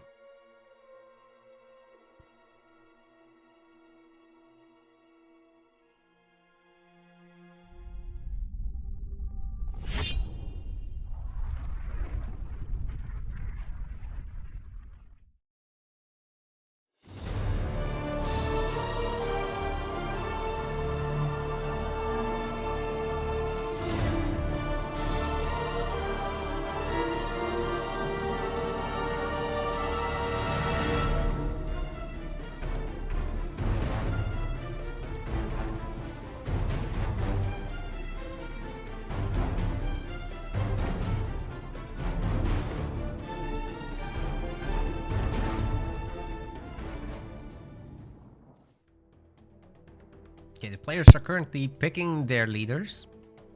We're nearly there. Mirage is gonna be one of these highly aggressive maps. It could be as little as 5 minutes and it might be over. Or it could go quite long. It really depends. There's not many mini bases here. And once you have the expansions, the middle mini base doesn't matter as much, not nearly as much as in the early game anyway. But we're loading in now. Let's see what kind of stuff these guys come up with. Oh, wow. Very different approaches, you'll see.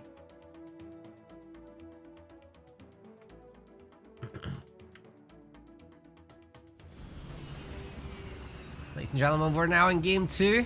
Hero Absolution in the blue color. And we've got Jeff Kills in the... What the hell? He's doing a raid camp first? Who needs economy when you can just rush? Oh, come on. Disconnect? That's just not fair. Now I bet Jeff isn't gonna do that build. What just happened?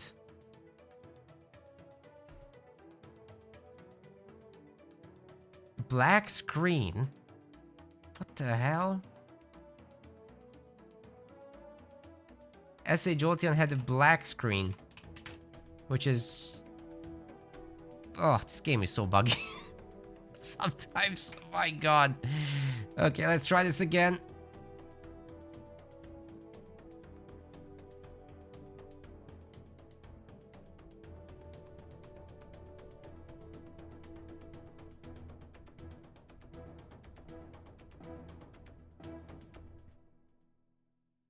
See what we can get done. Oh, by the way, while these guys are picking their leaders, we've got 930 donated, and that's before Retro Mobile Arcade is doing their thing. Oh my god. What is that? 1130? Holy cow. That's from Raul Money. Thank you guys so very much. It's incredible work. You guys did so freaking well today. That's actually a significant sum.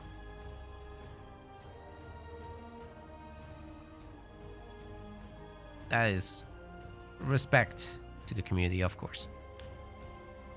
Oh, game 1. I didn't pay out the bets. Hold up a second. Let's give that to Hero Kills voters. And then we'll do a round 2 of that. They're finally loading in now, and hopefully this time we're not getting a black screen.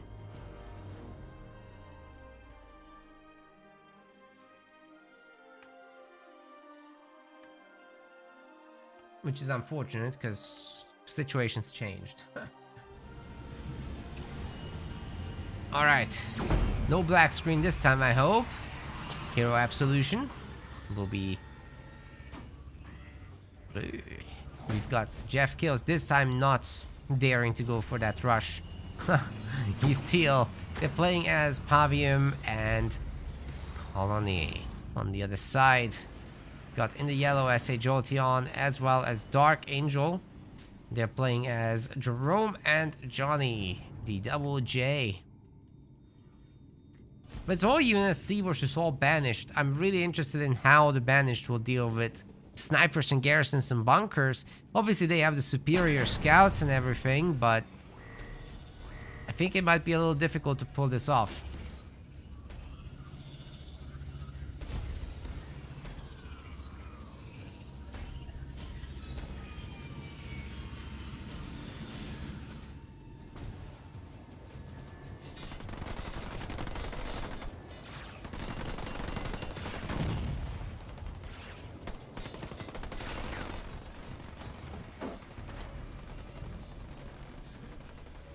Okay, armor is coming up here. Dark Angel actually getting a barracks before the armory, which is really unheard of. Normally you'd want to go for Hero 4 here. With the generator first, that is. So it's generator, harvester, harvester, hero.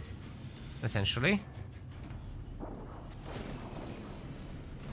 But Hero Absolution has now the double mini. And he's getting out his jump back brutes. And then Jeff Gills is getting his Goliaths with skits. So this should be possible to hold the middle of it. In theory. They're going to be able to overwhelm heroes. But they might have a bit of a challenge taking on Hellbringer, Sniper, and that kind of stuff. Dark's also getting his Sergeant Johnson out. Bunkers will be a little bit less effective here because of all the anti-building units. And also the garrisons are all taken, so snipers are not guaranteed to be safe.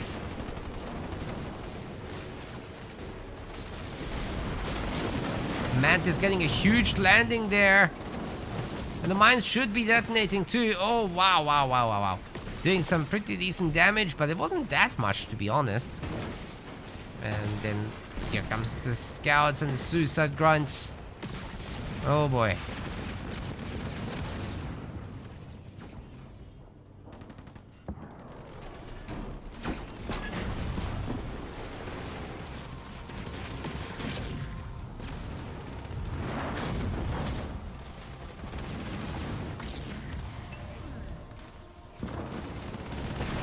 Well, these Goliaths are super strong, both against heroes and buildings, so this garrison is not gonna last any amount of time here. And they're gonna get some pretty good healing. The Johnny is dead, guys. Wait, he's actually doing okay. I thought he'd be dead after that, but I guess he got popped out of the bunker just before. Anyways, he's still going down, no question about that. Plus, everyone gets healed up, so it's gonna be very difficult to come back for another round here. Because these guys... second generator already? Sir, you're not winning right now. I don't know about that. I think it would be smarter to commit a little harder. It's easier for Hero to do because he's Pavium, right? Pretty sure, yes. He's the Pavium.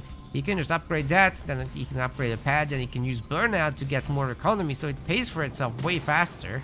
And he's got a good standing army, and he's got the middle mini base, so he doesn't need to worry too much about this.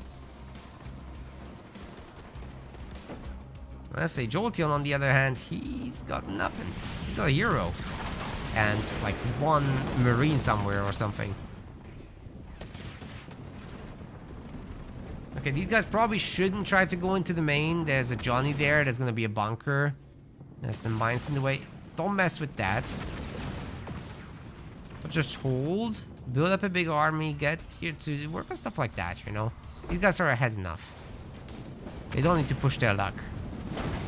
Might be able to get that Jerome there, but jumps into the bunker. Snipers are now a huge addition here for sure. Oh, picking up all of these Goliaths is a big deal though.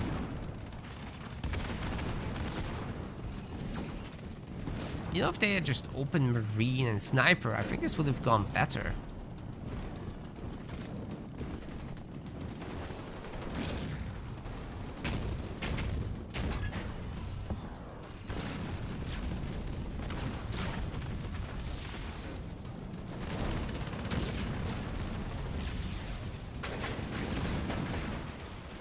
So many rams coming through.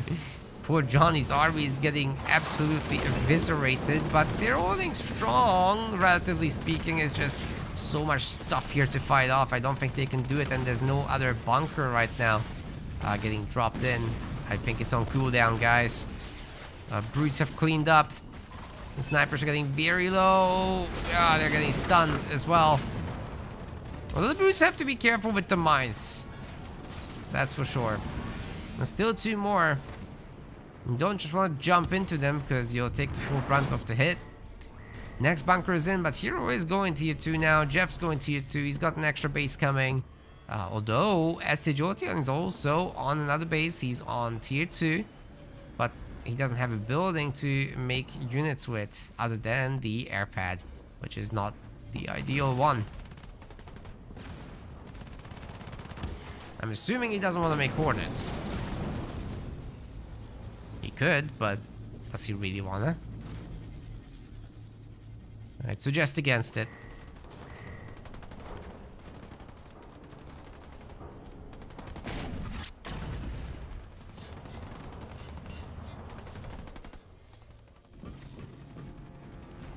Well, game stabilizing a little bit, but at the same time, Hero double expands.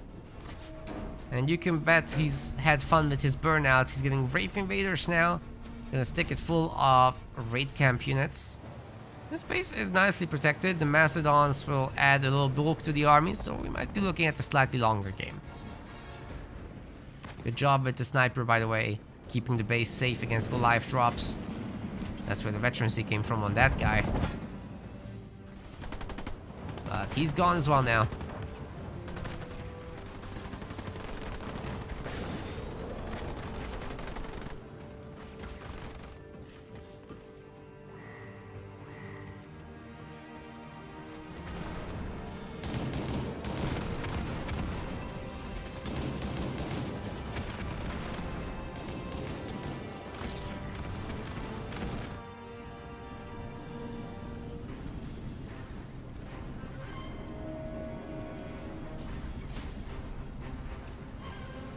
Wraith Invaders versus Mastodons, the best matchup. Who has the best limousines? We're about to find out. Ooh, nice drop there. That's gonna hurt the base a lot. I don't think this is gonna survive, actually. But tell you what, these engineers sure distract the units inside the Mastodons, but I think this is now a saved base because engineers with bubble shields are just gonna make it impossible to do damage, which is also probably gonna be the problem for Mastodons. But like I said, the game is stabilizing. Dark Angel has managed to secure himself a base. Hero is trying to do some stuff here, but I think this might be taken down by the Mantis and Johnny. So as long as these Mastodons can survive, yeah, granted, they're going up against overwhelming forces here. As long as they're careful and keep us at bay, they don't need to win. They just need to not lose. Right? So just... Oh, wait a second. They're actually going to get that kill. That's sick. Yeah, walk away from that. That's good enough. As long as this base gets destroyed, Team Red is actually starting to win. But let's say Jolteon is a Giga Chad. It's not enough. He wants to take it all. Might need a Wolverine or two to clear out the engineers still, because these guys are going to heal that base up. And the base can pretend it's not taking damage, because that's how much healing it receives. It's nasty. Just can't do damage.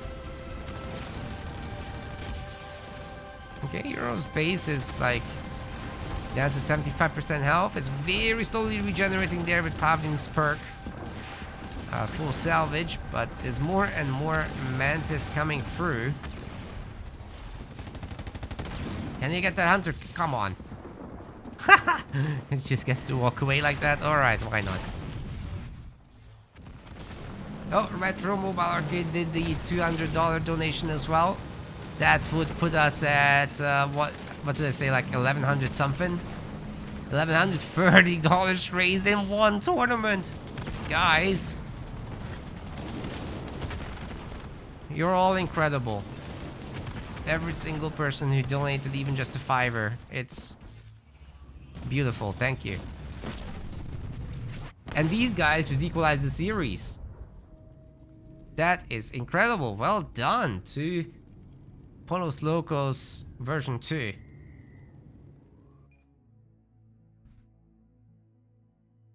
Nobody would have guessed this happens, but here we are.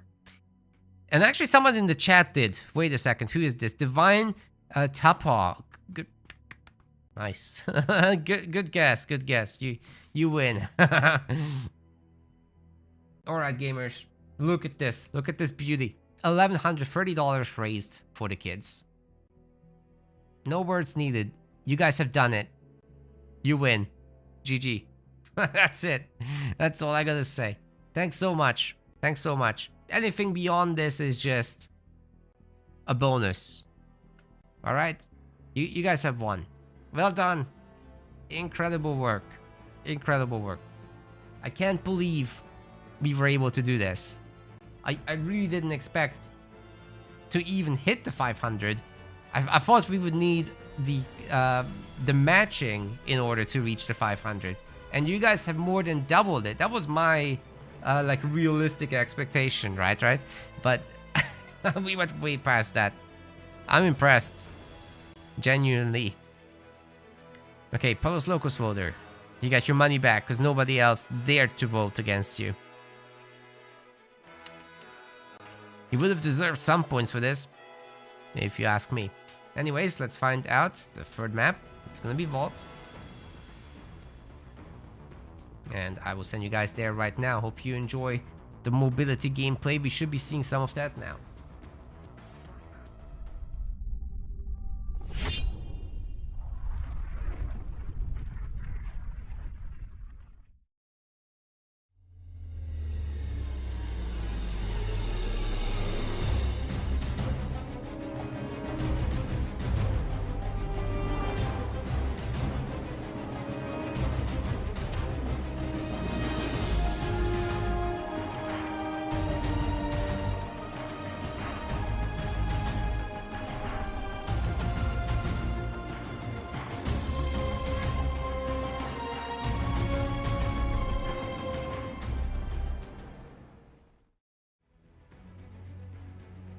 I was asking if he donates his winnings, will that be matched? That's up to Retro Mobile Arcade. I think we both, however, hit the matching limit already.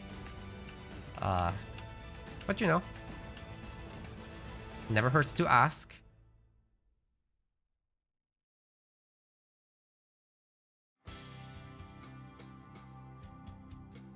Oh, Hero is left. What's going on?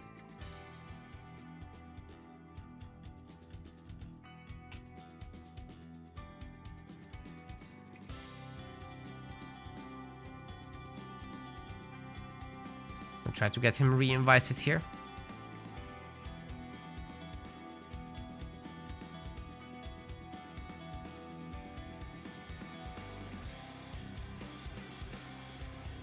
Not sure what happened.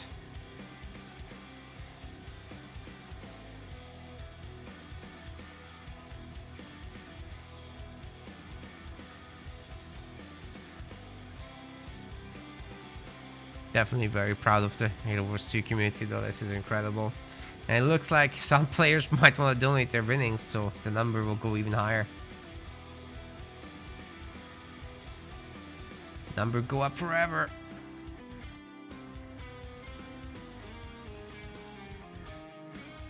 Also, I was wondering actually, are we leaving this open for a little longer so that like the I'm not sure when the program ends. I think if we leave it open longer, more people will see the YouTube VOD and after the fact still participate, I think. It doesn't have like a timer on it, it seems. So I just don't know how that works.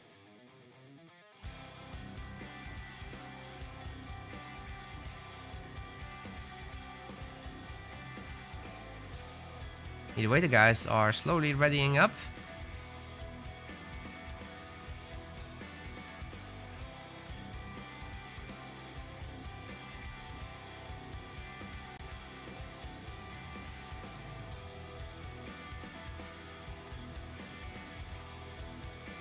Getting into Vault.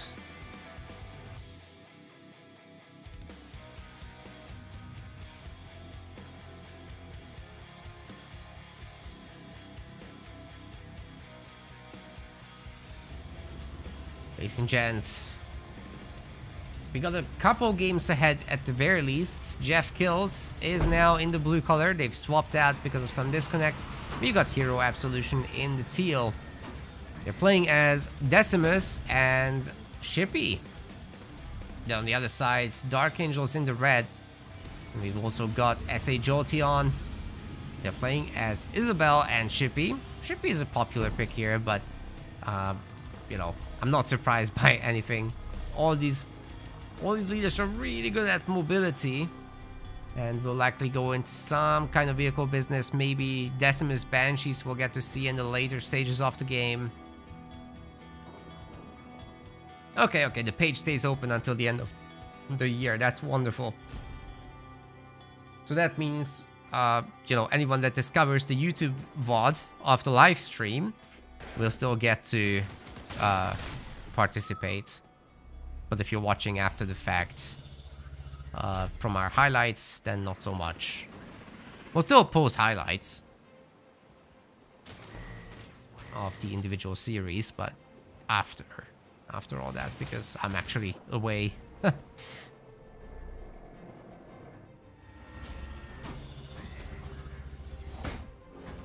Traveling to visit family and whatnot. Anyway, Hero's going for an early hero. Has 2 minis. You know what? If Team Blue can get the middle mini as well, that's a pretty huge deal. Jeff almost has enough, but has lost his scout just now. So SA Jolteon has the opportunity to buy that. Oh my god.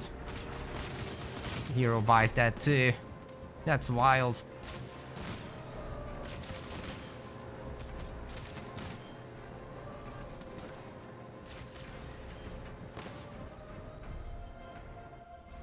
It's a lot of extra mini bases for Team Blue, guys. They have 4 versus 3, and they have the middle slots, right? So there's extra buildings on them. Team Red has 3 slots, but Team Blue has 2, 3, 5, 7. 7 slots to 3. Oh my god, that is huge. Nearly double.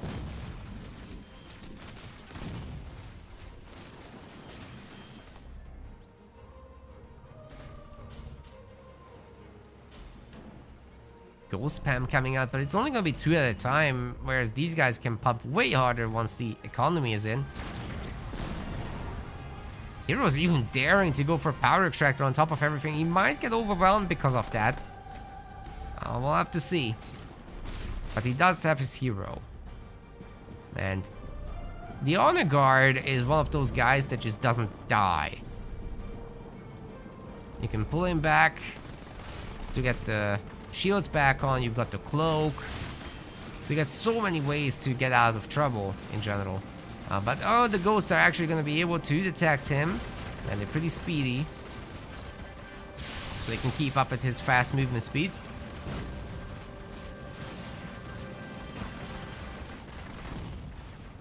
It's all up to the choppers to beat the ghost now. But there is a sniper, there is a Spartan, so really the Honor Guard won't have an easy time here. These guys are perfectly dealing with this. And the choppers are going to be still troublesome and challenging to play against though.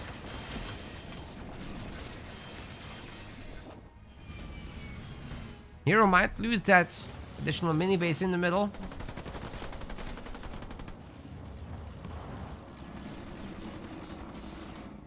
That was never a guarantee. The choppers are looking for some counter damage. Maybe picking off some reinforcements and stuff like that. The Honor Guard's looking to get in the base, but we'll find ghosts. That's a tough spot to be in. The chained rams should be able to take him down, but it looks to me that Hero has microed this very nicely. We've got the choppers upgraded, by the way. So the ghosts are no longer easily able to fight them. We've got some holograms getting cast by Dark Angel, so he's just checking up on these guys. See what he can find. Distract their shots a little bit. There were some pretty good ramps in there, by the way.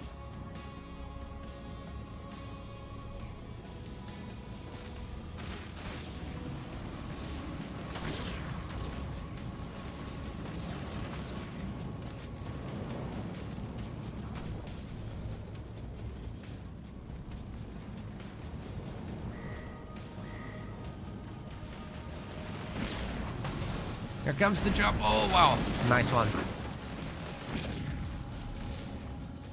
Nice one for... Oh. Nice one for Jeff because he escaped this very, very cleanly. Could have been so much worse if that Spartan lands a little bit more forward. Stuns a few more units and then the mines could have detonated the whole thing, but it didn't come to that. Not even close. The ghosts are very protected now, however, by all that stuff. Plus the Spartan in the garrison. You don't mess with that. Definitely not. Jeff Kills will soon think about tier 2, although he has a second extractor. Probably want to upgrade the extractor before tier 2. Yeah. Hero's already in tier 2 himself. He's got the Honor Guard upgrade coming in. Honor Guard is not very healthy, but well, he's still strong. You can always just extract him out with your teleport if he ends up getting into trouble. Could catch that Spartan right now, actually. Already has the upgrade, it seems. By the time the shields drop, cloaking will be available. Oh, wait, where are you going?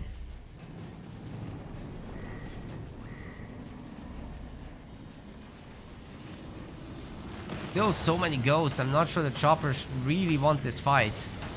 Oh, but their ramps are a little better. It's just whoever rams first is gonna clump up a lot. And then you can punish it with counter rams, hitting every target at once rather than just 1 or 2 at a time. We got Jeff Kills expanding. These guys like to cross expand because it gives them a little bit more coverage. But with a double banish setup, I don't know. It's very nice on this map to have vultures in the late game, and Team Red is gonna have that. But are they gonna get there in a comfortable way? We'll see. Because so far they're doing great.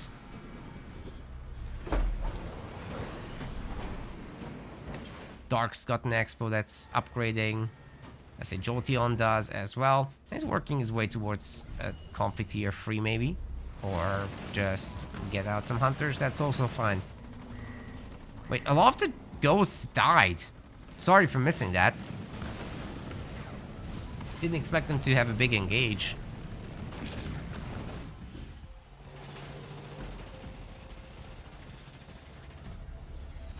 Alice here will definitely destroy the base. Everyone is just too far out. So Jeff doesn't get his base, actually.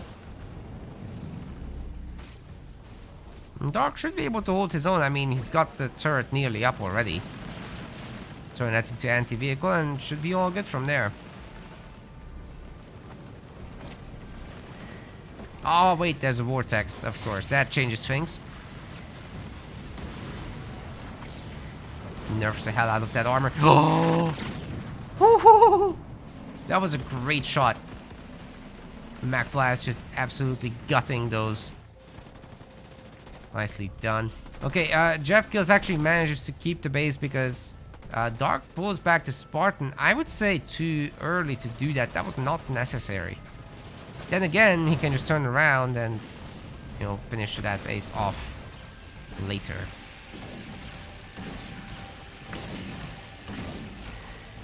Hero has a really solid army over here. Bit of locusts too, so if these guys get to, you know, fight the ghosts are definitely toast. And then maybe they'll find some other ways to do some real damage. SA Jolteon doesn't have a lot to protect his base with. But then again, Dark Angel is kind of bullying Jeff here too. Very similar situation for both teams, just a different team member dominating. Oh, the beam, did you see that? Forces the extract. Several units picked off as well, so Hero has to run with his tail between his legs. Not entirely sure he can save the base. The engineer just used up the bubble ability, and yeah, this is gone, isn't it? Although, as the base upgrade completes, the healing rate increases. The engineers are coming. Woo! They're saving the base. Unbelievable. Unbelievable. There's not enough, however, to deal with the Spartan. And these guys are gonna get mind comboed under engineer shields. They survive, but for how much longer? The Spartan is picking up the weak ones and getting veterancy off of that, probably. There's so many engineers though. I don't think they can destroy the base. Great save. But on the other side, meanwhile, of course, SA Jolteon is pushing.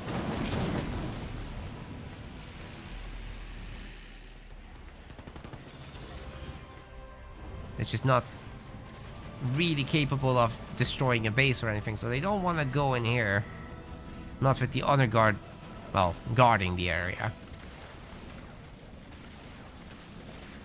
I think SA Jolteon would benefit from his own honor guard at this point, but maybe I'll just get the population upgrade. He has the money.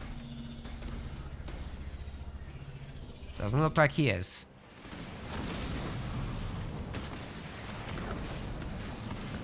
You know, maybe just have a full-on 2v2 fight here. Everyone seems ready for it. Why not? Never mind. Never mind, our yellow shipmaster will have to get out of here. Oh, the vortex beam. That's gonna hurt a lot. There's 2 beams. Oh my god. Nightingale's getting picked off too by the beams. And that yellow army is a whole lot smaller than it was a moment ago. Well, they got cleaned up. I think Hero Kills has it. They can do a counterattack at the very least. And potentially they're just straight up winning now. But it's not over. Remember, these bases are well developed. They have been for a while. Dark Angel is tier 3 and he's starting to get vultures out. And those vultures can completely change the map on these bases. We'll see where they get.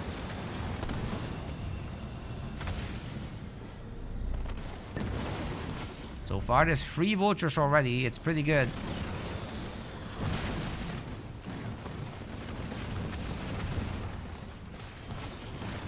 And there's more coming too. Turrets are upgrading to something. What is it? Anti-air vehicle. Nukes are gonna connect to the army there. Taking out the engineers. And that one's just misfired. Mech blast in the middle of all that. There's no engineer shield, so this time the guys are gonna get it. Oh my god, there were mines too. Whew. Dark Angel just absolutely cleaning up here. You are kidding me, sir.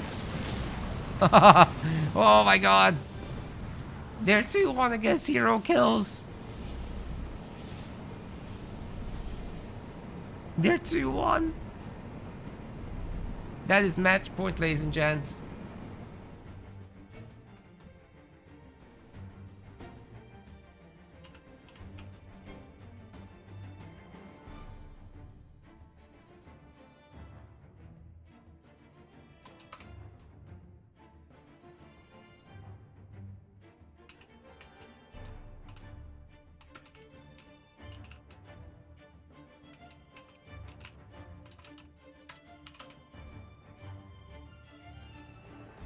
So let's find out the next map pick. Looks like it's gonna be Rift.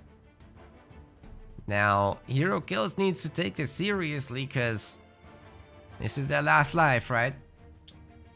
They have to win 2 in a row in order to get into the grand finals today. It's one of the best maps to do it with as well, but you guys aren't betting anymore, so do you really want me to make another bet for this? I'm doing it, but I don't know if you actually want them. Anyways, not gonna cry about that. You guys have done enough today. Thank you very much indeed. Oh, somebody donated another 20 bucks. Jesus Christ. Who was it? Who was it this time? Technician. Well done, Technician. Thank you so much indeed. And of course, there's Retro Mobile Arcade's large donation as well. Thanks very much, gamers. Thank you so much.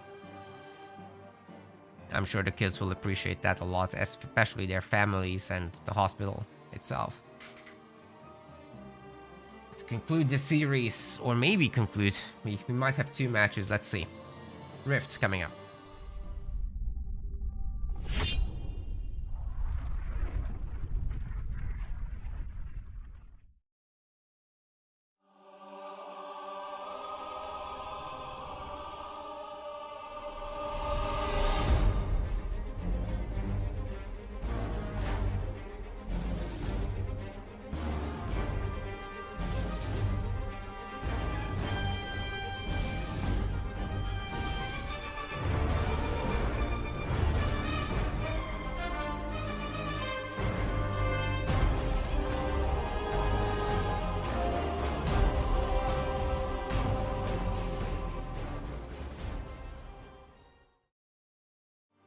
No, I think Dark Angel didn't see the information there. But the map is Rift.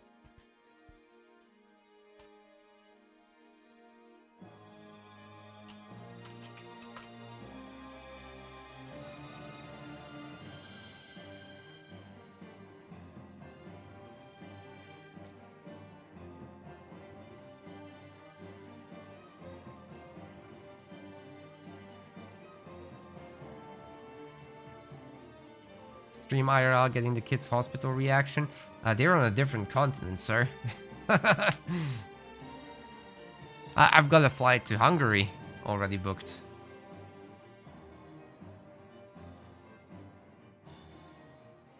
But perhaps we can get some reactions from them. Let's see. I mean, Tony and Jen are there, so maybe they can provide that.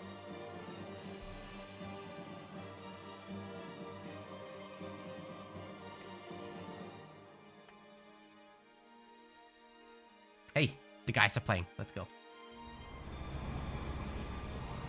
Blue color, Jeff kills.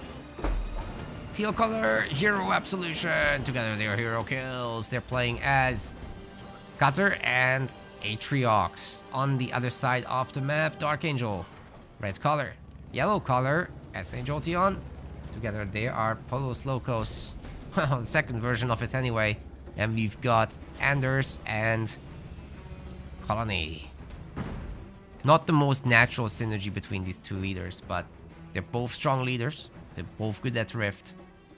Let's see what they can put together. What was it again for these guys? Cutter, Atriox. Yeah, that's a good synergy. If you ever needed a lot of stunts to land your eradication, Cutter will provide. All the drops. Mines on top.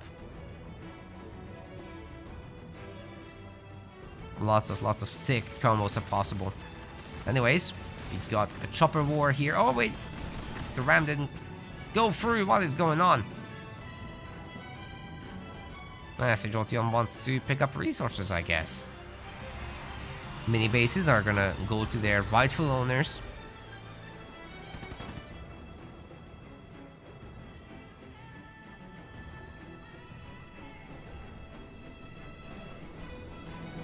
Not much happening there because Dark Angel's getting a second gen.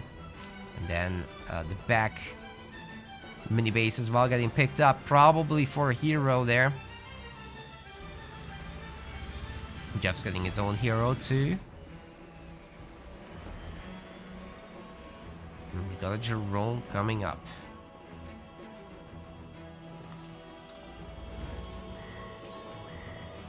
Plus a barracks. I assume for snipers, and then maybe we'll go into some kind of Mastodon play. Oh wait, it's Cutter. It's not Jerome. There's two Jeromes, you see. There's Cutter's hero, Jerome, but then the same Jerome as an actual leader.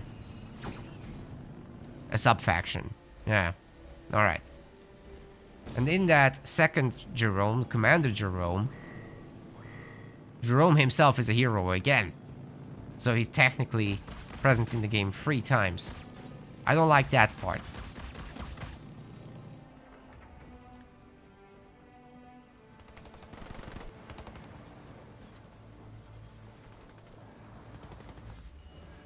Didn't Polos Locos win last game? I am drunk, Legend, not you. You see, I did the scoreboard wrong. I apologize. Yeah, it's the last life of Team Hero kills. Sorry about that.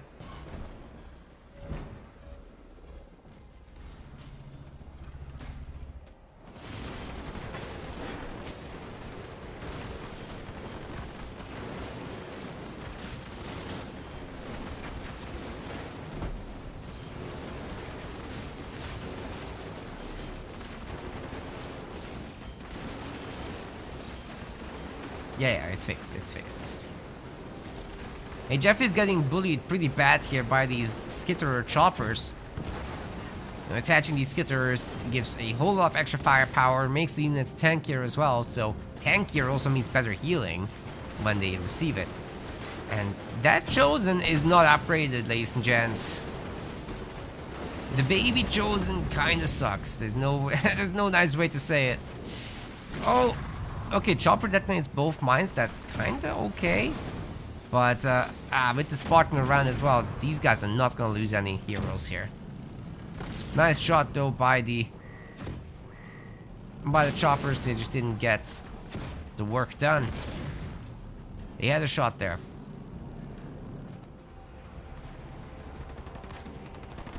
Ah, did you see the sniper dodging that shot? That was on purpose. If you shake your boys, then they'll be avoiding shots.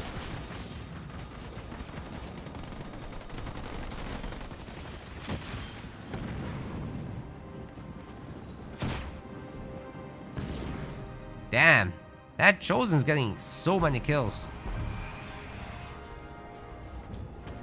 Hero's heading to tier 2. Dark's expanding. SA Jolteon probably working towards tier 2 as well. Dark's very far away from that, so he's just gonna have to perhaps get some power notes or something, but that's also not gonna be the easiest thing. I mean, Team Blue has quite a stranglehold on this.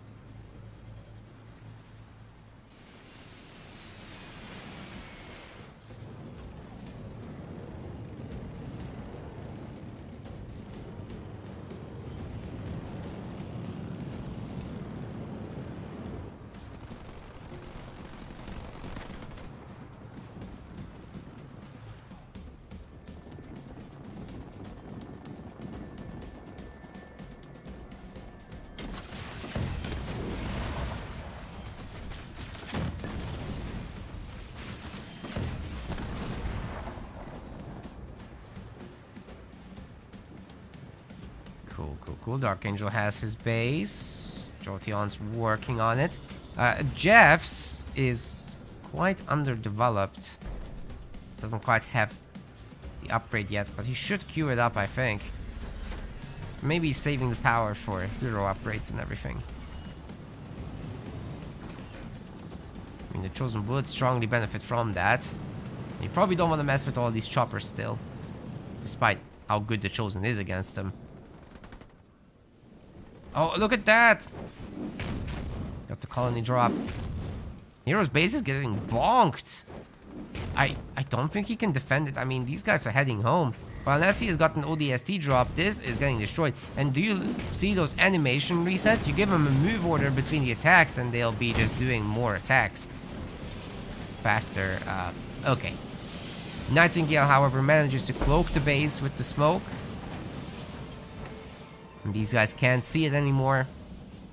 There's no object permanence, alright?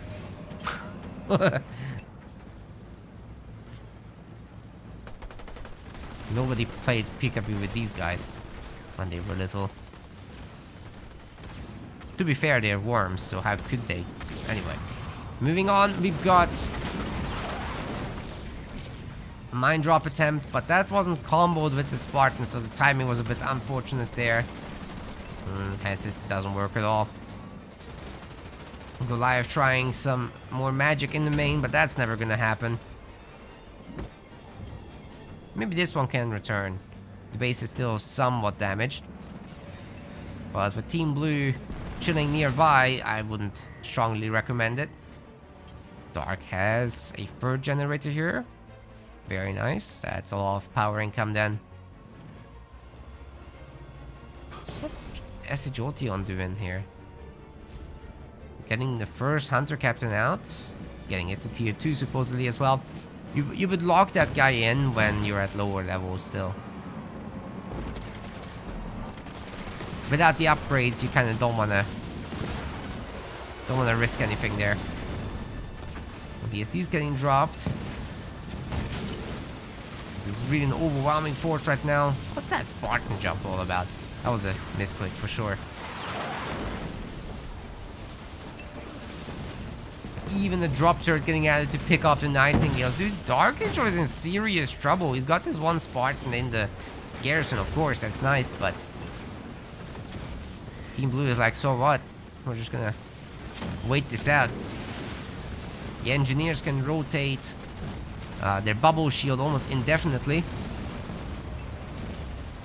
And of course, the base is toast.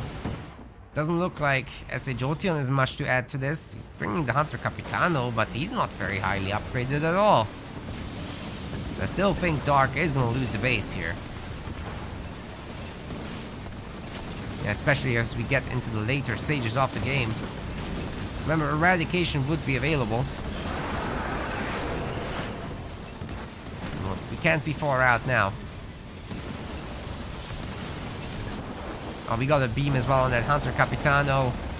Ah, that's dead. Hunter's brand didn't do much. There's a Kodiak on the high ground, but I mean, when there's so much healing, it just... You would need many more.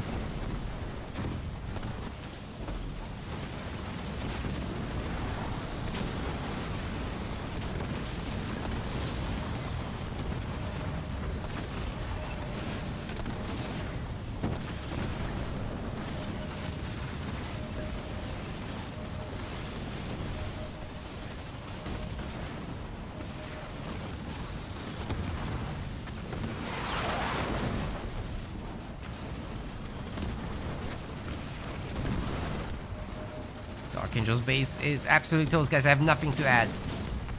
They're just getting absolutely overwhelmed on every front. And I think we're about to see the final push with potentially eradication, maybe a big cutter drop, maybe a damaged donut. It's not like the Kodiaks will help against that. But for now, they're turning around. I think they're going to be methodical about this and just make sure they win by taking out SA Jolteon's extra base. As oh my god, Dark Angel is so rich. What just happened? He's got 1 million resource. Is he gonna boost SA Jolteon to Scarab? No. He's not even tier 3. What happened here? The Dark could go tier 3 and get a Condor. Or just donate it to Jolteon, honestly.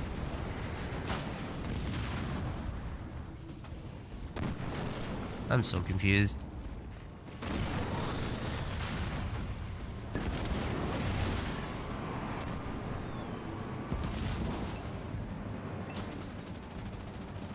Oh, there's definitely no holding this army back. This is 2 80 population armies. That's 160 together. And they can upgrade, of course, if they want. Which is not happening, but it's sufficient what is here. Nice to see the Reaver army getting ready for the anti-air work. Oh wait, that's a pretty good Hunter's brand, but it wasn't that good. Actually, as the army just stopped beforehand. Hunter Captain, once again, is down. I think these guys are going to equalize the score. We're going to go to game 5, I think.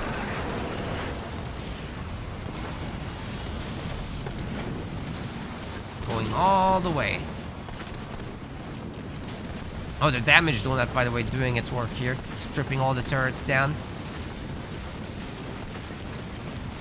Maybe even giving those Reavers the business, but nah, they're fine for now. I mean, they can't hold this. Massive, massive blue army.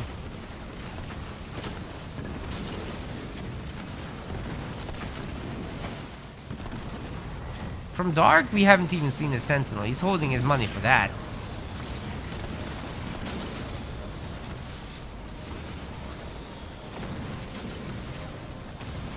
I think he'll lose the base first.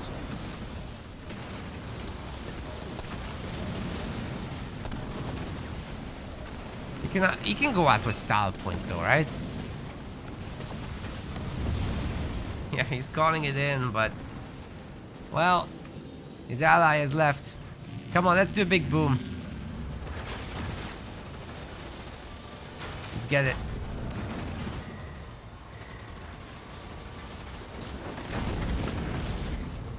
Dodgers never got set up for this one.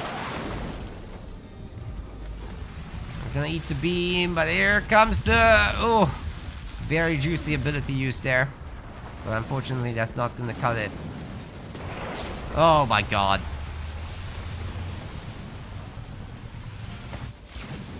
Boom.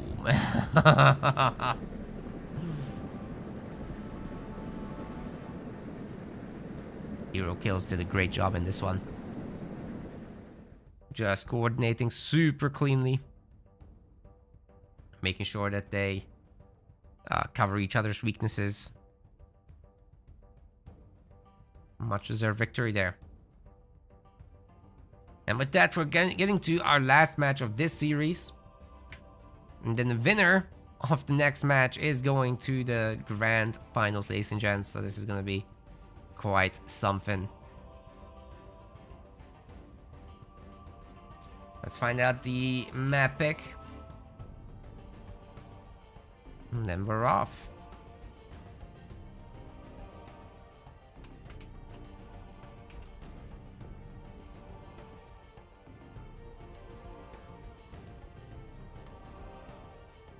Yeah, we're already going for 5+ hours.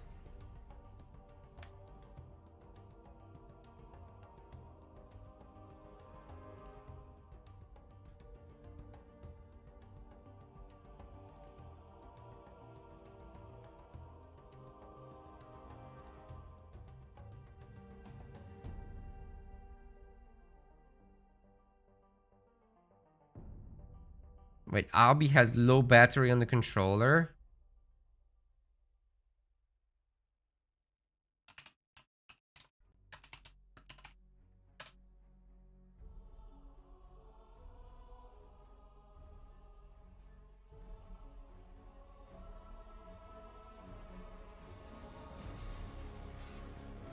Oh my god. Well, Abby Rapier's gonna have to risk it then.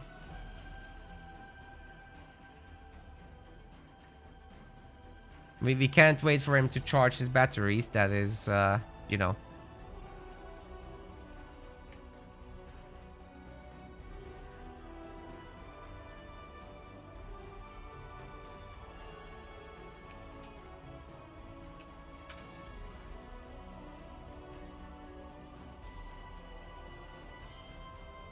I'm going to Frontier next. Booking that in.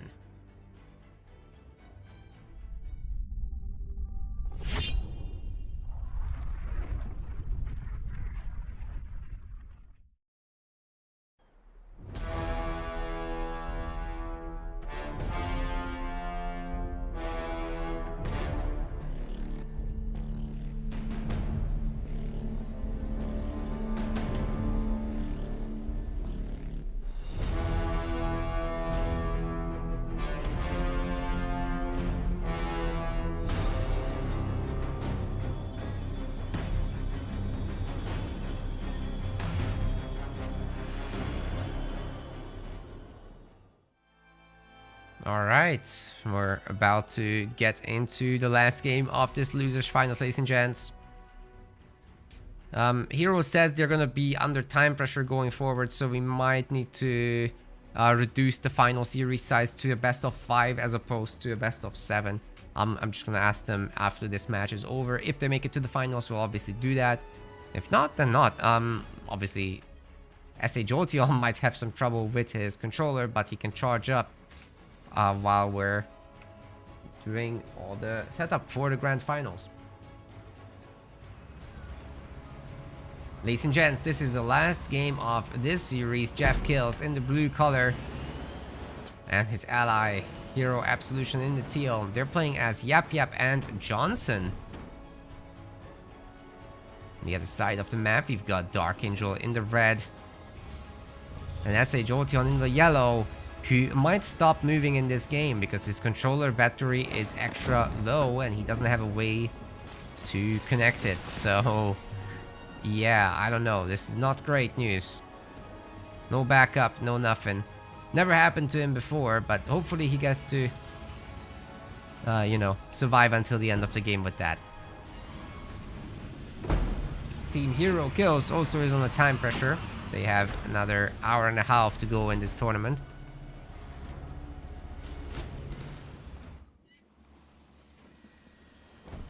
It's not any rule thing, it's just how much time they have today. And I hope they can push that a little further, but we'll probably downgrade the grand finals series size. I'm gonna talk to them after this. Either way, there will be a very short break after this match. Great micro on the grunts. SA Jolteon making sure to drain those batteries with a lot of clicking. Yeah, it's great micro. You just wiggle your grunt a little bit and you dodge all the projectiles heading their way. They're not guided that much. So if you change direction, you can dodge pretty much anything in this game. There's some guided projectiles though, like the Reaver missiles, blister back missiles, that kind of stuff.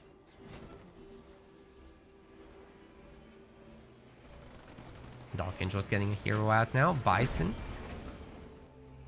Good old Serena. What was it here? Decimus, right? Yeah. And for these guys, it was Yap and Johnny. Just need to refresh my smooth brain here. Warlord's coming also. Looks like Team Blue is getting the bulk of the power here on the edges of the map.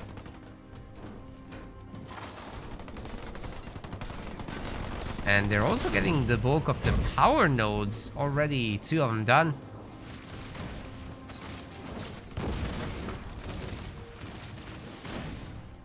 The Yap Cannon Fodder obviously can't really fight against brutes or anything like that. But they'll have the sheer numbers.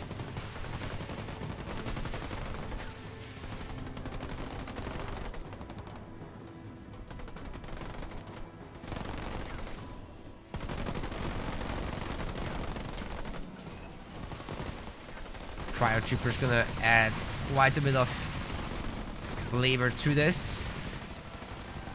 Freezing everyone over. There's just too many Marines shooting at them right now. That's just one squad. More coming though. Dark is pumping them out. And we've got a Warlord who's gonna cause a lot of trouble. Finally, the ice cream truck has arrived as well.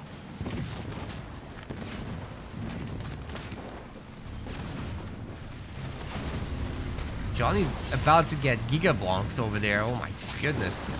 Vortex and 2 heroes attacking plus Hammer Brute. Yeah, that's gonna do it. Everybody's gonna freeze over too. They can move, and then, you know, if you do enough damage to them, they shatter, getting some extra damage. But they're immune while they're frozen for a while. If you can't reach the shatter threshold, then they're gonna be fine. The ice also protects a little bit.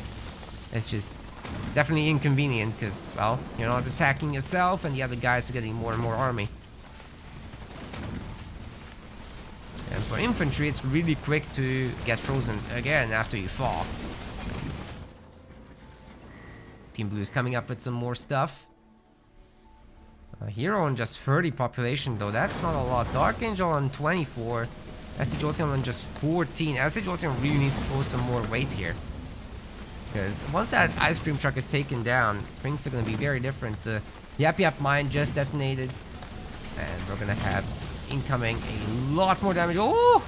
Did you see from that Fort Wagon projectile how much damage that did? Woo! Okay. Warlord as well. Really going to town there. The detonations from the methane wagon will be huge. That should take down the ice cream truck. Even without the detonation though. Nice. Now everybody should fall. Team Blue has a pretty decent army here.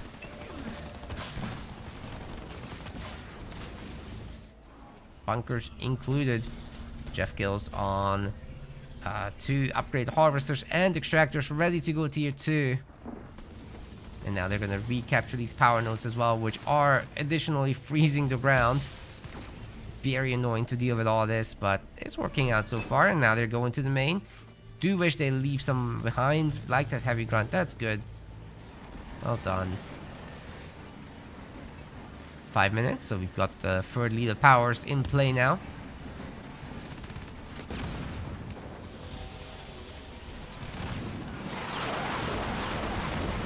Which seems to mean shade turrets. He'll be adding in a lot of damage here. Warlord trying to get away, but I'm not sure he's gonna. Gonna beam on the crew here. Everybody's stunned.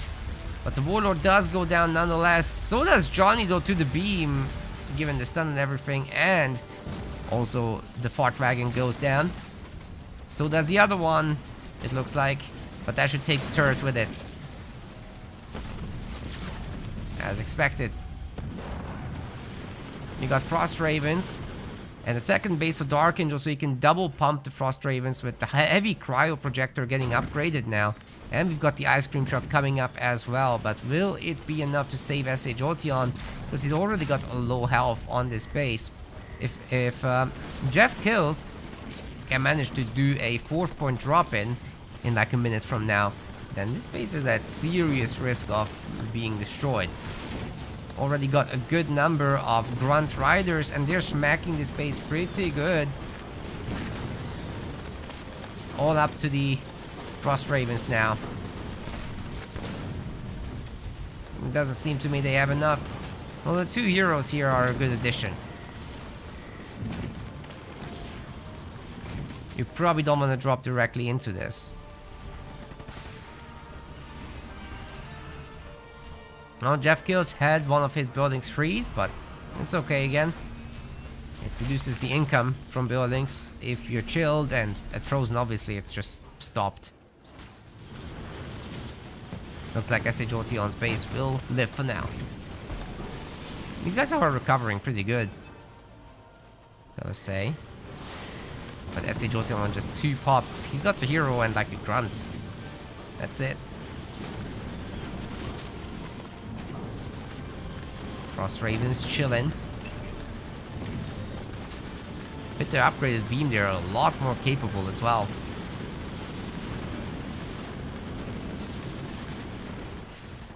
You can bet there's more of them coming.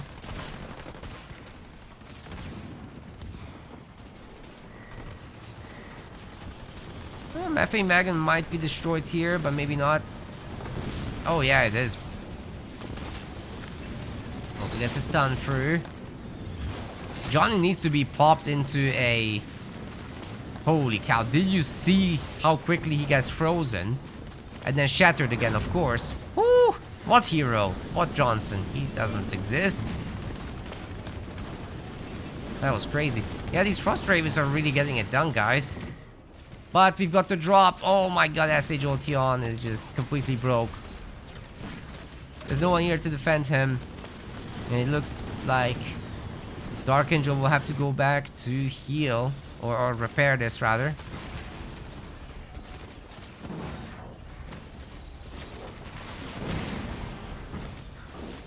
Warlord has got it. Every hit he delivers stuns. It's kind of crazy.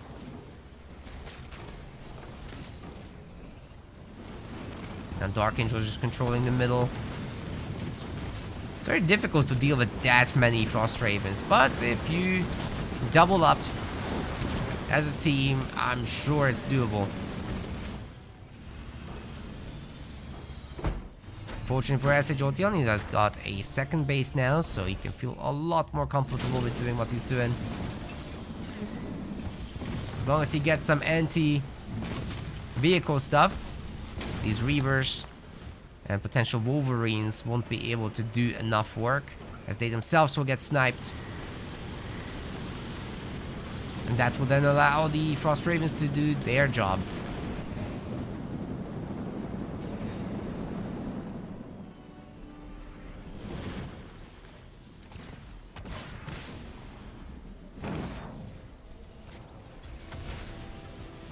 But the 2 blue players are now grouping up to deal with the Frost Ravens, who are pretty isolated, but it should be easy enough to escape from this. Oh my god, no! It won't be possible to escape if they're stunned. Oh, the anti-air units can just absolutely open up on this now. And they sure are. Oh, Dark Angel is unfortunately throwing away his army. That was not how we wanted to see this go out, I'm sure. None of you did. I want to see like the combined fight, what happens there, but well, the Frost Raven dreams are over, that's for sure. You don't restart air production into that much anti-air. It's gonna need to be a transition. What can Dark do? Okay, he's still making Frost Ravens. I think he should spend his money on one more generator and try to get tier 3 with tanks or something. That might be a good way forward, or he's maybe saving for the drop, which he's about to get. After all, we still got this annoying guy here. And then he can just drop in his big drop, which also includes a shatter.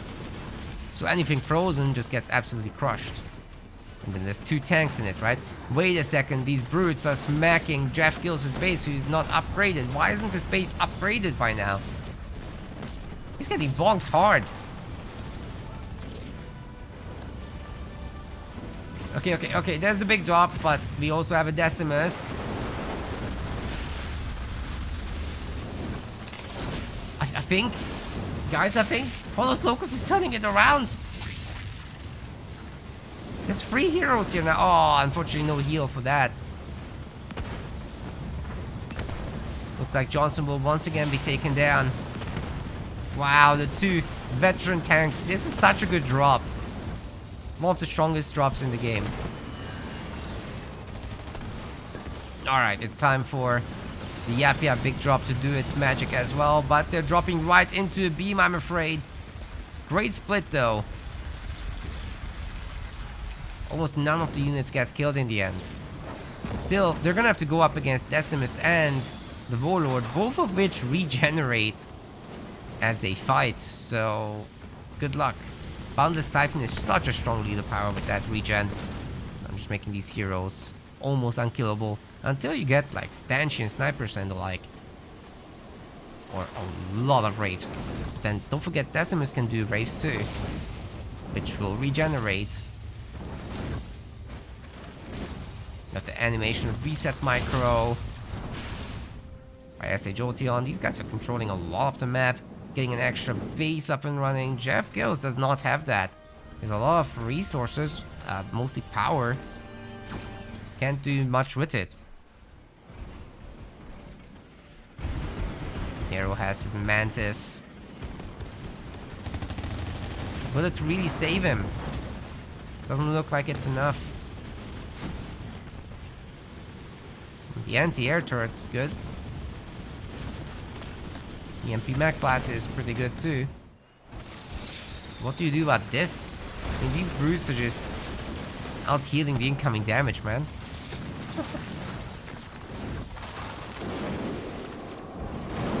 Oh, look at them go! That is nasty. Decimus's beam doesn't quite hit that many targets as he might have hoped. But yeah, the brutes are just fighting the anti-infantry units, and you know, they're themselves a bit of an anti-infantry unit. Not great at it, but definitely not bad at it. They're highly upgraded right now, and the Decimus version is the best, so well, that's pretty much true of everything Decimus. He's the best at most things. Except healing his base. He doesn't have a lethal power for that.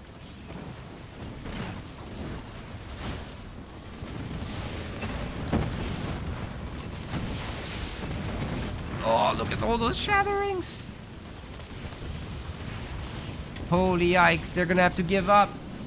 Polos Locos is in the grand finals with the replacement Dark Angel team member. That is unheard of. Zoited Soul may have left, but Dark Angel is saving the team.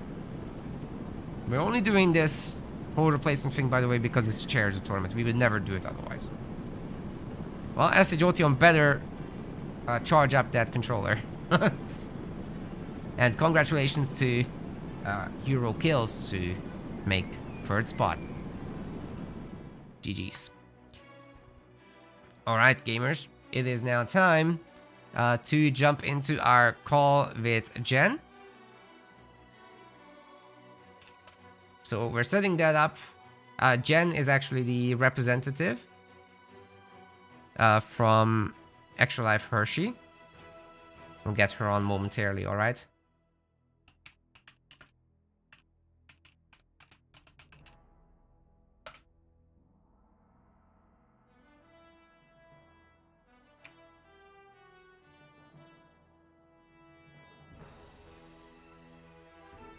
Let me see if we can start this up.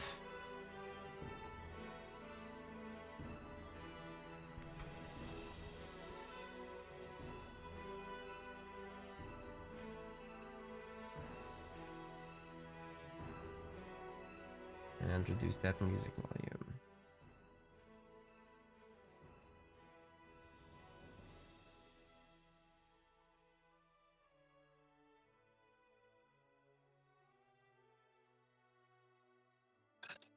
Hello, hello. Hello. Can you hear Hi. me? Yes. So let me just get you on screen here. I think we do full screen and Nathan, come over here. dual view. There My we little go. break on it. Hi, Jen. How's it going? I am great. Thank you for having me on. And also, this is Nathan, by the way. He wants to say hi to everyone. So first and foremost, thank you. And thank you, Tony from Retro Mobile Arcade for facilitating this incredible tournament. I've been able to catch a bunch of these matches throughout the day. So thank you to all of the people watching, the people playing, and the people donating. So Nathan. So just really quickly, our goal for this event was $500. You guys have raised over $1,100, which is absolutely incredible. Nathan, please clap for them. Thank you. Thanks Right very on much. cue. So if it's okay with you, if I can tell everyone what this money is going to be going towards. Oh, yes, please. Yes, please. I don't think I'm very good at explaining it, so I was really looking forward to your You've done explanation, actually.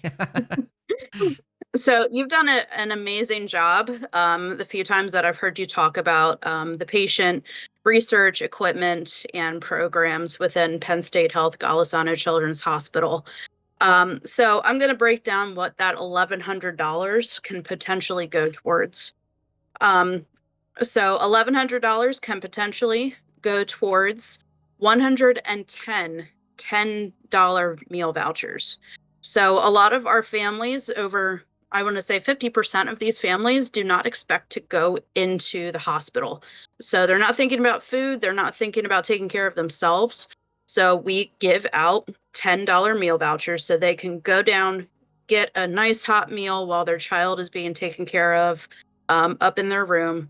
It's just one less thing for our parents to, not to worry about. It can also go towards, we have a program called the Patient Assistance Grant.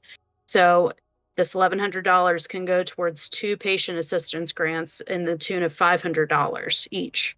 So that will cover medication, that can cover gas, that can cover more meals, just things that you're not thinking about. But when someone says, oh, hey, you have to pay for a medication that you're not expecting, well, this money can go towards that. We also, 40% of all of our funding, so all of Extra Life's funding, will go towards research. So just recently, our hospital, because of Extra Life dollars, because of donors like you guys, we were able to fund research for new MRI software. So we took really? Wow. an MRI. Yeah, so we took an MRI going from 2.5 hours all the way down to 35 minutes, which is absolutely incredible. So you can get like a whole lot more people in a much shorter time frame. That's amazing. And we also, we don't have to sedate these children. So that is less trauma on the child. We can get more patients in and out. And it also goes towards our adult side too. So it's not just the pediatric side. And I found out a couple weeks ago, and this is brand new news, so y'all are hearing it here first on Halo tournament here. Extra Life and CMN Hershey, we helped fund 2 brand new epilepsy rooms in our pediatric hospital. So those rooms can help pediatric epilepsy patients, less traumatic. It's more geared towards those patients with all of the equipment that they have to have on their head and around them. So we were able to help fund that. And another area that this $1,100 could go towards is our NICU. So our tiniest little patients. And the video, Nakamura, that you're going to play for everyone again is a testament to our NICU. So we have seen patients in our NICU that's local here to Harrisburg, Hershey, Pennsylvania. We have seen patients come in from 4 to 8 hours to our hospital. And we've also had international patients come in for our specialists. So you are not just helping to fund for our local patients, but you're helping to fund for a patient that might come from the UK or Australia or Germany or Mexico, just to name a few that I know of because I got to meet them. So this, I cannot tell you how important every single dollar is to our hospital. I always say we never know if we're $1 away from a major breakthrough in research, a major program that we need funding for, or a major piece of equipment from a $550,000 portable CT scanner all the way down to a little camera. All of these dollars mean the world. And speaking of those cameras and the NICU, so our tiniest patients, we see children that are born at 24 weeks. So that is a little 13-ounce baby. I'm going to grab a soda can here. So, soda can. That's how small that child was. And you're going to hear his story again if you didn't hear it before. Those of you who wear rings, if you take your ring off, you pull your ring off, that ring could go all the way up to his shoulder blade. That's how tiny he was. And he spent 225 days in our level 4 NICU. I And believe it's the because world of, record is like 22 weeks, so it's pretty it is, close to that, which is terrifying, yeah, right? it is terrifying. We have 56 beds in our NICU. And I was just in our NICU a couple weeks ago for a tour, and almost every single bed was filled. So while, yes, it's filled, at least I know that we are providing the best care possible because of events like this, because of donations that you all have done. And we can't do what we're doing without amazing gamers like all of you. I have to say, in my year and a half in this role, the gaming community is so giving and so thoughtful. And I thank each and every one of you for being a part of this. This is our first time doing an international tournament. So I think this is pretty cool. My son, who just ran away, said to say hi to all of those who are from Australia. I don't know if anyone's still on because it's late over there, probably. Ashreko is still here. But He's fine. He's a night owl. perfect. But seriously, thank you. After this tournament is done, oh, there he is. Say hi. So after this tournament is done, I would love to say thank you to each and every one of you in an email in some way. So Nakamura, if you can help me get that email to all of these participants and viewers, that would be fantastic. 100%. But again, from the bottom of my heart, thank you so much on behalf of Children's Miracle Network Hershey, Penn State Health Golisano Children's Hospital, and all of our patients that are currently being treated. I say thank you as well. And he says thank you as well. Of course. Well, thank you actually for the opportunity. We have also never done this before, right? So it's a first for us as well. And you know, if we can do something like this in the future, I'd be very happy to. And yeah, I just encourage you to look more internationally as well, because there's actually a lot of creators in all the spaces that run community-based events like this one. I know a bunch of people from the StarCraft community, for example, doing basically the same thing like us, but in their own game, Age of Empires, whatever. The strategy gamers typically do a lot of these self-made events. So I would highly recommend looking at those. I also have some American creator friends that do Total War, for example. Yeah, there's plenty of opportunity here. So I think you can do a whole lot of reach out. Well, I would love to work with anyone who wants to work with us internationally, here in the States. I'm always open to it. And what I'll do in Twitch, I'll drop my email if anyone would want to reach out to me. Yeah, please go for it. And well, maybe careful with the Twitch chat because it usually true. has bots and you might get listed Oh. on. Yeah, I wouldn't recommend that one. But if Okay. you have a website to reach Yes. out through the contact form, that would be safer. Yes, I will do that. Yeah, because otherwise I think the bots will pick you up and you'll get spam mail. So Ooh, fun. Well, I look forward to this grand final. I have been on the edge of my seat for this last series, had me on the edge of my seat, just waiting to see who won. So keep it up, gamers. You all are doing amazing, and I can't wait to watch this final. Oh, you know what? Have you heard about the prophecy? That's like a whole thing. The prophecy always No. foretells that there will be a maxed out series, a game 5 in the best of 5, a game 7 in the best of 7. We get those. We're well I known can't for wait. this. I don't know how it happens. The prophecy. Yeah. Anyway, we'll see with the grand finals. We'll try again. Sounds good. And I believe you have a video that you want to share once I hop off of here, correct?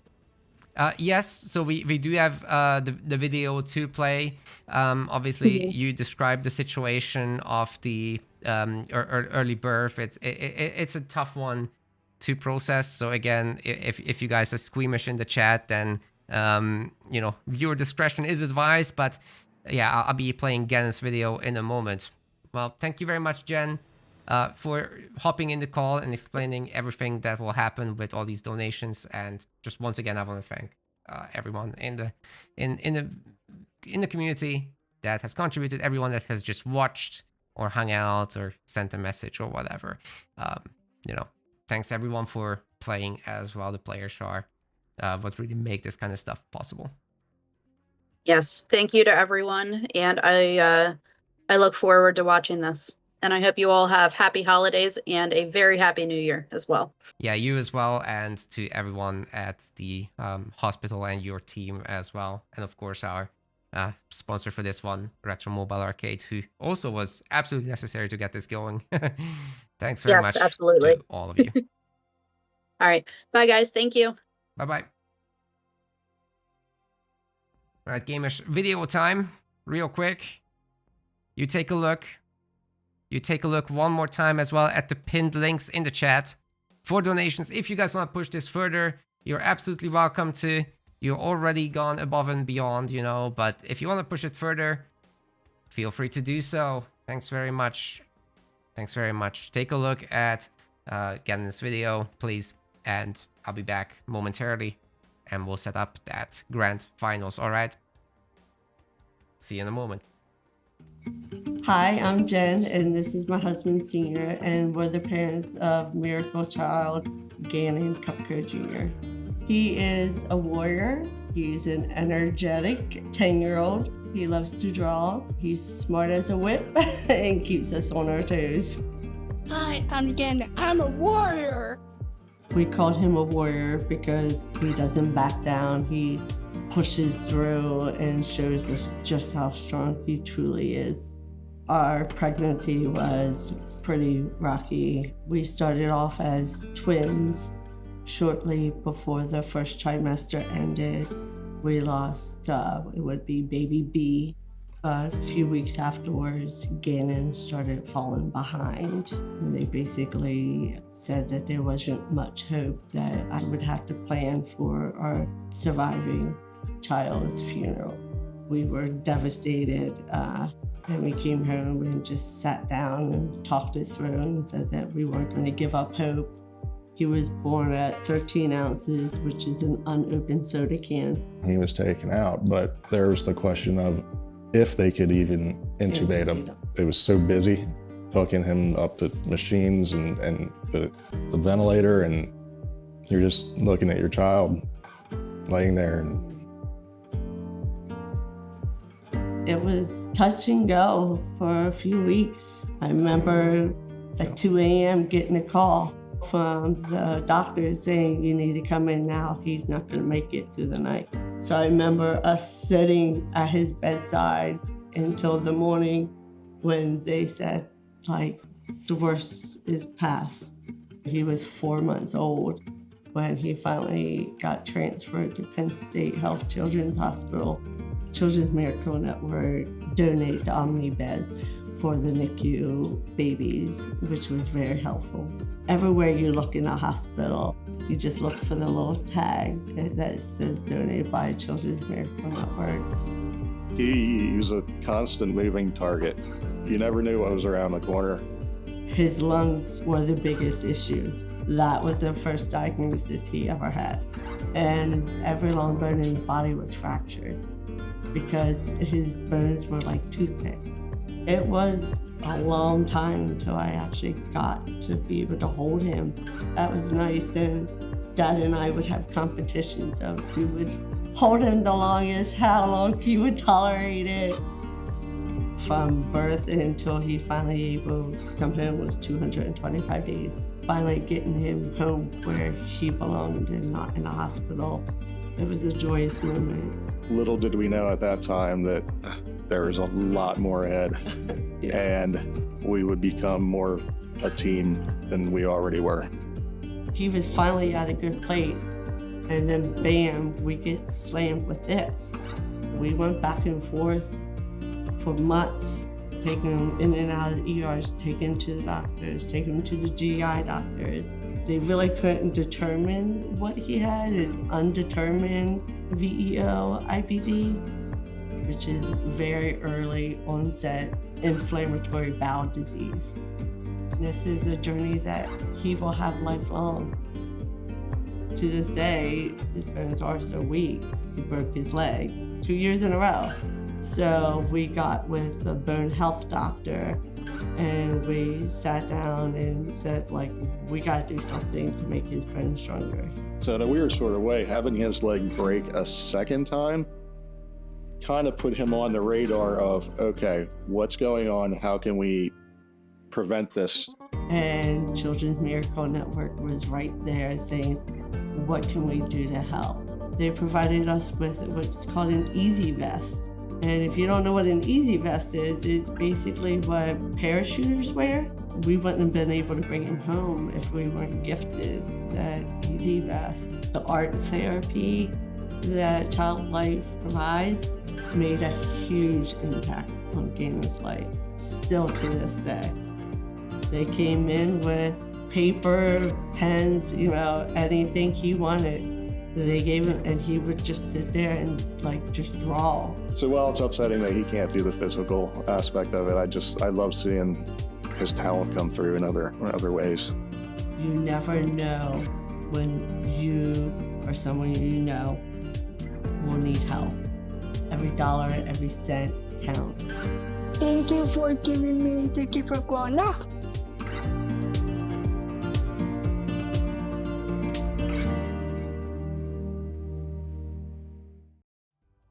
Well, there you have it, ladies and gents. Thanks very much for all the patience today, all the support as well. Not just for the actual donations, but you guys even supported us at the same time, which is wild. I didn't expect it. I thought we'd just funnel everything into the donations, but you guys even came through for us, which is wild. Thanks very much indeed. We might need a few more minutes here to arrange the grand finals because RB Rapier obviously has some problems with the that's SA Jolteon, by the way, that he might have trouble with his batteries still. We're setting up all that. He's currently charging him, but I think we might do a whole thing of getting him a corded controller or something. He does play on Xbox, so let's see what we can figure out there.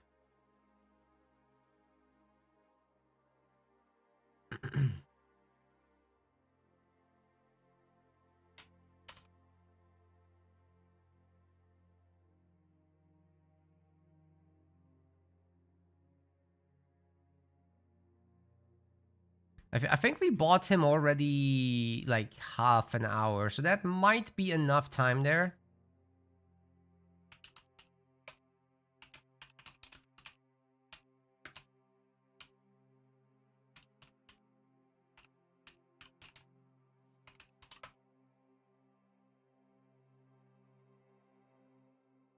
Yeah, we definitely bought him a lot of time.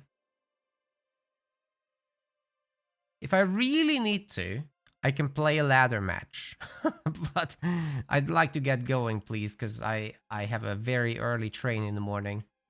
Yeah, it would be great if we can just play now or get the games.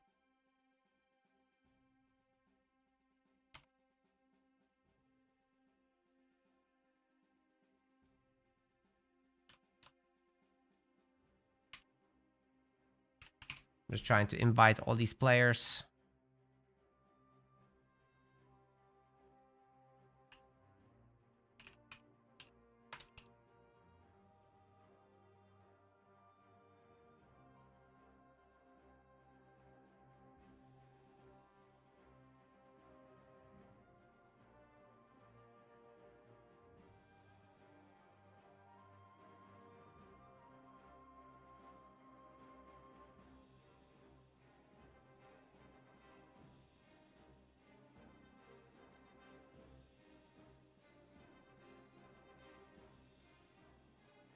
Trying to get these guys in our lobby.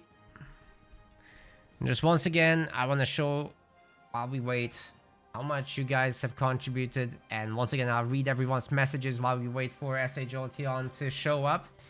So the total donation to Penn State Health Children's Hospital is going to be $1,150 USD so far. The donations actually remain open until the end of this year. So end of 2025, until the last second of the day, I believe in Eastern time, this will remain open and available. And in order of donations, that was Kane Weber at $55, the OG Gamers at $55 as well, Willful K9 at $10, Stone Cold Killer at $250, our biggest donator for this yet, as well as Nyoki with a $15 donation, Ao Deku with a $5. Then we've got Unsupervised Goose with 30, Isaiah Caratini at 55, the OG Gamers Take 2 with 30. I'm thinking that's the same person as the earlier one. Raymond M. Alexander with a tenner, us with 125, well, 100 from us, and 25 from Illicits. From previous winnings on the amateur league. And then we've got Plethora with 55, Boarding Brick with 125, Mad Hat with a tenner, Raw Money with 100, Retro Mobile Arcade, the sponsor of this event as well, by the way, with 200, and Technician with 20. Guys, incredible work. Seriously, I didn't expect the Halo Wars 2 community would do that much. I thought we'd hit the 500 with the donation matching, but you guys have basically doubled it and gave it to the next person. Wait, no, that's a different thing. But all right, we need to get this Abi Rapier guy in our lobby now.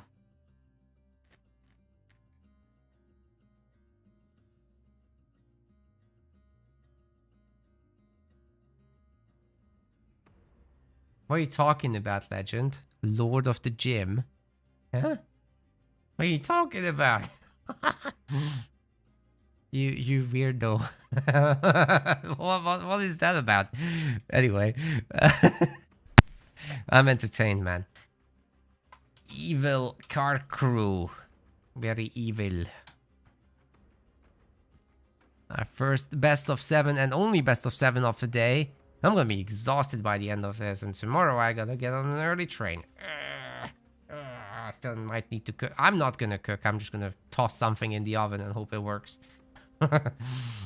No worries, I got stuff for it. No cooking today.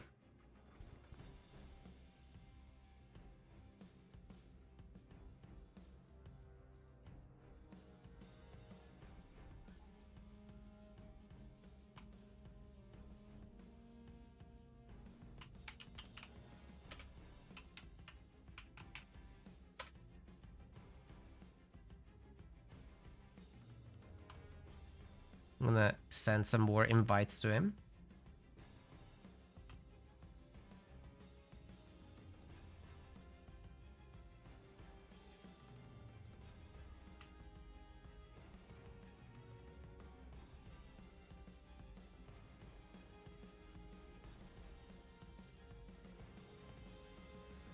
That's been 40 minutes of charging. It's got to be enough. Come on.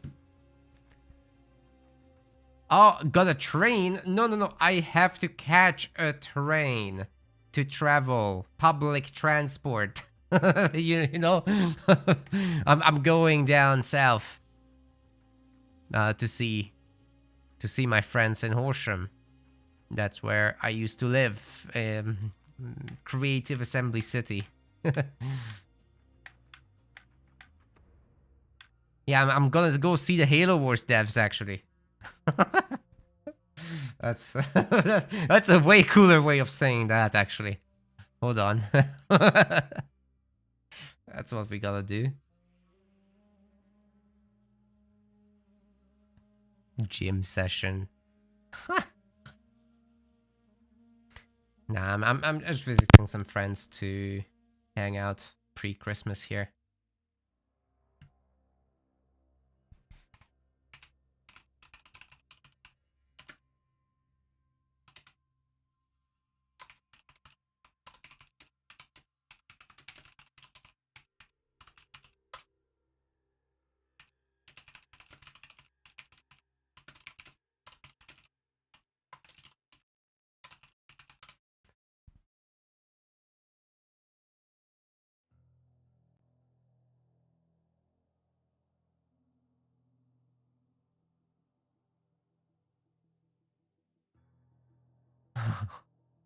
Okay. He wants to make sure his controller is gonna be fine. You know what, guys? In the spirit of Christmas, we're gonna order Albie Rapier a USB controller. it has to be done. Just yeah, I'll do it. I'll do it. I just have to do it privately with him. Oh great. In the spirit of Christmas, I'm getting news of my rent increasing. Like fuck for that. Okay, oh my god, it's a big one too. What the hell? Starting the email with, I hope you are well and ready for Christmas. Well, about that, here's the rent increase.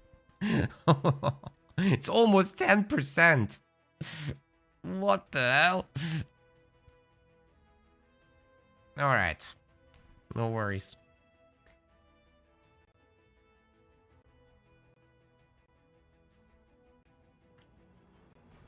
Okay, where is Albie Rapier? Come on. We gotta go. He says sing a Christmas song. Jesus, dude.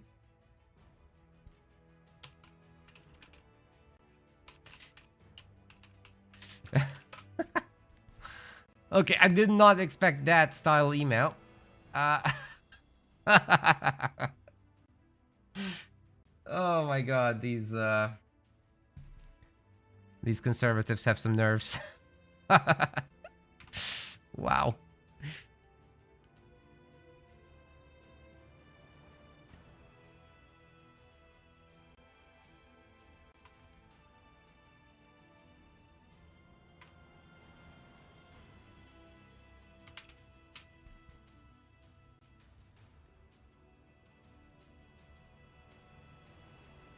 Inflation is 4%. Let's increase rent by 10.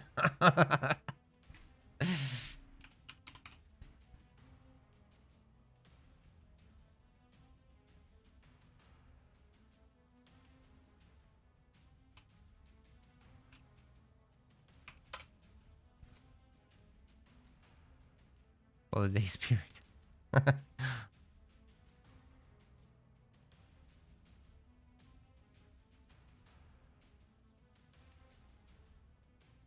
Oh wow.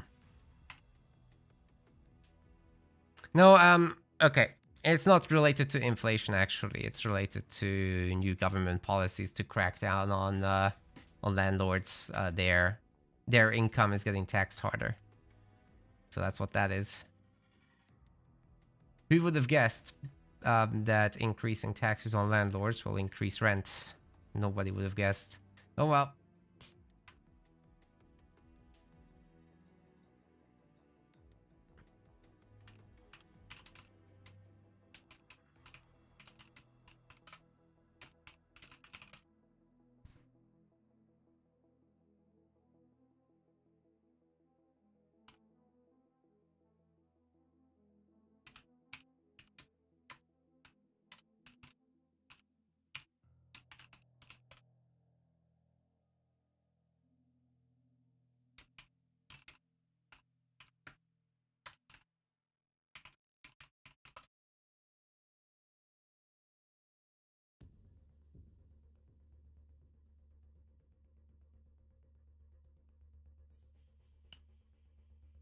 Man, I'm having some difficulties getting this guy into the lobby.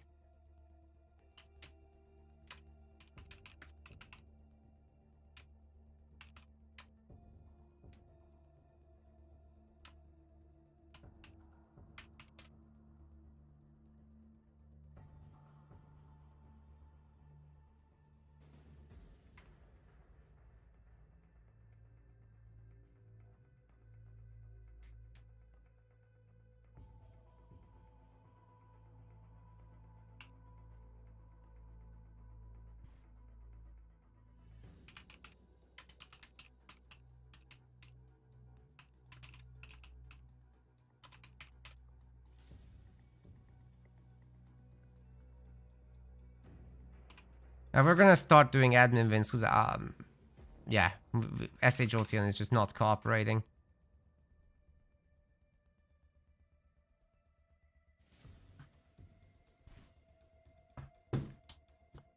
This is not how I wanted this to go, but no choice. We've been sitting here for 15 minutes now. Talking about my rent increase email instead of everything else. Oh, it's been 15 minutes just me chit-chatting with you guys. I'm so sorry. Wow. By the way, for the new year, like I said, we're gonna do 1v1 Pro League, 2v2 Pro League. Then we'll do 1v1 Rising Star, 2v2 Rising Star, and we'll do 1v1 Amateur League and 2v2 Amateur League as well. So there's gonna be quite a few tournaments in the new year, although there will be a little bit of a downtime as well.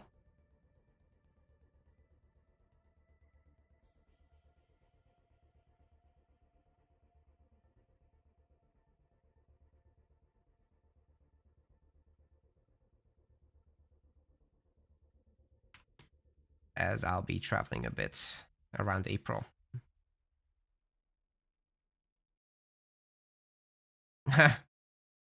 Hey, Retro Mobile Arcade, you can get in touch with him in Discord. He's Albie Rapier. If you want.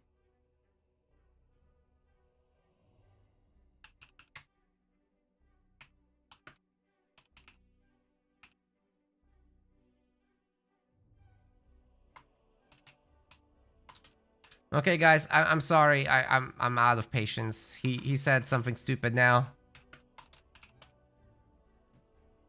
He said he's going to the store. I'm giving a point to Evil Car Crew. I'm sorry.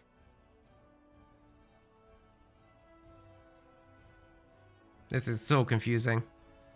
Why? He's got his half-charged battery. It will last for a best of 7.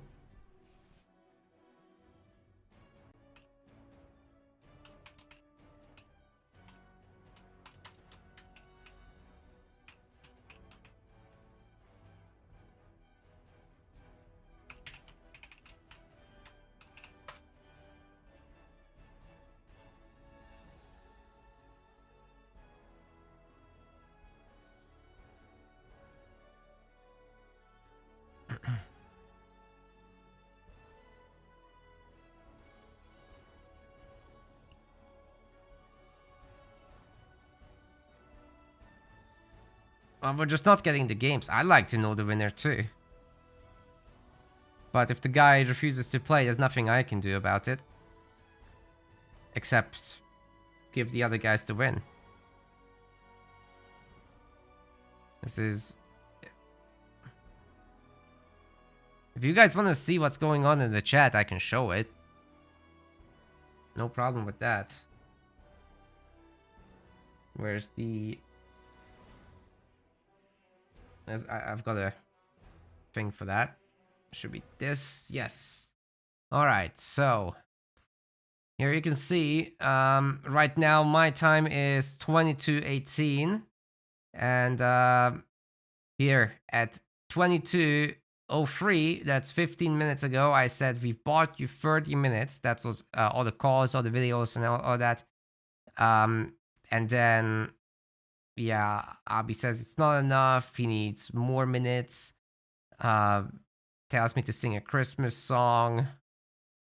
Asking about the series size. He's waiting for the batteries to go green, but it's been 5 minutes, not 1 minute.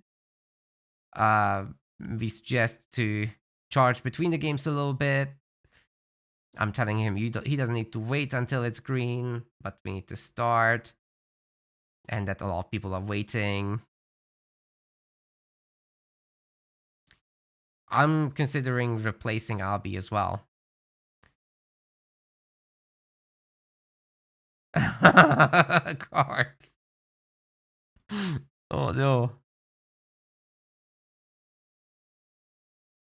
Dark is asking for a snack and drink while Abby is shopping.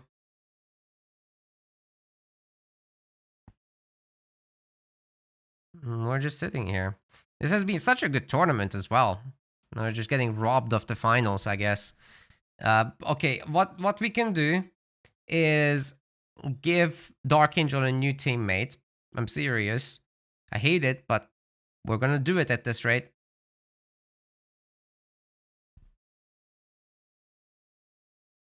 I'm considering it.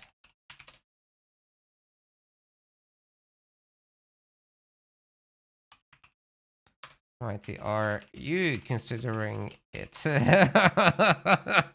Let's see if Mighty wants it. At this point, I'll say yes. Okay, Abby is done now. He's ready. All right. Oh, he's in. God's sake. Okay, the 1 point on the scoreboard stays. This is ridiculous. He did not need to wait until the battery is green. That's not how batteries work. Okay. Real quick. Let's get the,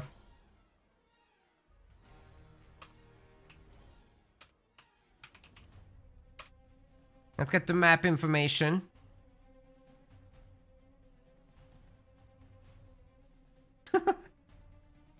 It's gonna be Bedrock. Let's do it.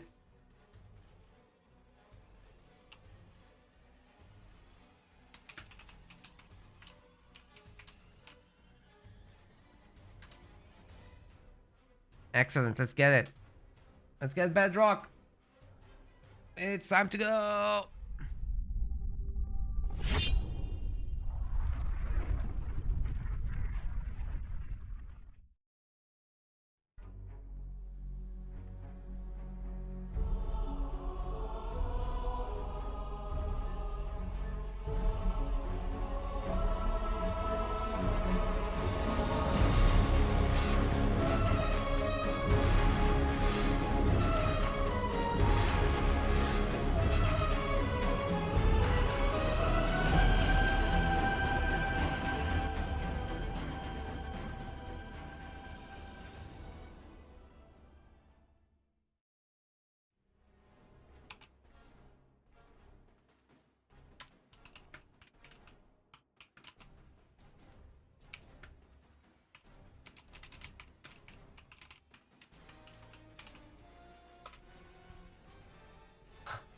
What is happening?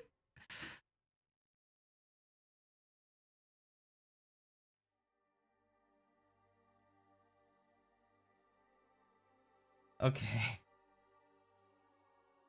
We gotta go. There's no bans.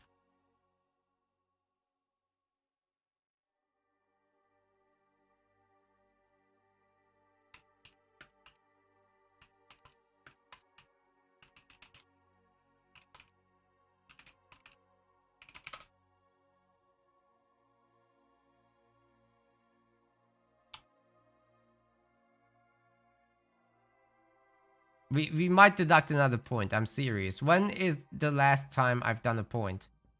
Okay. If he makes me wait 3 minutes, it will be 10 minutes since the last time I gave a point. At that point, I'll do another.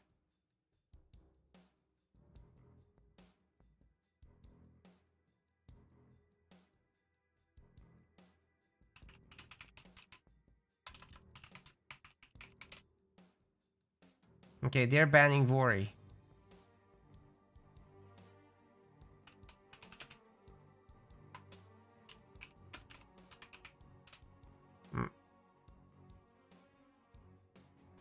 Okay, there's gonna be Vortis and Serena ban. And now we can please get going.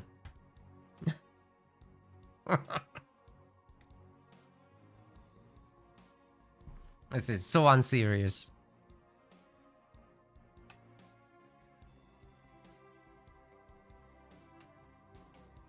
Everything went so great until now.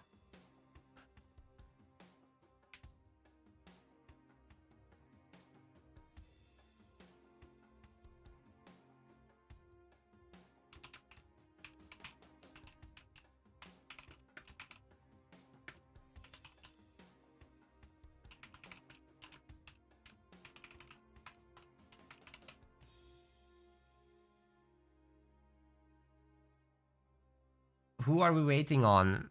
S.A. Jolteon again, or still? He has not started. We have the ban information. And they have 1 minute left now. Until they donate another point to the other team just because they're stalling. Okay, we're starting finally. Jesus. Whew.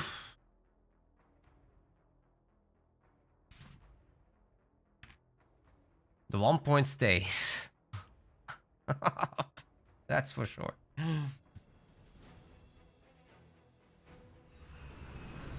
Ladies and gentlemen, welcome to the grand finals of our $200 Extra Life Hershey Charity Tournament here in Halo Wars 2.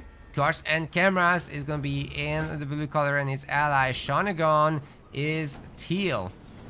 We've got Yap Yap and Cutter for them, the classic combo for Bedrock. And on the other side, they're playing against Dark Angel in the red, as well as S.A. Jolteon in the yellow.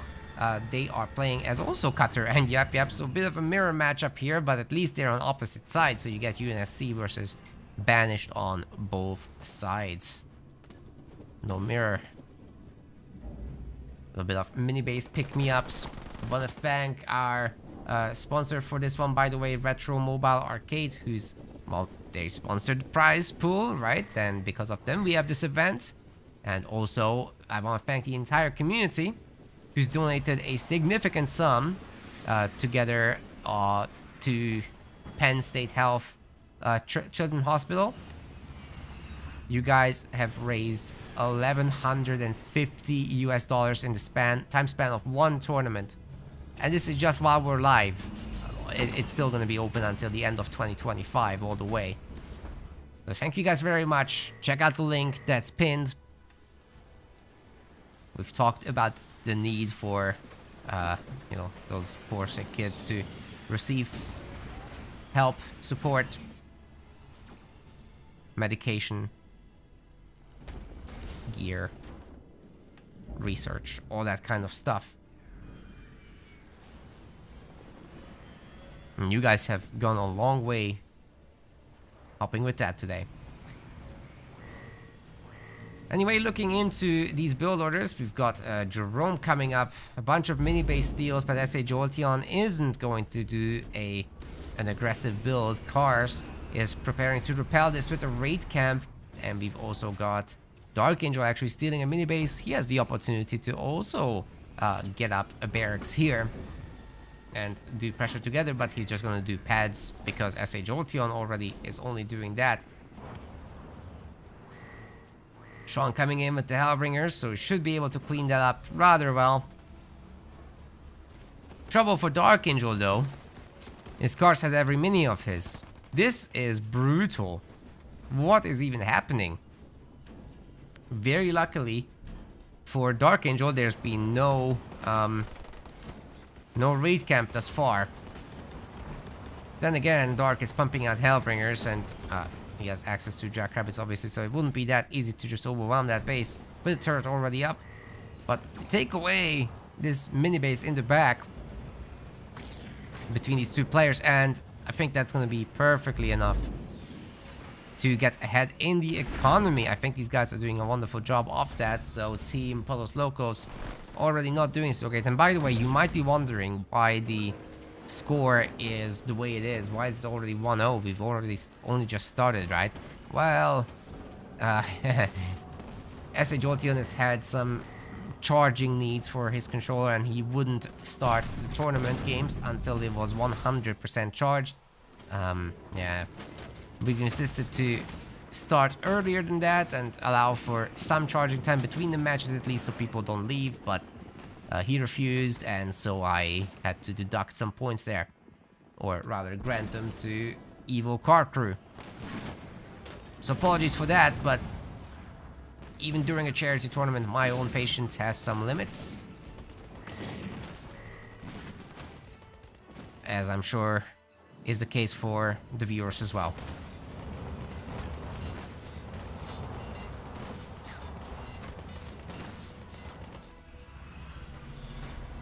Second generator is coming up for SA Jolteon.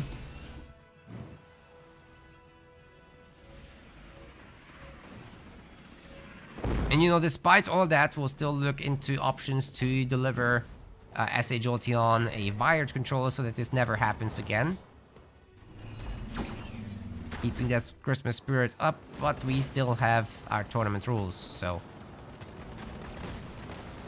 it is what it is. That's a lot of choppers, sir. Cars is really going to town. Choppers and cameras.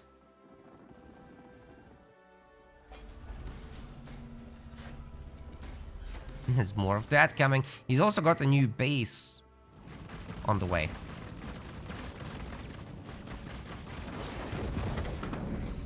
And I see just Jen from Extra Life Hershey has dropped in a link for you guys. If you want to get in contact, if you're a tournament host as well, or just do show matches or whatever, and want to do an event similar to this, then please get in touch with them.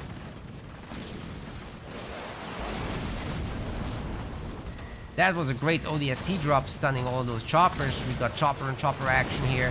More ODSTs dropping in now for blue team. There's also mines, so you gotta be really careful not to walk over them. Some of them are getting detonated and picked off, as the jackrabbits were of course spotting. I don't think there's a way out for the blue ones. They might just get eaten up here.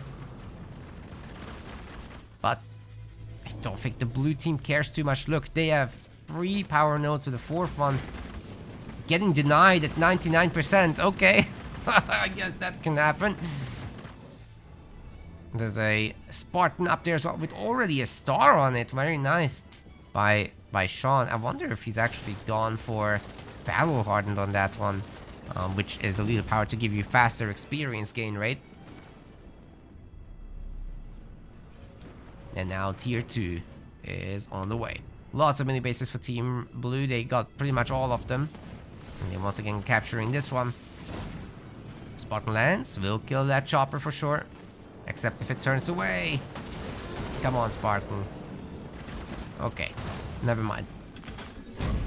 The choppers will do it for you. Okay, Rabbit gets picked off, and they get a peek over the edge here to see SA Jolteon trying to expand.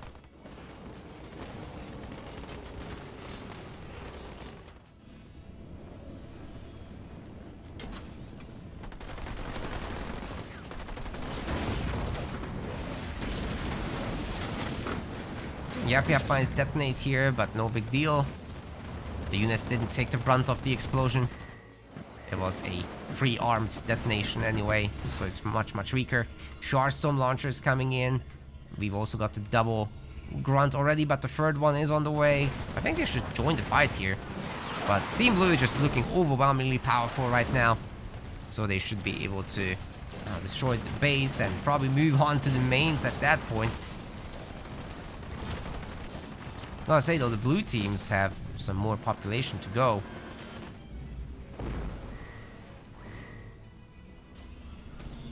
SA Jolteon's base is locked. He's getting the grunt gobos out, trying to get the shield up. So maybe he's not the right target to attack. But then again, Dark Angel has the UNSC turrets, which are so much stronger. So many resources here for SA Jolteon, actually. What is going on? What about Dark? He's kinda rich too, just can't really spend the money because, well, he doesn't have stuff.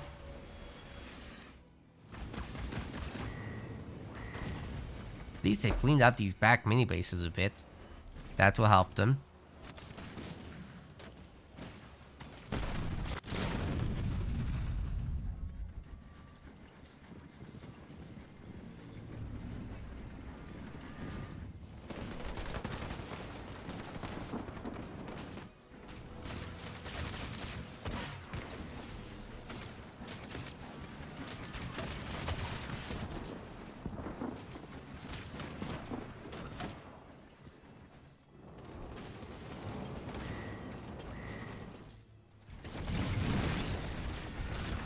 Grunt Goblin versus Grunt Goblin, the best matchup in the game. Not really, but it's funny. Just so many heroes waddling around. Okay, Karsh is ready to go for his tier 3. I think his base is well developed enough. He's got 3 generators already. Yeah, I think he can just go for it. Oh wait, he's doing some upgrades first. Not in a rush. Dark Angel's absolutely unloading on this base. Archer missiles, ODST mines.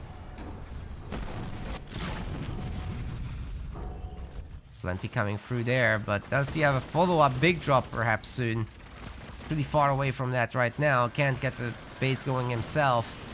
These ODSTs just absolutely destroy it. That was never gonna happen. And more ODSTs come around. With more ODST satchels. But they are now engineers, and I think they're gonna out-heal the damage that's coming in. Oh, wait a second, there's a beam. That could clean this up. But there's also a Grunt Dome, so never mind.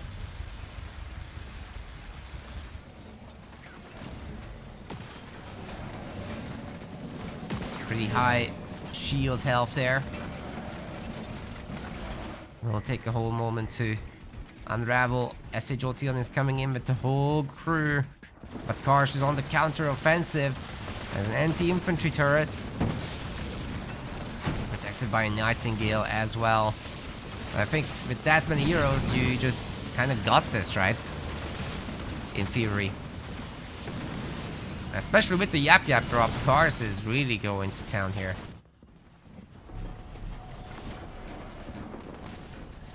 Regeneration on those boys. That means SHOTN has upgraded the cannon fodder quite a bit. Wait, he can't have done that. That was just an engineer. It was just an engineer healing it, I think. You would need tier 3. In tier 2, you get the damage upgrade for them. Spartan working its magic there. Capturing one of these. Ooh, full health now with the goblin heal. I like me gobos.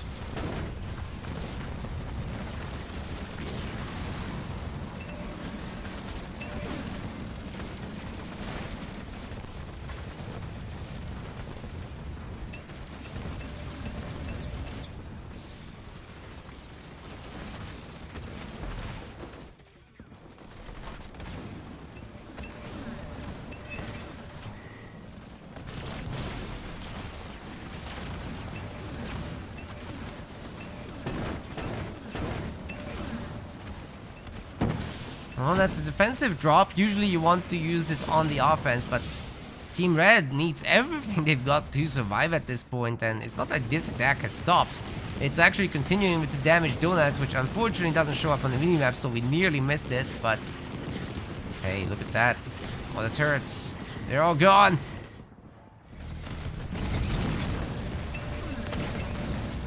Big drop here from our cutter. Sean is in as well. They're really looking to break this base, but I think they don't have enough stuff, to be honest. Oh, the SD's coming through. Maybe they do have enough. But if that Spartan dies, then it's time to leave. Yeah, it's time to leave.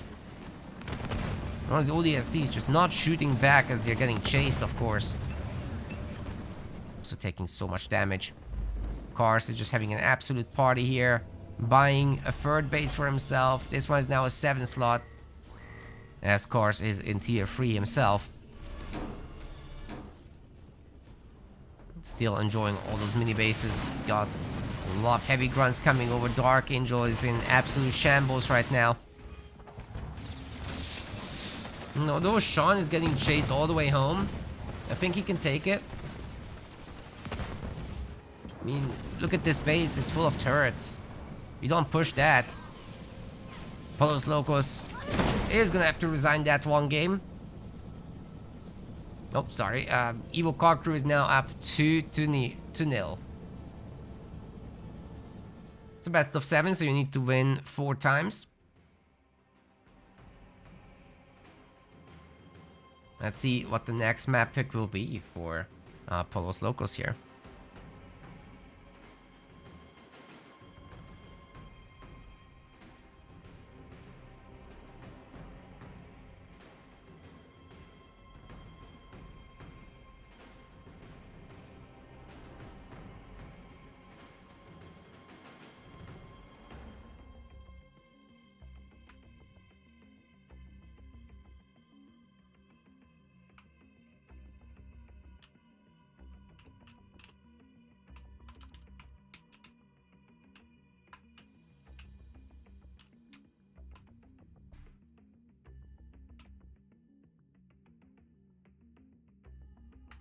Okay, I've asked for the next map information. Want this to be snappy now, because we've waited so long to get this round going. Don't want 5-minute breaks between every match. You guys have been more than patient today. Great to see still so many of you around. Although we lost some people permanently apparently to the long break. No wonder. That was very long.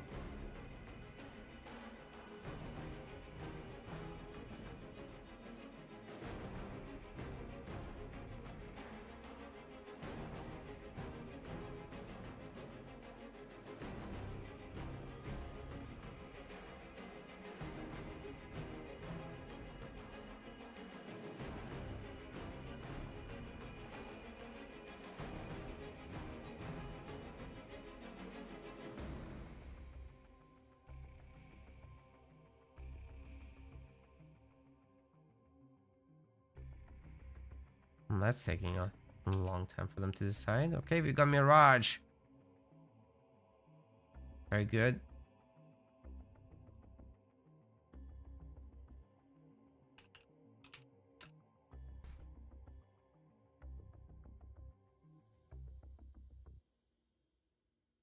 Let's hop into that as soon as possible. Do remember, Vortis and Serena are actually banned.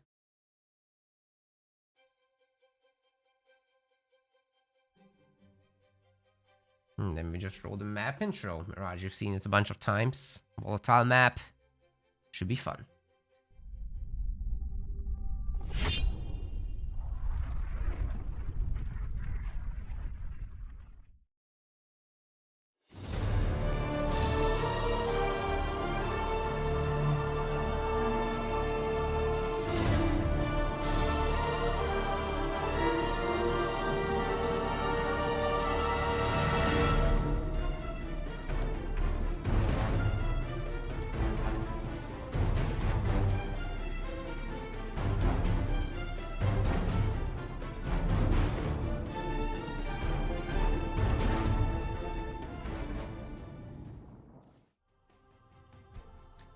Alright, nearly in. Let's go.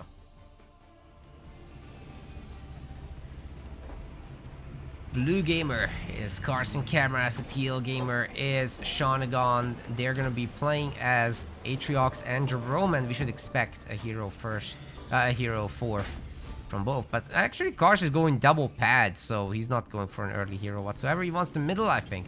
On the other side, we got SA Jolteon in the yellow, and in the red, this is Dark Angel. They're playing as Jerome and Johnson, the double J. Jerome is a very popular leader on this map because obviously he gets to boost his allies with the aura. That is super, super nice stuff. Carson Cameras is going to go for the early mini, as expected. Still getting the power extractor third, so very standard build, just with the middle mini. Focusing on the supply pickups, of course. Well, no, not entirely focused. The grunt here is actually getting the barrel for power. Seems good.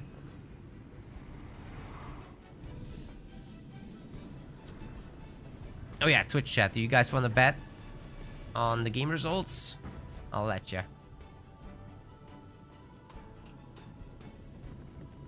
Just with a shorter time frame now. 5 minutes, because we've started.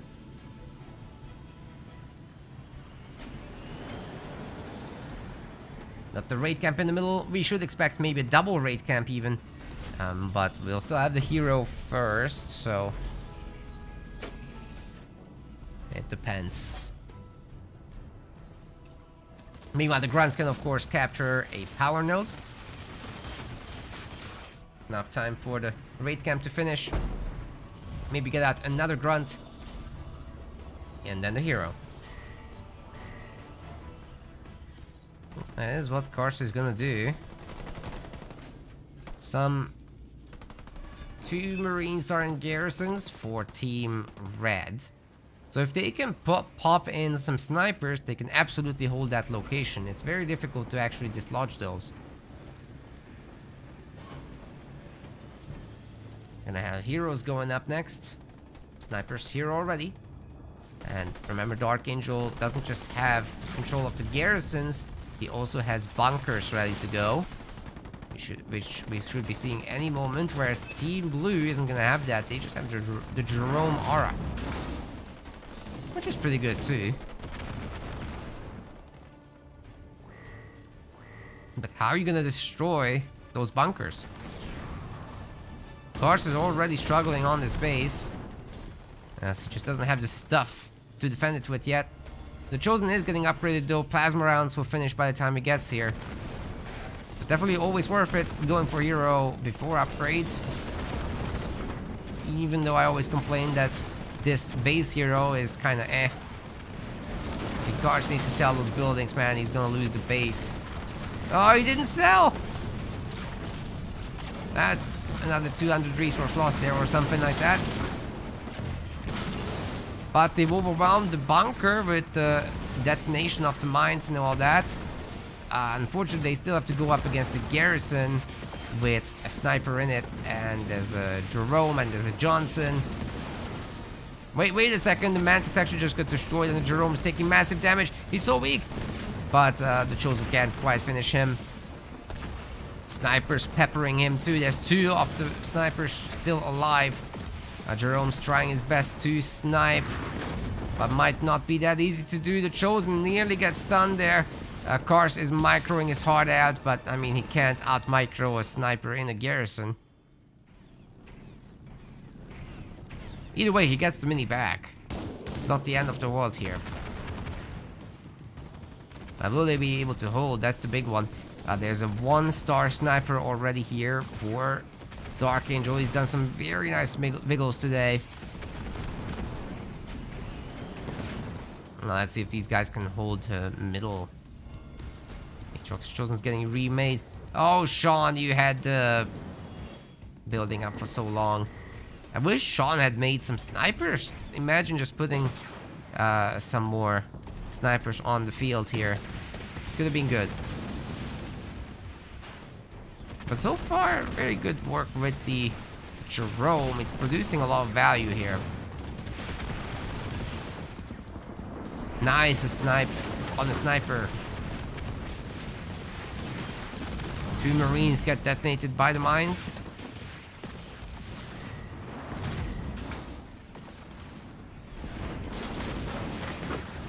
And guess what? The bunkers counter the regular garrisons normally. You just stick them full of snipers and they'll have a bit of a free ride to take out the garrison snipers.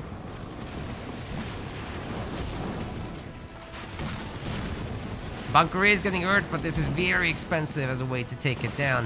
Where is the Chosen? It's got low shields. Oh boy. I mean, there's 3 snipers in here, so your own heroes are gonna struggle significantly. But they've destroyed the bunker now. If this Jerome can get the remaining snipers, that's huge. Ooh, the sniper's actually taking so much plasma damage there. Roots got picked off. Oh, Chosen coming forward to try and pick off the snipers, but it's not that easy.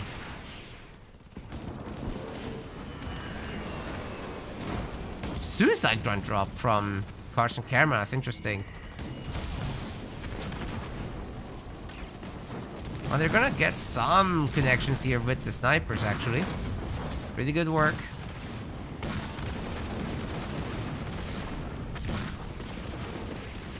Meanwhile, Team Red is crazily expanding over here. Team Blue just can't afford it. They're spending everything to keep the location in the middle. I'm not sure it will pay off, to be honest. These guys are heading to tier 2 now, you see. Oh, well, SAG Jolteon actually rather making Mastodons than tier 2, but tier 2 is coming for sure. Sean is not ready to go. Oh, wait, he is ready to go tier 2. Sorry, that was Kars's resources. Kars is not ready. He's only now upgrading his 2nd gen and he's broke.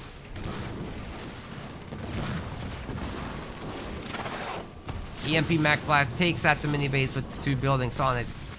It's pretty good value for money, but finally they got a hero kill. Finally they've secured the middle. It's all theirs now. They can destroy this expansion base. They can get their own expansions as well. On top of that, Sean is going tier 2. He's getting an extra base. And once they clean up this slot, I think Kars will take it.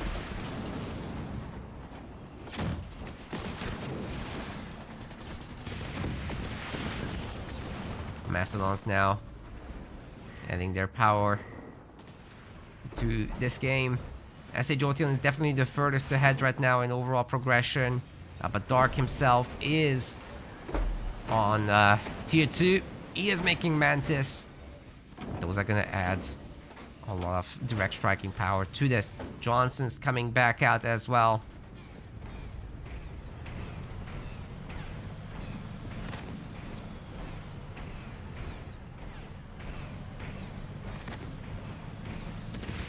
Pretty damn good snipes there. I'm sure the snipers inside of these are getting veterancy. But that's the thing, snipers can't shoot other snipers if they're garrisoned in a Mastodon or bunker. They just can't fight. Jerome pops out, but gets right back into the Mastodon. That's a really good victory turret drop. With the mines, ooh! Did a lot of damage there. Maybe the Chosen could get into one of these Mastodons, eh? But we're not gonna see that either. Just that light turret on the Mastodons doing most of the work at this point. Spirit Assault's ready again.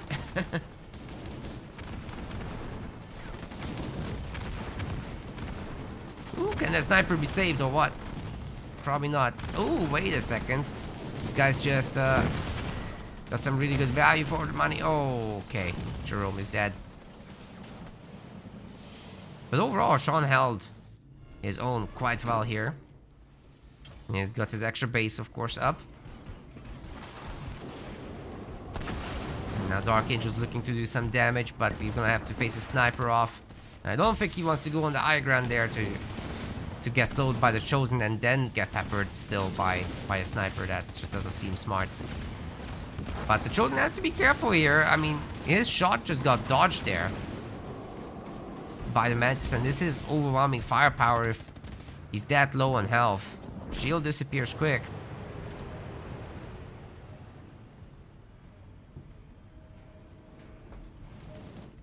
Jolteon's now adding a little bit of Nightingales. I don't know why he needs 2 air pads. That's probably not needed.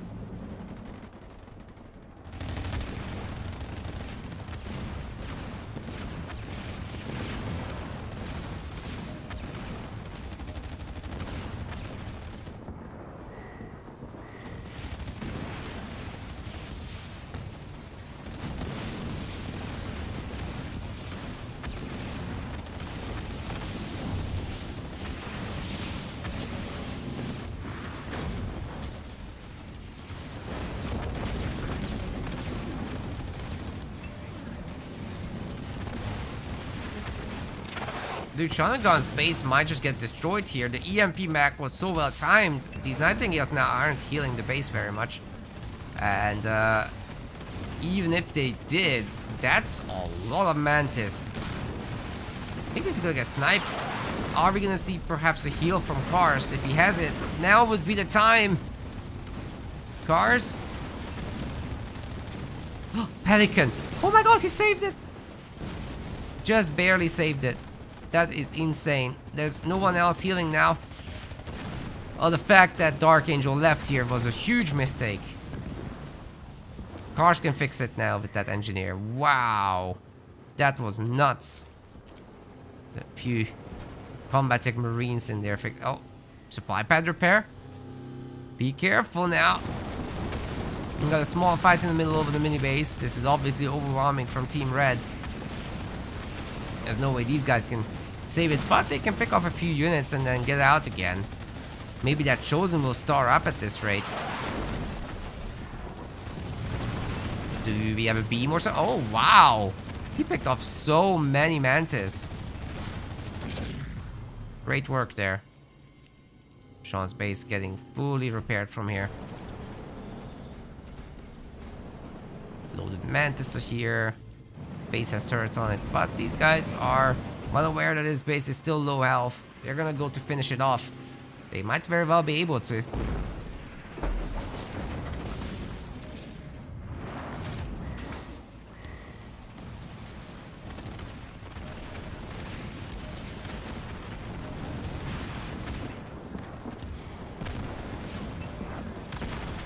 Quick Wolverine kill in the back before the main battle starts.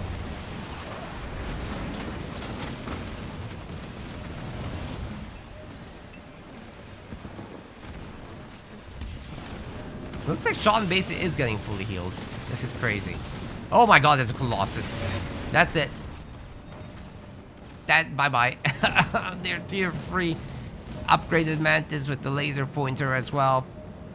All the cats go crazy for it. Polos Locos catching back up.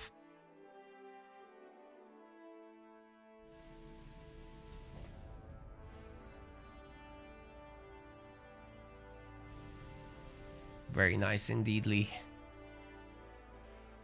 Maybe the prophecy is true. We're gonna get 7 games.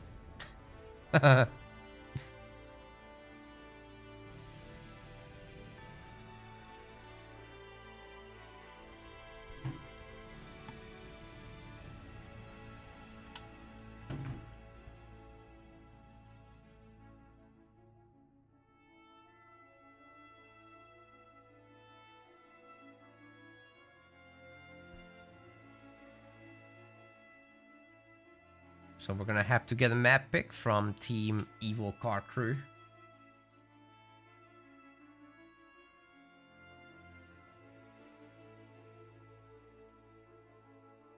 And they're choosing Rift.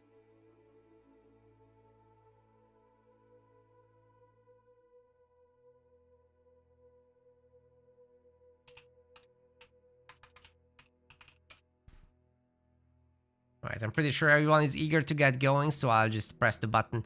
And nobody voted on the last one, so yeah, let's try it again.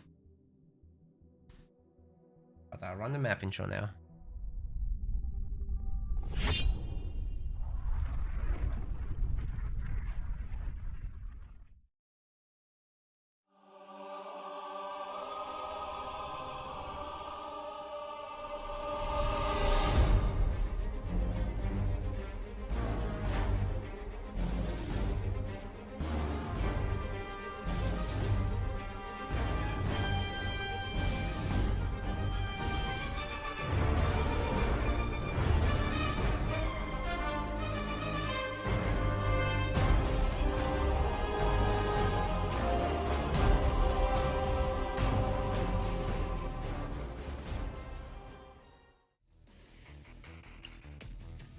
Okay. Guys are picking their leaders. Nobody's clicked in yet, but you guys got time to vote because of this. So, do you consider that? Place your bets.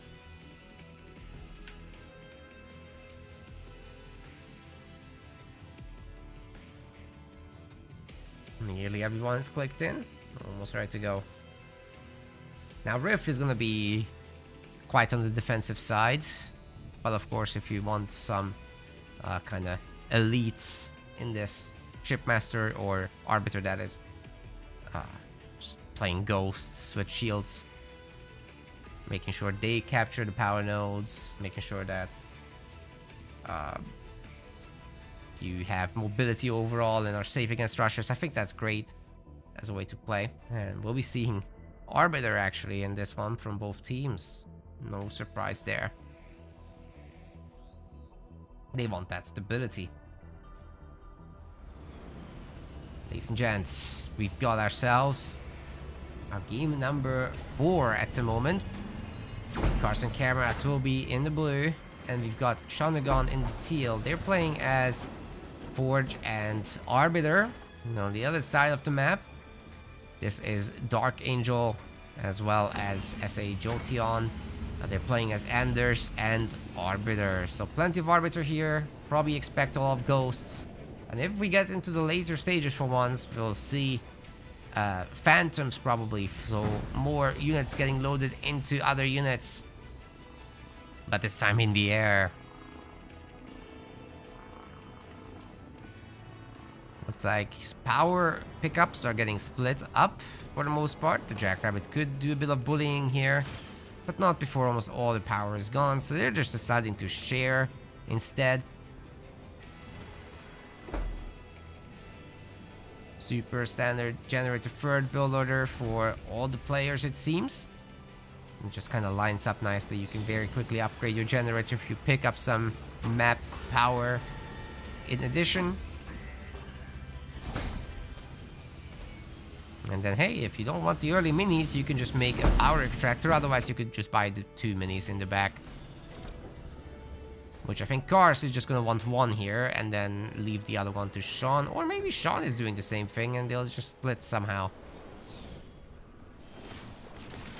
People do like their double generator builds, of course, on Rift because there's so much time spent in a safe way, right? SA Jolteon is not getting that second generator just yet. He is actually getting a harvester because I think he's going to be spamming ghosts here. And actually Team Blue is also making sure that Cars gets the 2 minis in the back because he wants to make ghosts. This is not just a faster Tech 2 thing, although it will be much faster than SA Jolteon's. And the other thing you have to consider is that Team Blue already has a power node. Team Red didn't even start. These guys are working on the second one. Full scout. So Team Blue already knows what's happening. No production buildings whatsoever, just scouts.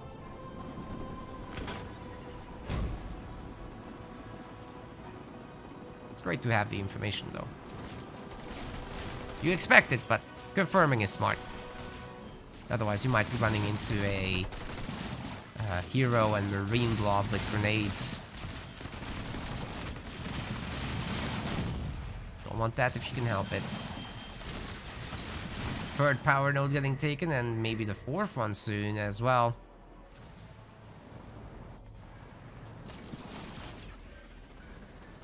Dark's getting turrets going now. And the watchtower, because, you know, Arbiter has cloaking grunts. You don't want to be caught by a ton of grunts just cloaking themselves in your base and then ghosts out of position and whatever. Although these upgraded ghosts can detect, they will be picking off the grunts in the middle of the map. Doing a pretty good job of that. Obviously the grunts can't really fight back easily. You would need engineer support for them, like with the engineer bubbles damage reduction of 30%, you can do a lot more. Even though your grunts don't have mines.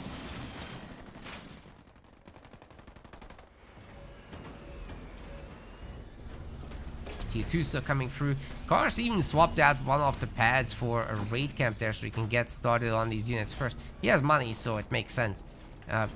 Also, we've got Dark Angel reaching tier 2 now. I wonder what he'll put down. Looks like it's just gonna be garages. Nothing unexpected there. Another garage. And then he'll work on the Forge Hog. He didn't bother getting that in tier 1 because of the ghost threat. Plus, don't forget, Sean actually has Grenade Marines, so you don't want to mess with that too much. Oh, those ramps were a little mistake. But it looks like the other mines don't get detonated. They have a very, very, very small activation range, so you actually have to step on them. Unlike some other mines, which detonate if you're in Narnia still. Like the Yap Yap one.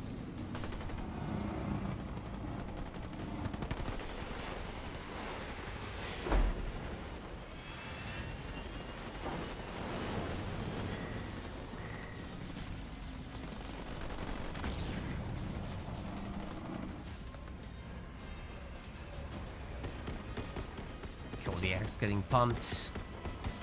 Hijack's getting... Wait, hijack? What? Oh, this is Anders. I'm sorry. I'm getting tired. Sean is the Forge, isn't he? Yes. Yes, he's got the Forge Hog right there. Excuse me about earlier. It's been 7 hours doing this tournament.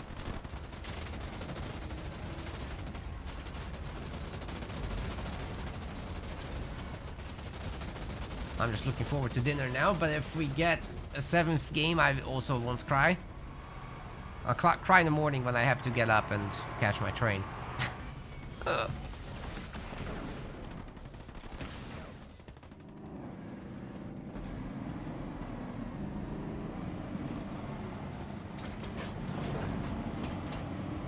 am not a morning person.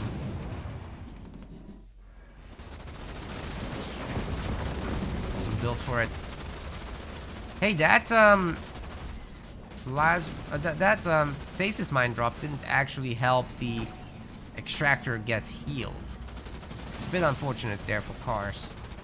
But then again, as long as he distracts the turret, it's all good, right? Just gonna get some engineers back home, fix it all up again. No harm, no foul here. I wonder if Sean is just gonna start stacking up power now so that he can go for a tier 3. These guys have had control over the power nodes for the longest time, so they don't have much to worry about. Oh god. These guys just went in for the Forge Hog kill. Risked everything to get it. It worked. Sean didn't seem to have mines. He's only got the one Cyclops as well. Did one of the Marines use the grenades yet? No, there it is. There it is. Which is a really good reason actually to save your heavy metal for. I'm not sure if he's had it this time, but if you use heavy metal and heal, there's no way the ghosts do anything there.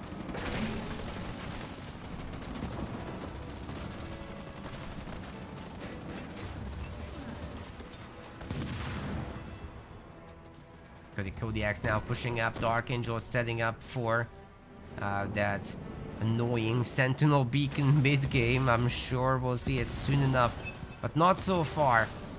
Okay, you should be clicking it in now. If you get beacon and then synergy and then later the Super Sentinel drop, there it is. Every Kodiak shot now spawns one of these annoying Sentinels and just keeps the pressure on you. It's really stressful actually to play against. Like, you really gotta do something about it before your base gets wrecked. You know what? You can't make these two buildings anymore because they just get targeted in 2 shots.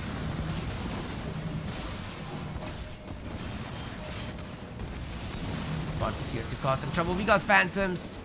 Everybody loves them, right? Okay, probably not. That's an exaggeration. Phantoms on both sides. Now that's your favorite. Sean's base is getting brutally murderized. Doesn't seem acceptable to me. Where's the Forge Hog when you need it? Give this base a lot of extra health. Turret's getting upgraded now. Gosh, just doesn't have enough stuff to protect our Sean. We've got the counter attack with the Arbiter. If the Arbiter was home, that would make a big difference, actually.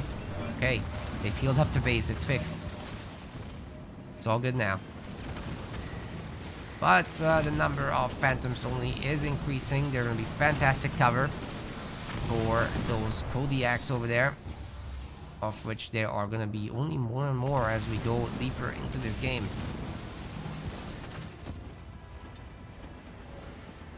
Sean is still a million years away from tier 3, actually. How that happened.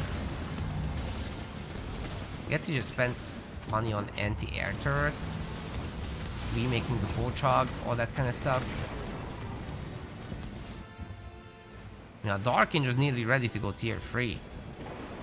He's just gonna swap into Vultures. He could take Sean's base down with that.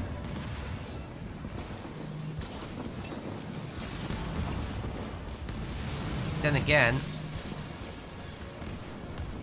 could just go Retriever Sentinel, but he doesn't have Sentinel synergy, you see. That means the Retriever won't have shielding.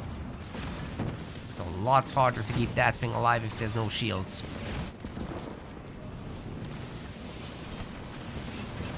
So I think I would have liked to see him double down a bit more on this Kodiak business.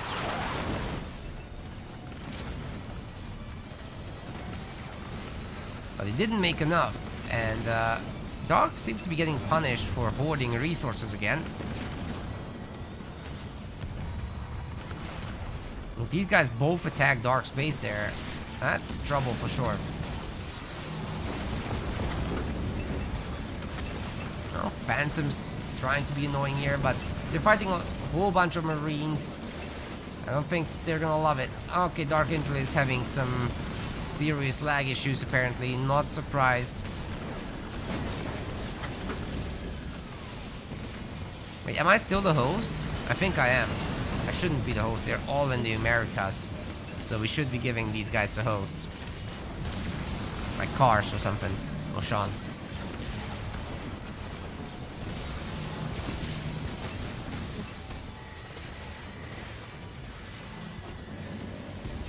Cars is 99 population. Very nice for him. He's such a good arbiter.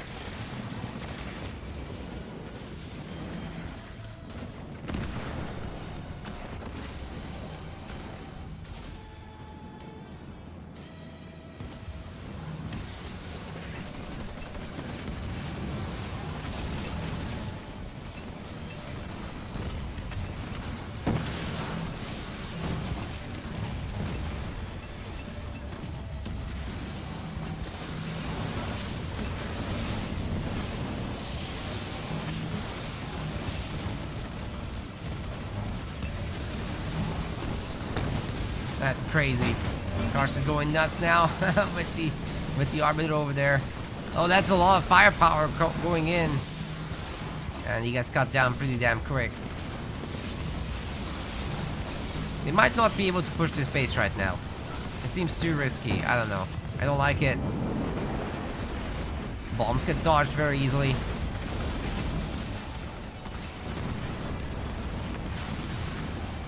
Man, the Phantoms are getting some nice pickups on those Kodiaks. Holy cow. A lot of resource value there. But still, nobody touched Karst's army so far. They're doing fine. Oh wait, the anti-air turrets are starting to touch it. There's 2 anti-air turrets. That's so effective. Holy cow. USC anti-air turrets are really strong. Way better than the Banished ones. But then, Yellow Banished gets to shielding, so can't complain about that.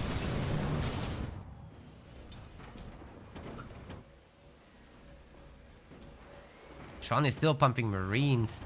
But he's in tier 3. What is going on? Why aren't we seeing Vultures? It's not like the Hunters are going to shoot down the Vultures or the Elites. They have no chance against them, actually. I'd love to see a Vulture swap. Somebody yell at this man. 100 pop space, getting 7 slots. It's time for the air swap. Maybe they can nab the base. But that's going to be difficult too.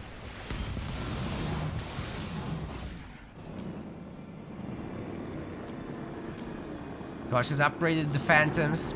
I wonder how he's doing with the other upgrades. Looks like infantry level 2 is coming. Is that infantry level 2? I think so. Look, where's the raid cam? Beam cannon now. Wait, there's another raid cam somewhere. Where? Dude, that is ballsy. Infantry level 2, yes. That is a very ballsy location. Next for cars will be the second population upgrade. So you can have an army of 120. This is our first proper late game scenario today. Everyone has 100 pop armies. Except SA Jolteon. I'm sure you'll follow up too.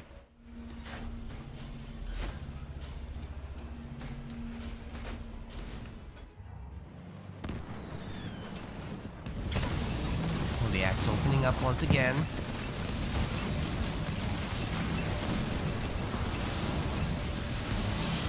That is a lot of sentinels spawning. I think you might have synergy.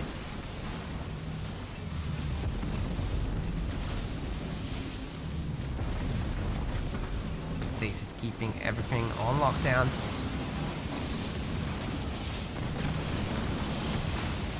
And of course, it's just a significantly better army right now than SA Jolteon does, so this might just make all the difference. The Arbiter is the power player in this. The longer you go with these guys inside the Phantoms, they will level up so much faster than anyone on the ground could, because if you're in a garrisoned into a unit, or garrison, then you are not moving. Moving units have a bug where they don't gain experience. So, you know, standing still, getting kills, that works for them. There's probably some veteran 2s and soon veteran 3s inside. It's a lot more damage. That's a lot more tanking potential. Oh, hello there. We got the Retriever Sentinel as well. Finally, it can make a real difference and not just be used as a GG unit before tapping out. Like I said, real late game. Only fitting for the finals. That's a good amount of Wolverines from Sean. I would have preferred, though, seeing a bunch of Vultures from him. But hey, he's got 120 pop space. I'm sure he can make Wolverines work at this point. Vehicle upgrade 2 is coming through. I prefer sending 6 nukes to this thing and deleting it from the game. I think that works better. Just my thoughts on the matter. Sean certainly had the time to set up. His 4 truck is also tier 3 upgraded.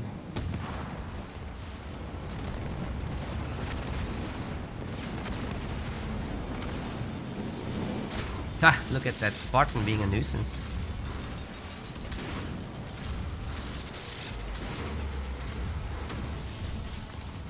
Still manages to capture, but yeah, that Spartan's toast. Bye-bye.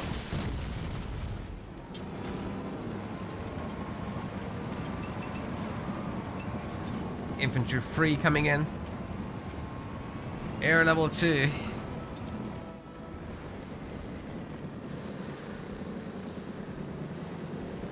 Infantry 3 for SA Jolteon as well. And for our... Wait, that's the wrong gamer. For Dark, he's not really doing anything right now. I'm sure he's thinking about getting the population upgrade though soon, right? Hopefully. Has a tendency to forget about it.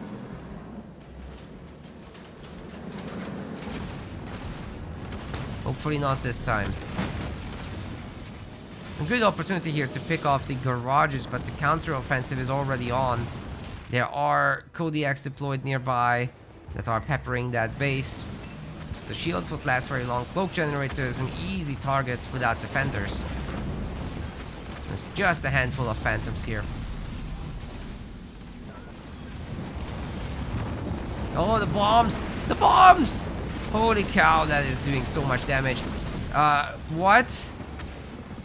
Oh. I didn't expect that guy to just keep fighting the phantoms there, but apparently that's what happened. I'm so sorry for missing that. You cannot expect that. I'm like, oh, the Wolverines are here. Surely he's gonna avoid the phantoms. But no, ran right into the Phantoms, and the Phantoms are full of grunts. That's anti-air too. I think SA Jolteon is gonna get his base deleted here, courtesy of Team Blue.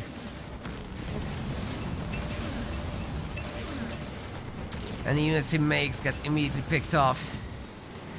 You can't just make a Scarab or something like that. It wouldn't work well anyway.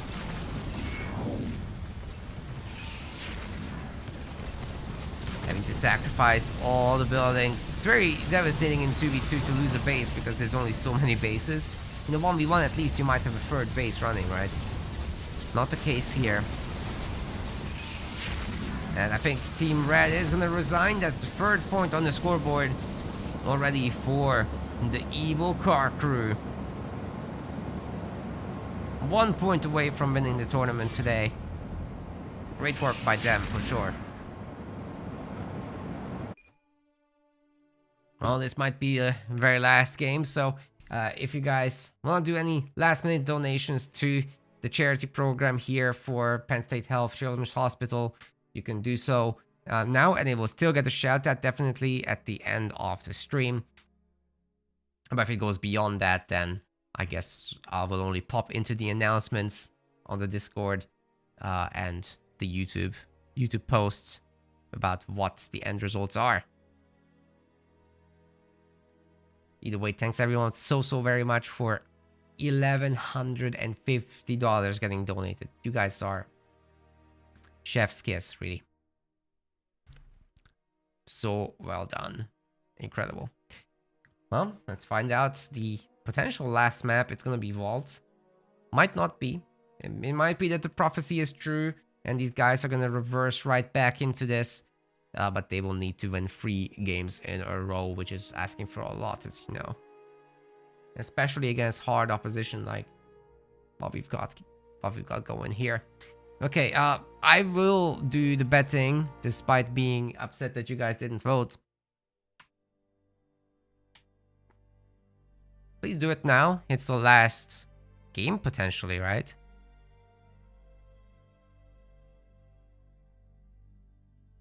Off we go to Vault.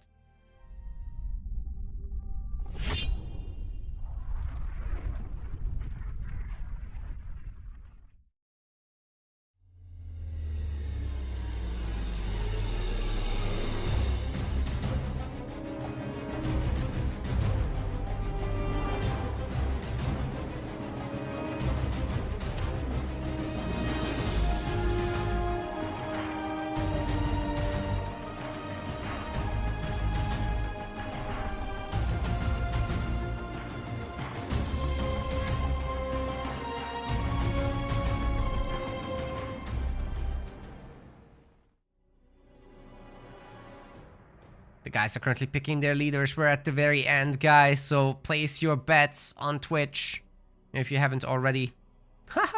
How are these guys communicating? I'm not sure. They might just be doing pings. We're working on figuring it out earlier. That's funny. Maybe Dark does speak some Spanish, I don't know. If I recall correctly, SA Jolteon is from Mexico. Right, I'm pretty sure that's the case.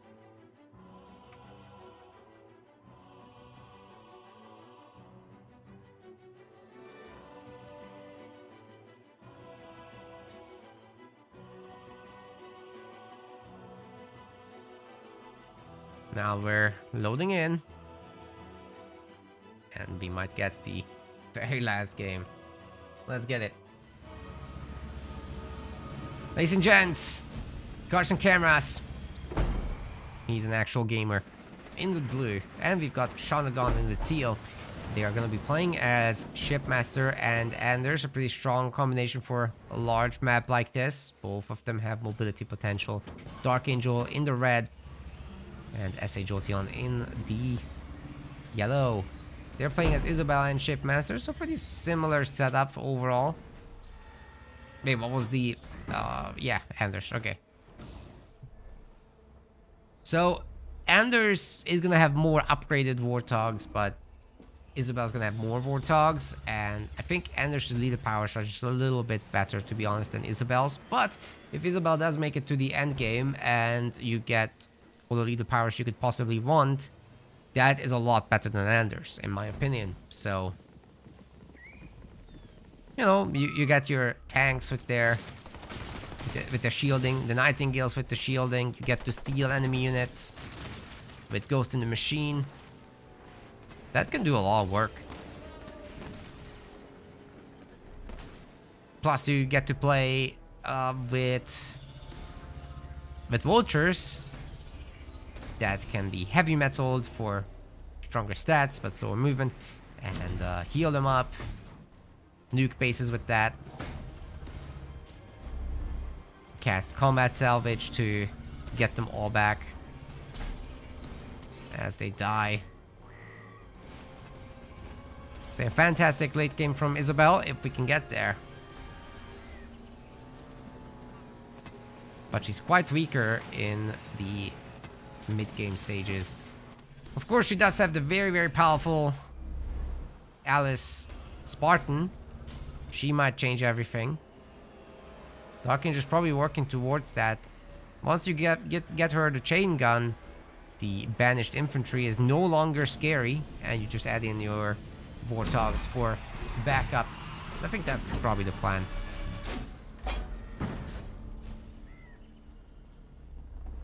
Team Blue has the middle minis though. And as you guys know, that means what? Six buildings on mini bases versus just 4.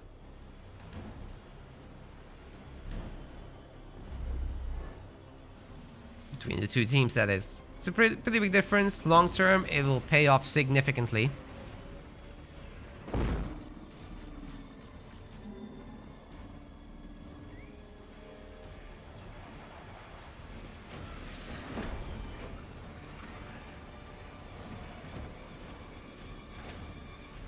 Now this is coming as predicted. And we're gonna have a bunch of elite grunts, and Marines are also working already on his power node. Sean, I think, likes to play infantry here. He doesn't bother going scouts.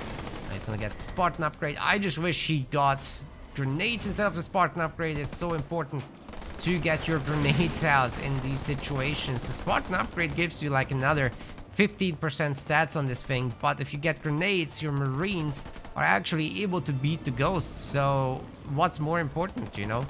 I'm pretty sure it's the grenades. You can get the Spartan upgrade later. I know it's annoying that you can't recycle that hero building right away, right? But you'll thank yourself later when you kill 3-4 ghosts every grenade cycle. And instead of making them fight you, you make them leave. Because they can't take it. Alright, Dark has a huge opportunity here for a slam. And catching those grunts, but not going for it there. Likewise, the honor guard could be very much caught by the ghosts. Especially if this is backed up by the Spartan slam, but it's very out of position, doesn't want to commit it for some reason. Chained stuns or rams rather are very, very nice, but still a lot of damage coming through from this honor guard. And ultimately gets out at low health with extract. We'll be getting a full heal after all this is said and done. Full health, there you go. And if the base had been hurt, that would also be healed. Anyway, not the case. We've got a foundry coming up, as well as a raid camp. No extra bases just yet for anybody. So expect some more heavy fighting as we enter the early stages of Tier 2. Sean has a beautiful, huge army. He's got grenades this time, and he's not falling for the hologram trick. Oh, that was a really good grenade throw. See if he can get some more. The honor guard is also upgraded to Tier 2, by the way, so pretty potent boy here. Drop turret's gonna stun that Spartan, but Spartan just jumps out, no problem. Jetpacks, OP.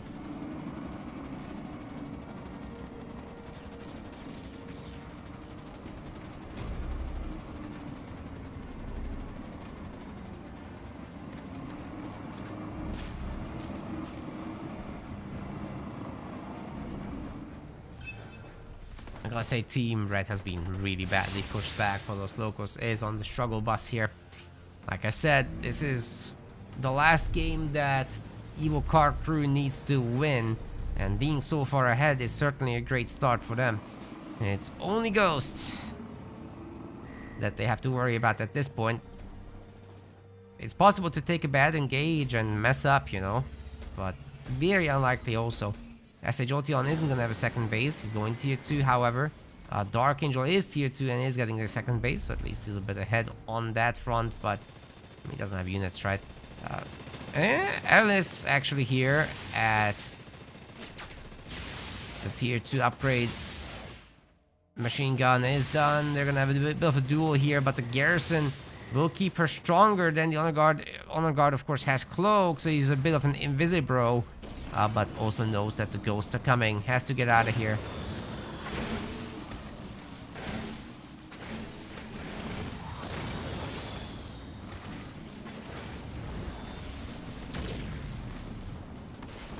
Snipers are putting some further pressure on that Spartan. Plenty of Marines here to guard against the ghost, but is it enough? Maybe not.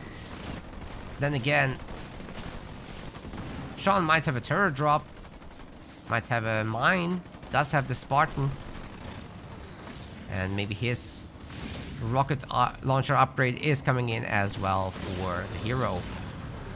That will help a lot against all these ghosts, especially if they clump up. The AoE is going to be disgusting. Oh, look at all those grenades coming through. The Marines have also been upgraded, so they now have their own little baby rocket launchers.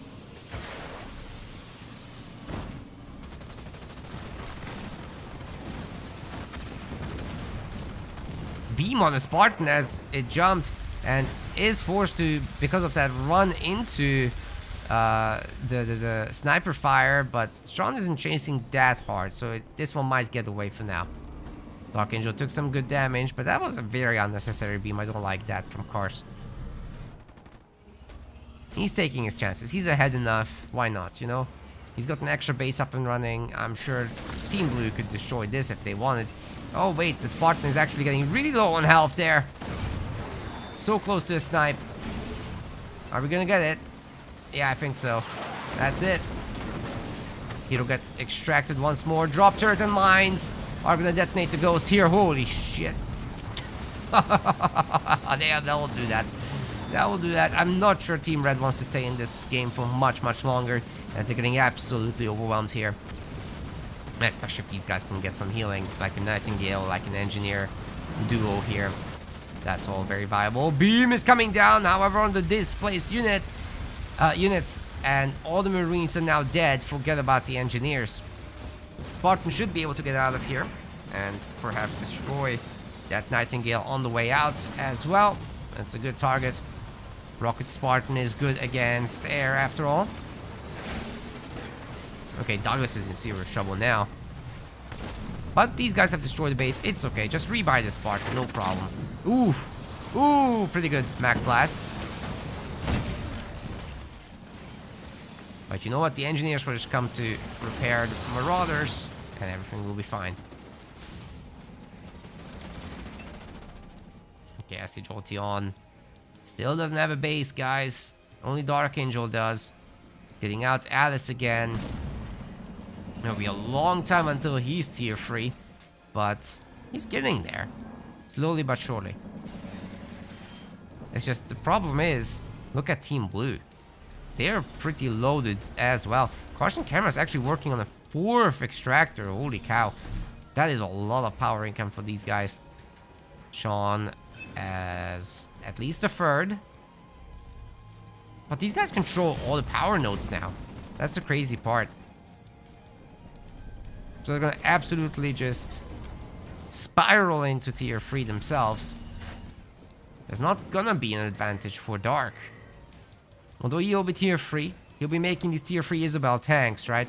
But he'll face hunters with assault beam.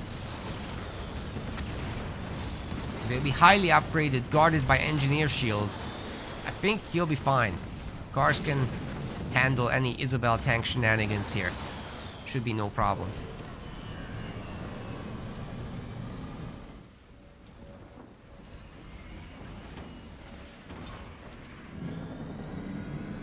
spirit support gets called in. More Chads, more Steves, more unicorns.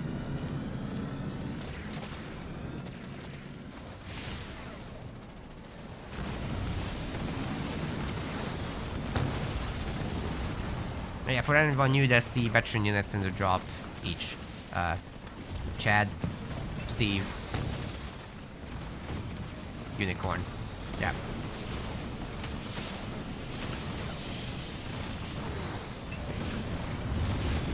Oh! Oh, as if that was necessary. Guys! Okay, Sean is here to finish it. No tier 3 for Isabel, that's for sure. Dark is hoarding money, but I could have gone tier 3, I suppose, but this base is gonna be destroyed now. The Retriever Sentinel is fantastic against buildings. Once that repair power is gone, this is gonna disappear very, very quickly. And especially that middle beam. That burst attack is very, very strong. Can't displace everything. So much for that. They're giving up. Dark Angel and SA Jolteon are gonna call it here. As Evil Car Crew takes tournament 4-1. Thanks to Dark Angel for hopping in. Thanks for SA Jolteon for finally fixing the controller issues that he's had. And thanks to Evil Car Crew for their patience with this whole thing. And of course, thanks to all the viewers and all the donators who have made at least my day today, but definitely, I think they will have made the day of Penn State Health Children's Hospital, who are about to receive a massive donation of $1,160 now, as somebody else has given a donation there. So you guys are incredible. That's a plethora getting added to the list. Beautiful work. Right, 4-1, excuse me. Ladies and gentlemen, beautiful tournament. Bravo. Bravo to everybody involved. I'm very happy to have been here. And,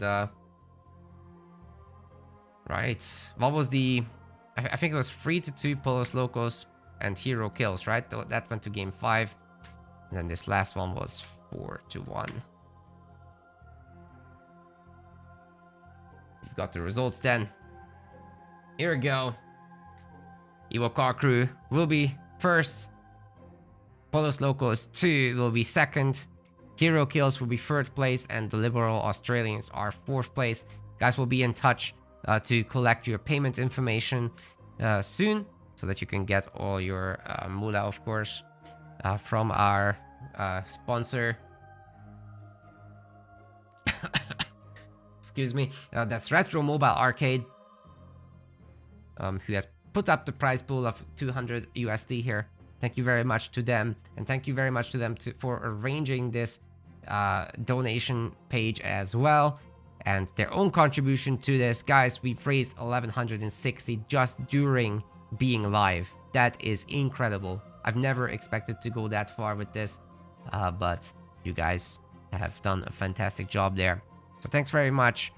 I think I've given you guys the wrong details for the vote, so I'm just gonna delete that. You would have gotten it back. Anyways, thanks guys so much to everybody. Whew. I'm gonna call it here, alright? I'm gonna call it here. I'm gonna go eat something and then I'll go to sleep. I'm gonna find somebody to raid. Thank you all very much. We'll be in touch and let you guys know about the final results. And from Extra Life Hershey, I think Jen is also gonna get us a summary at the end, maybe some reactions from the hospital, even if it's just an email. We'll make sure to share it with you guys as well, probably through a mass email through our website. So congrats to all the winners, all the top 4 players. We're gonna find somebody here to raid over on Halo Wars 2. Who are we gonna pick? Is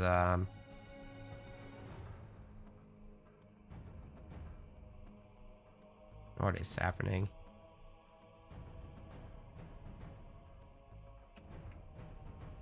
don't know if Sean is gonna do any more stuff.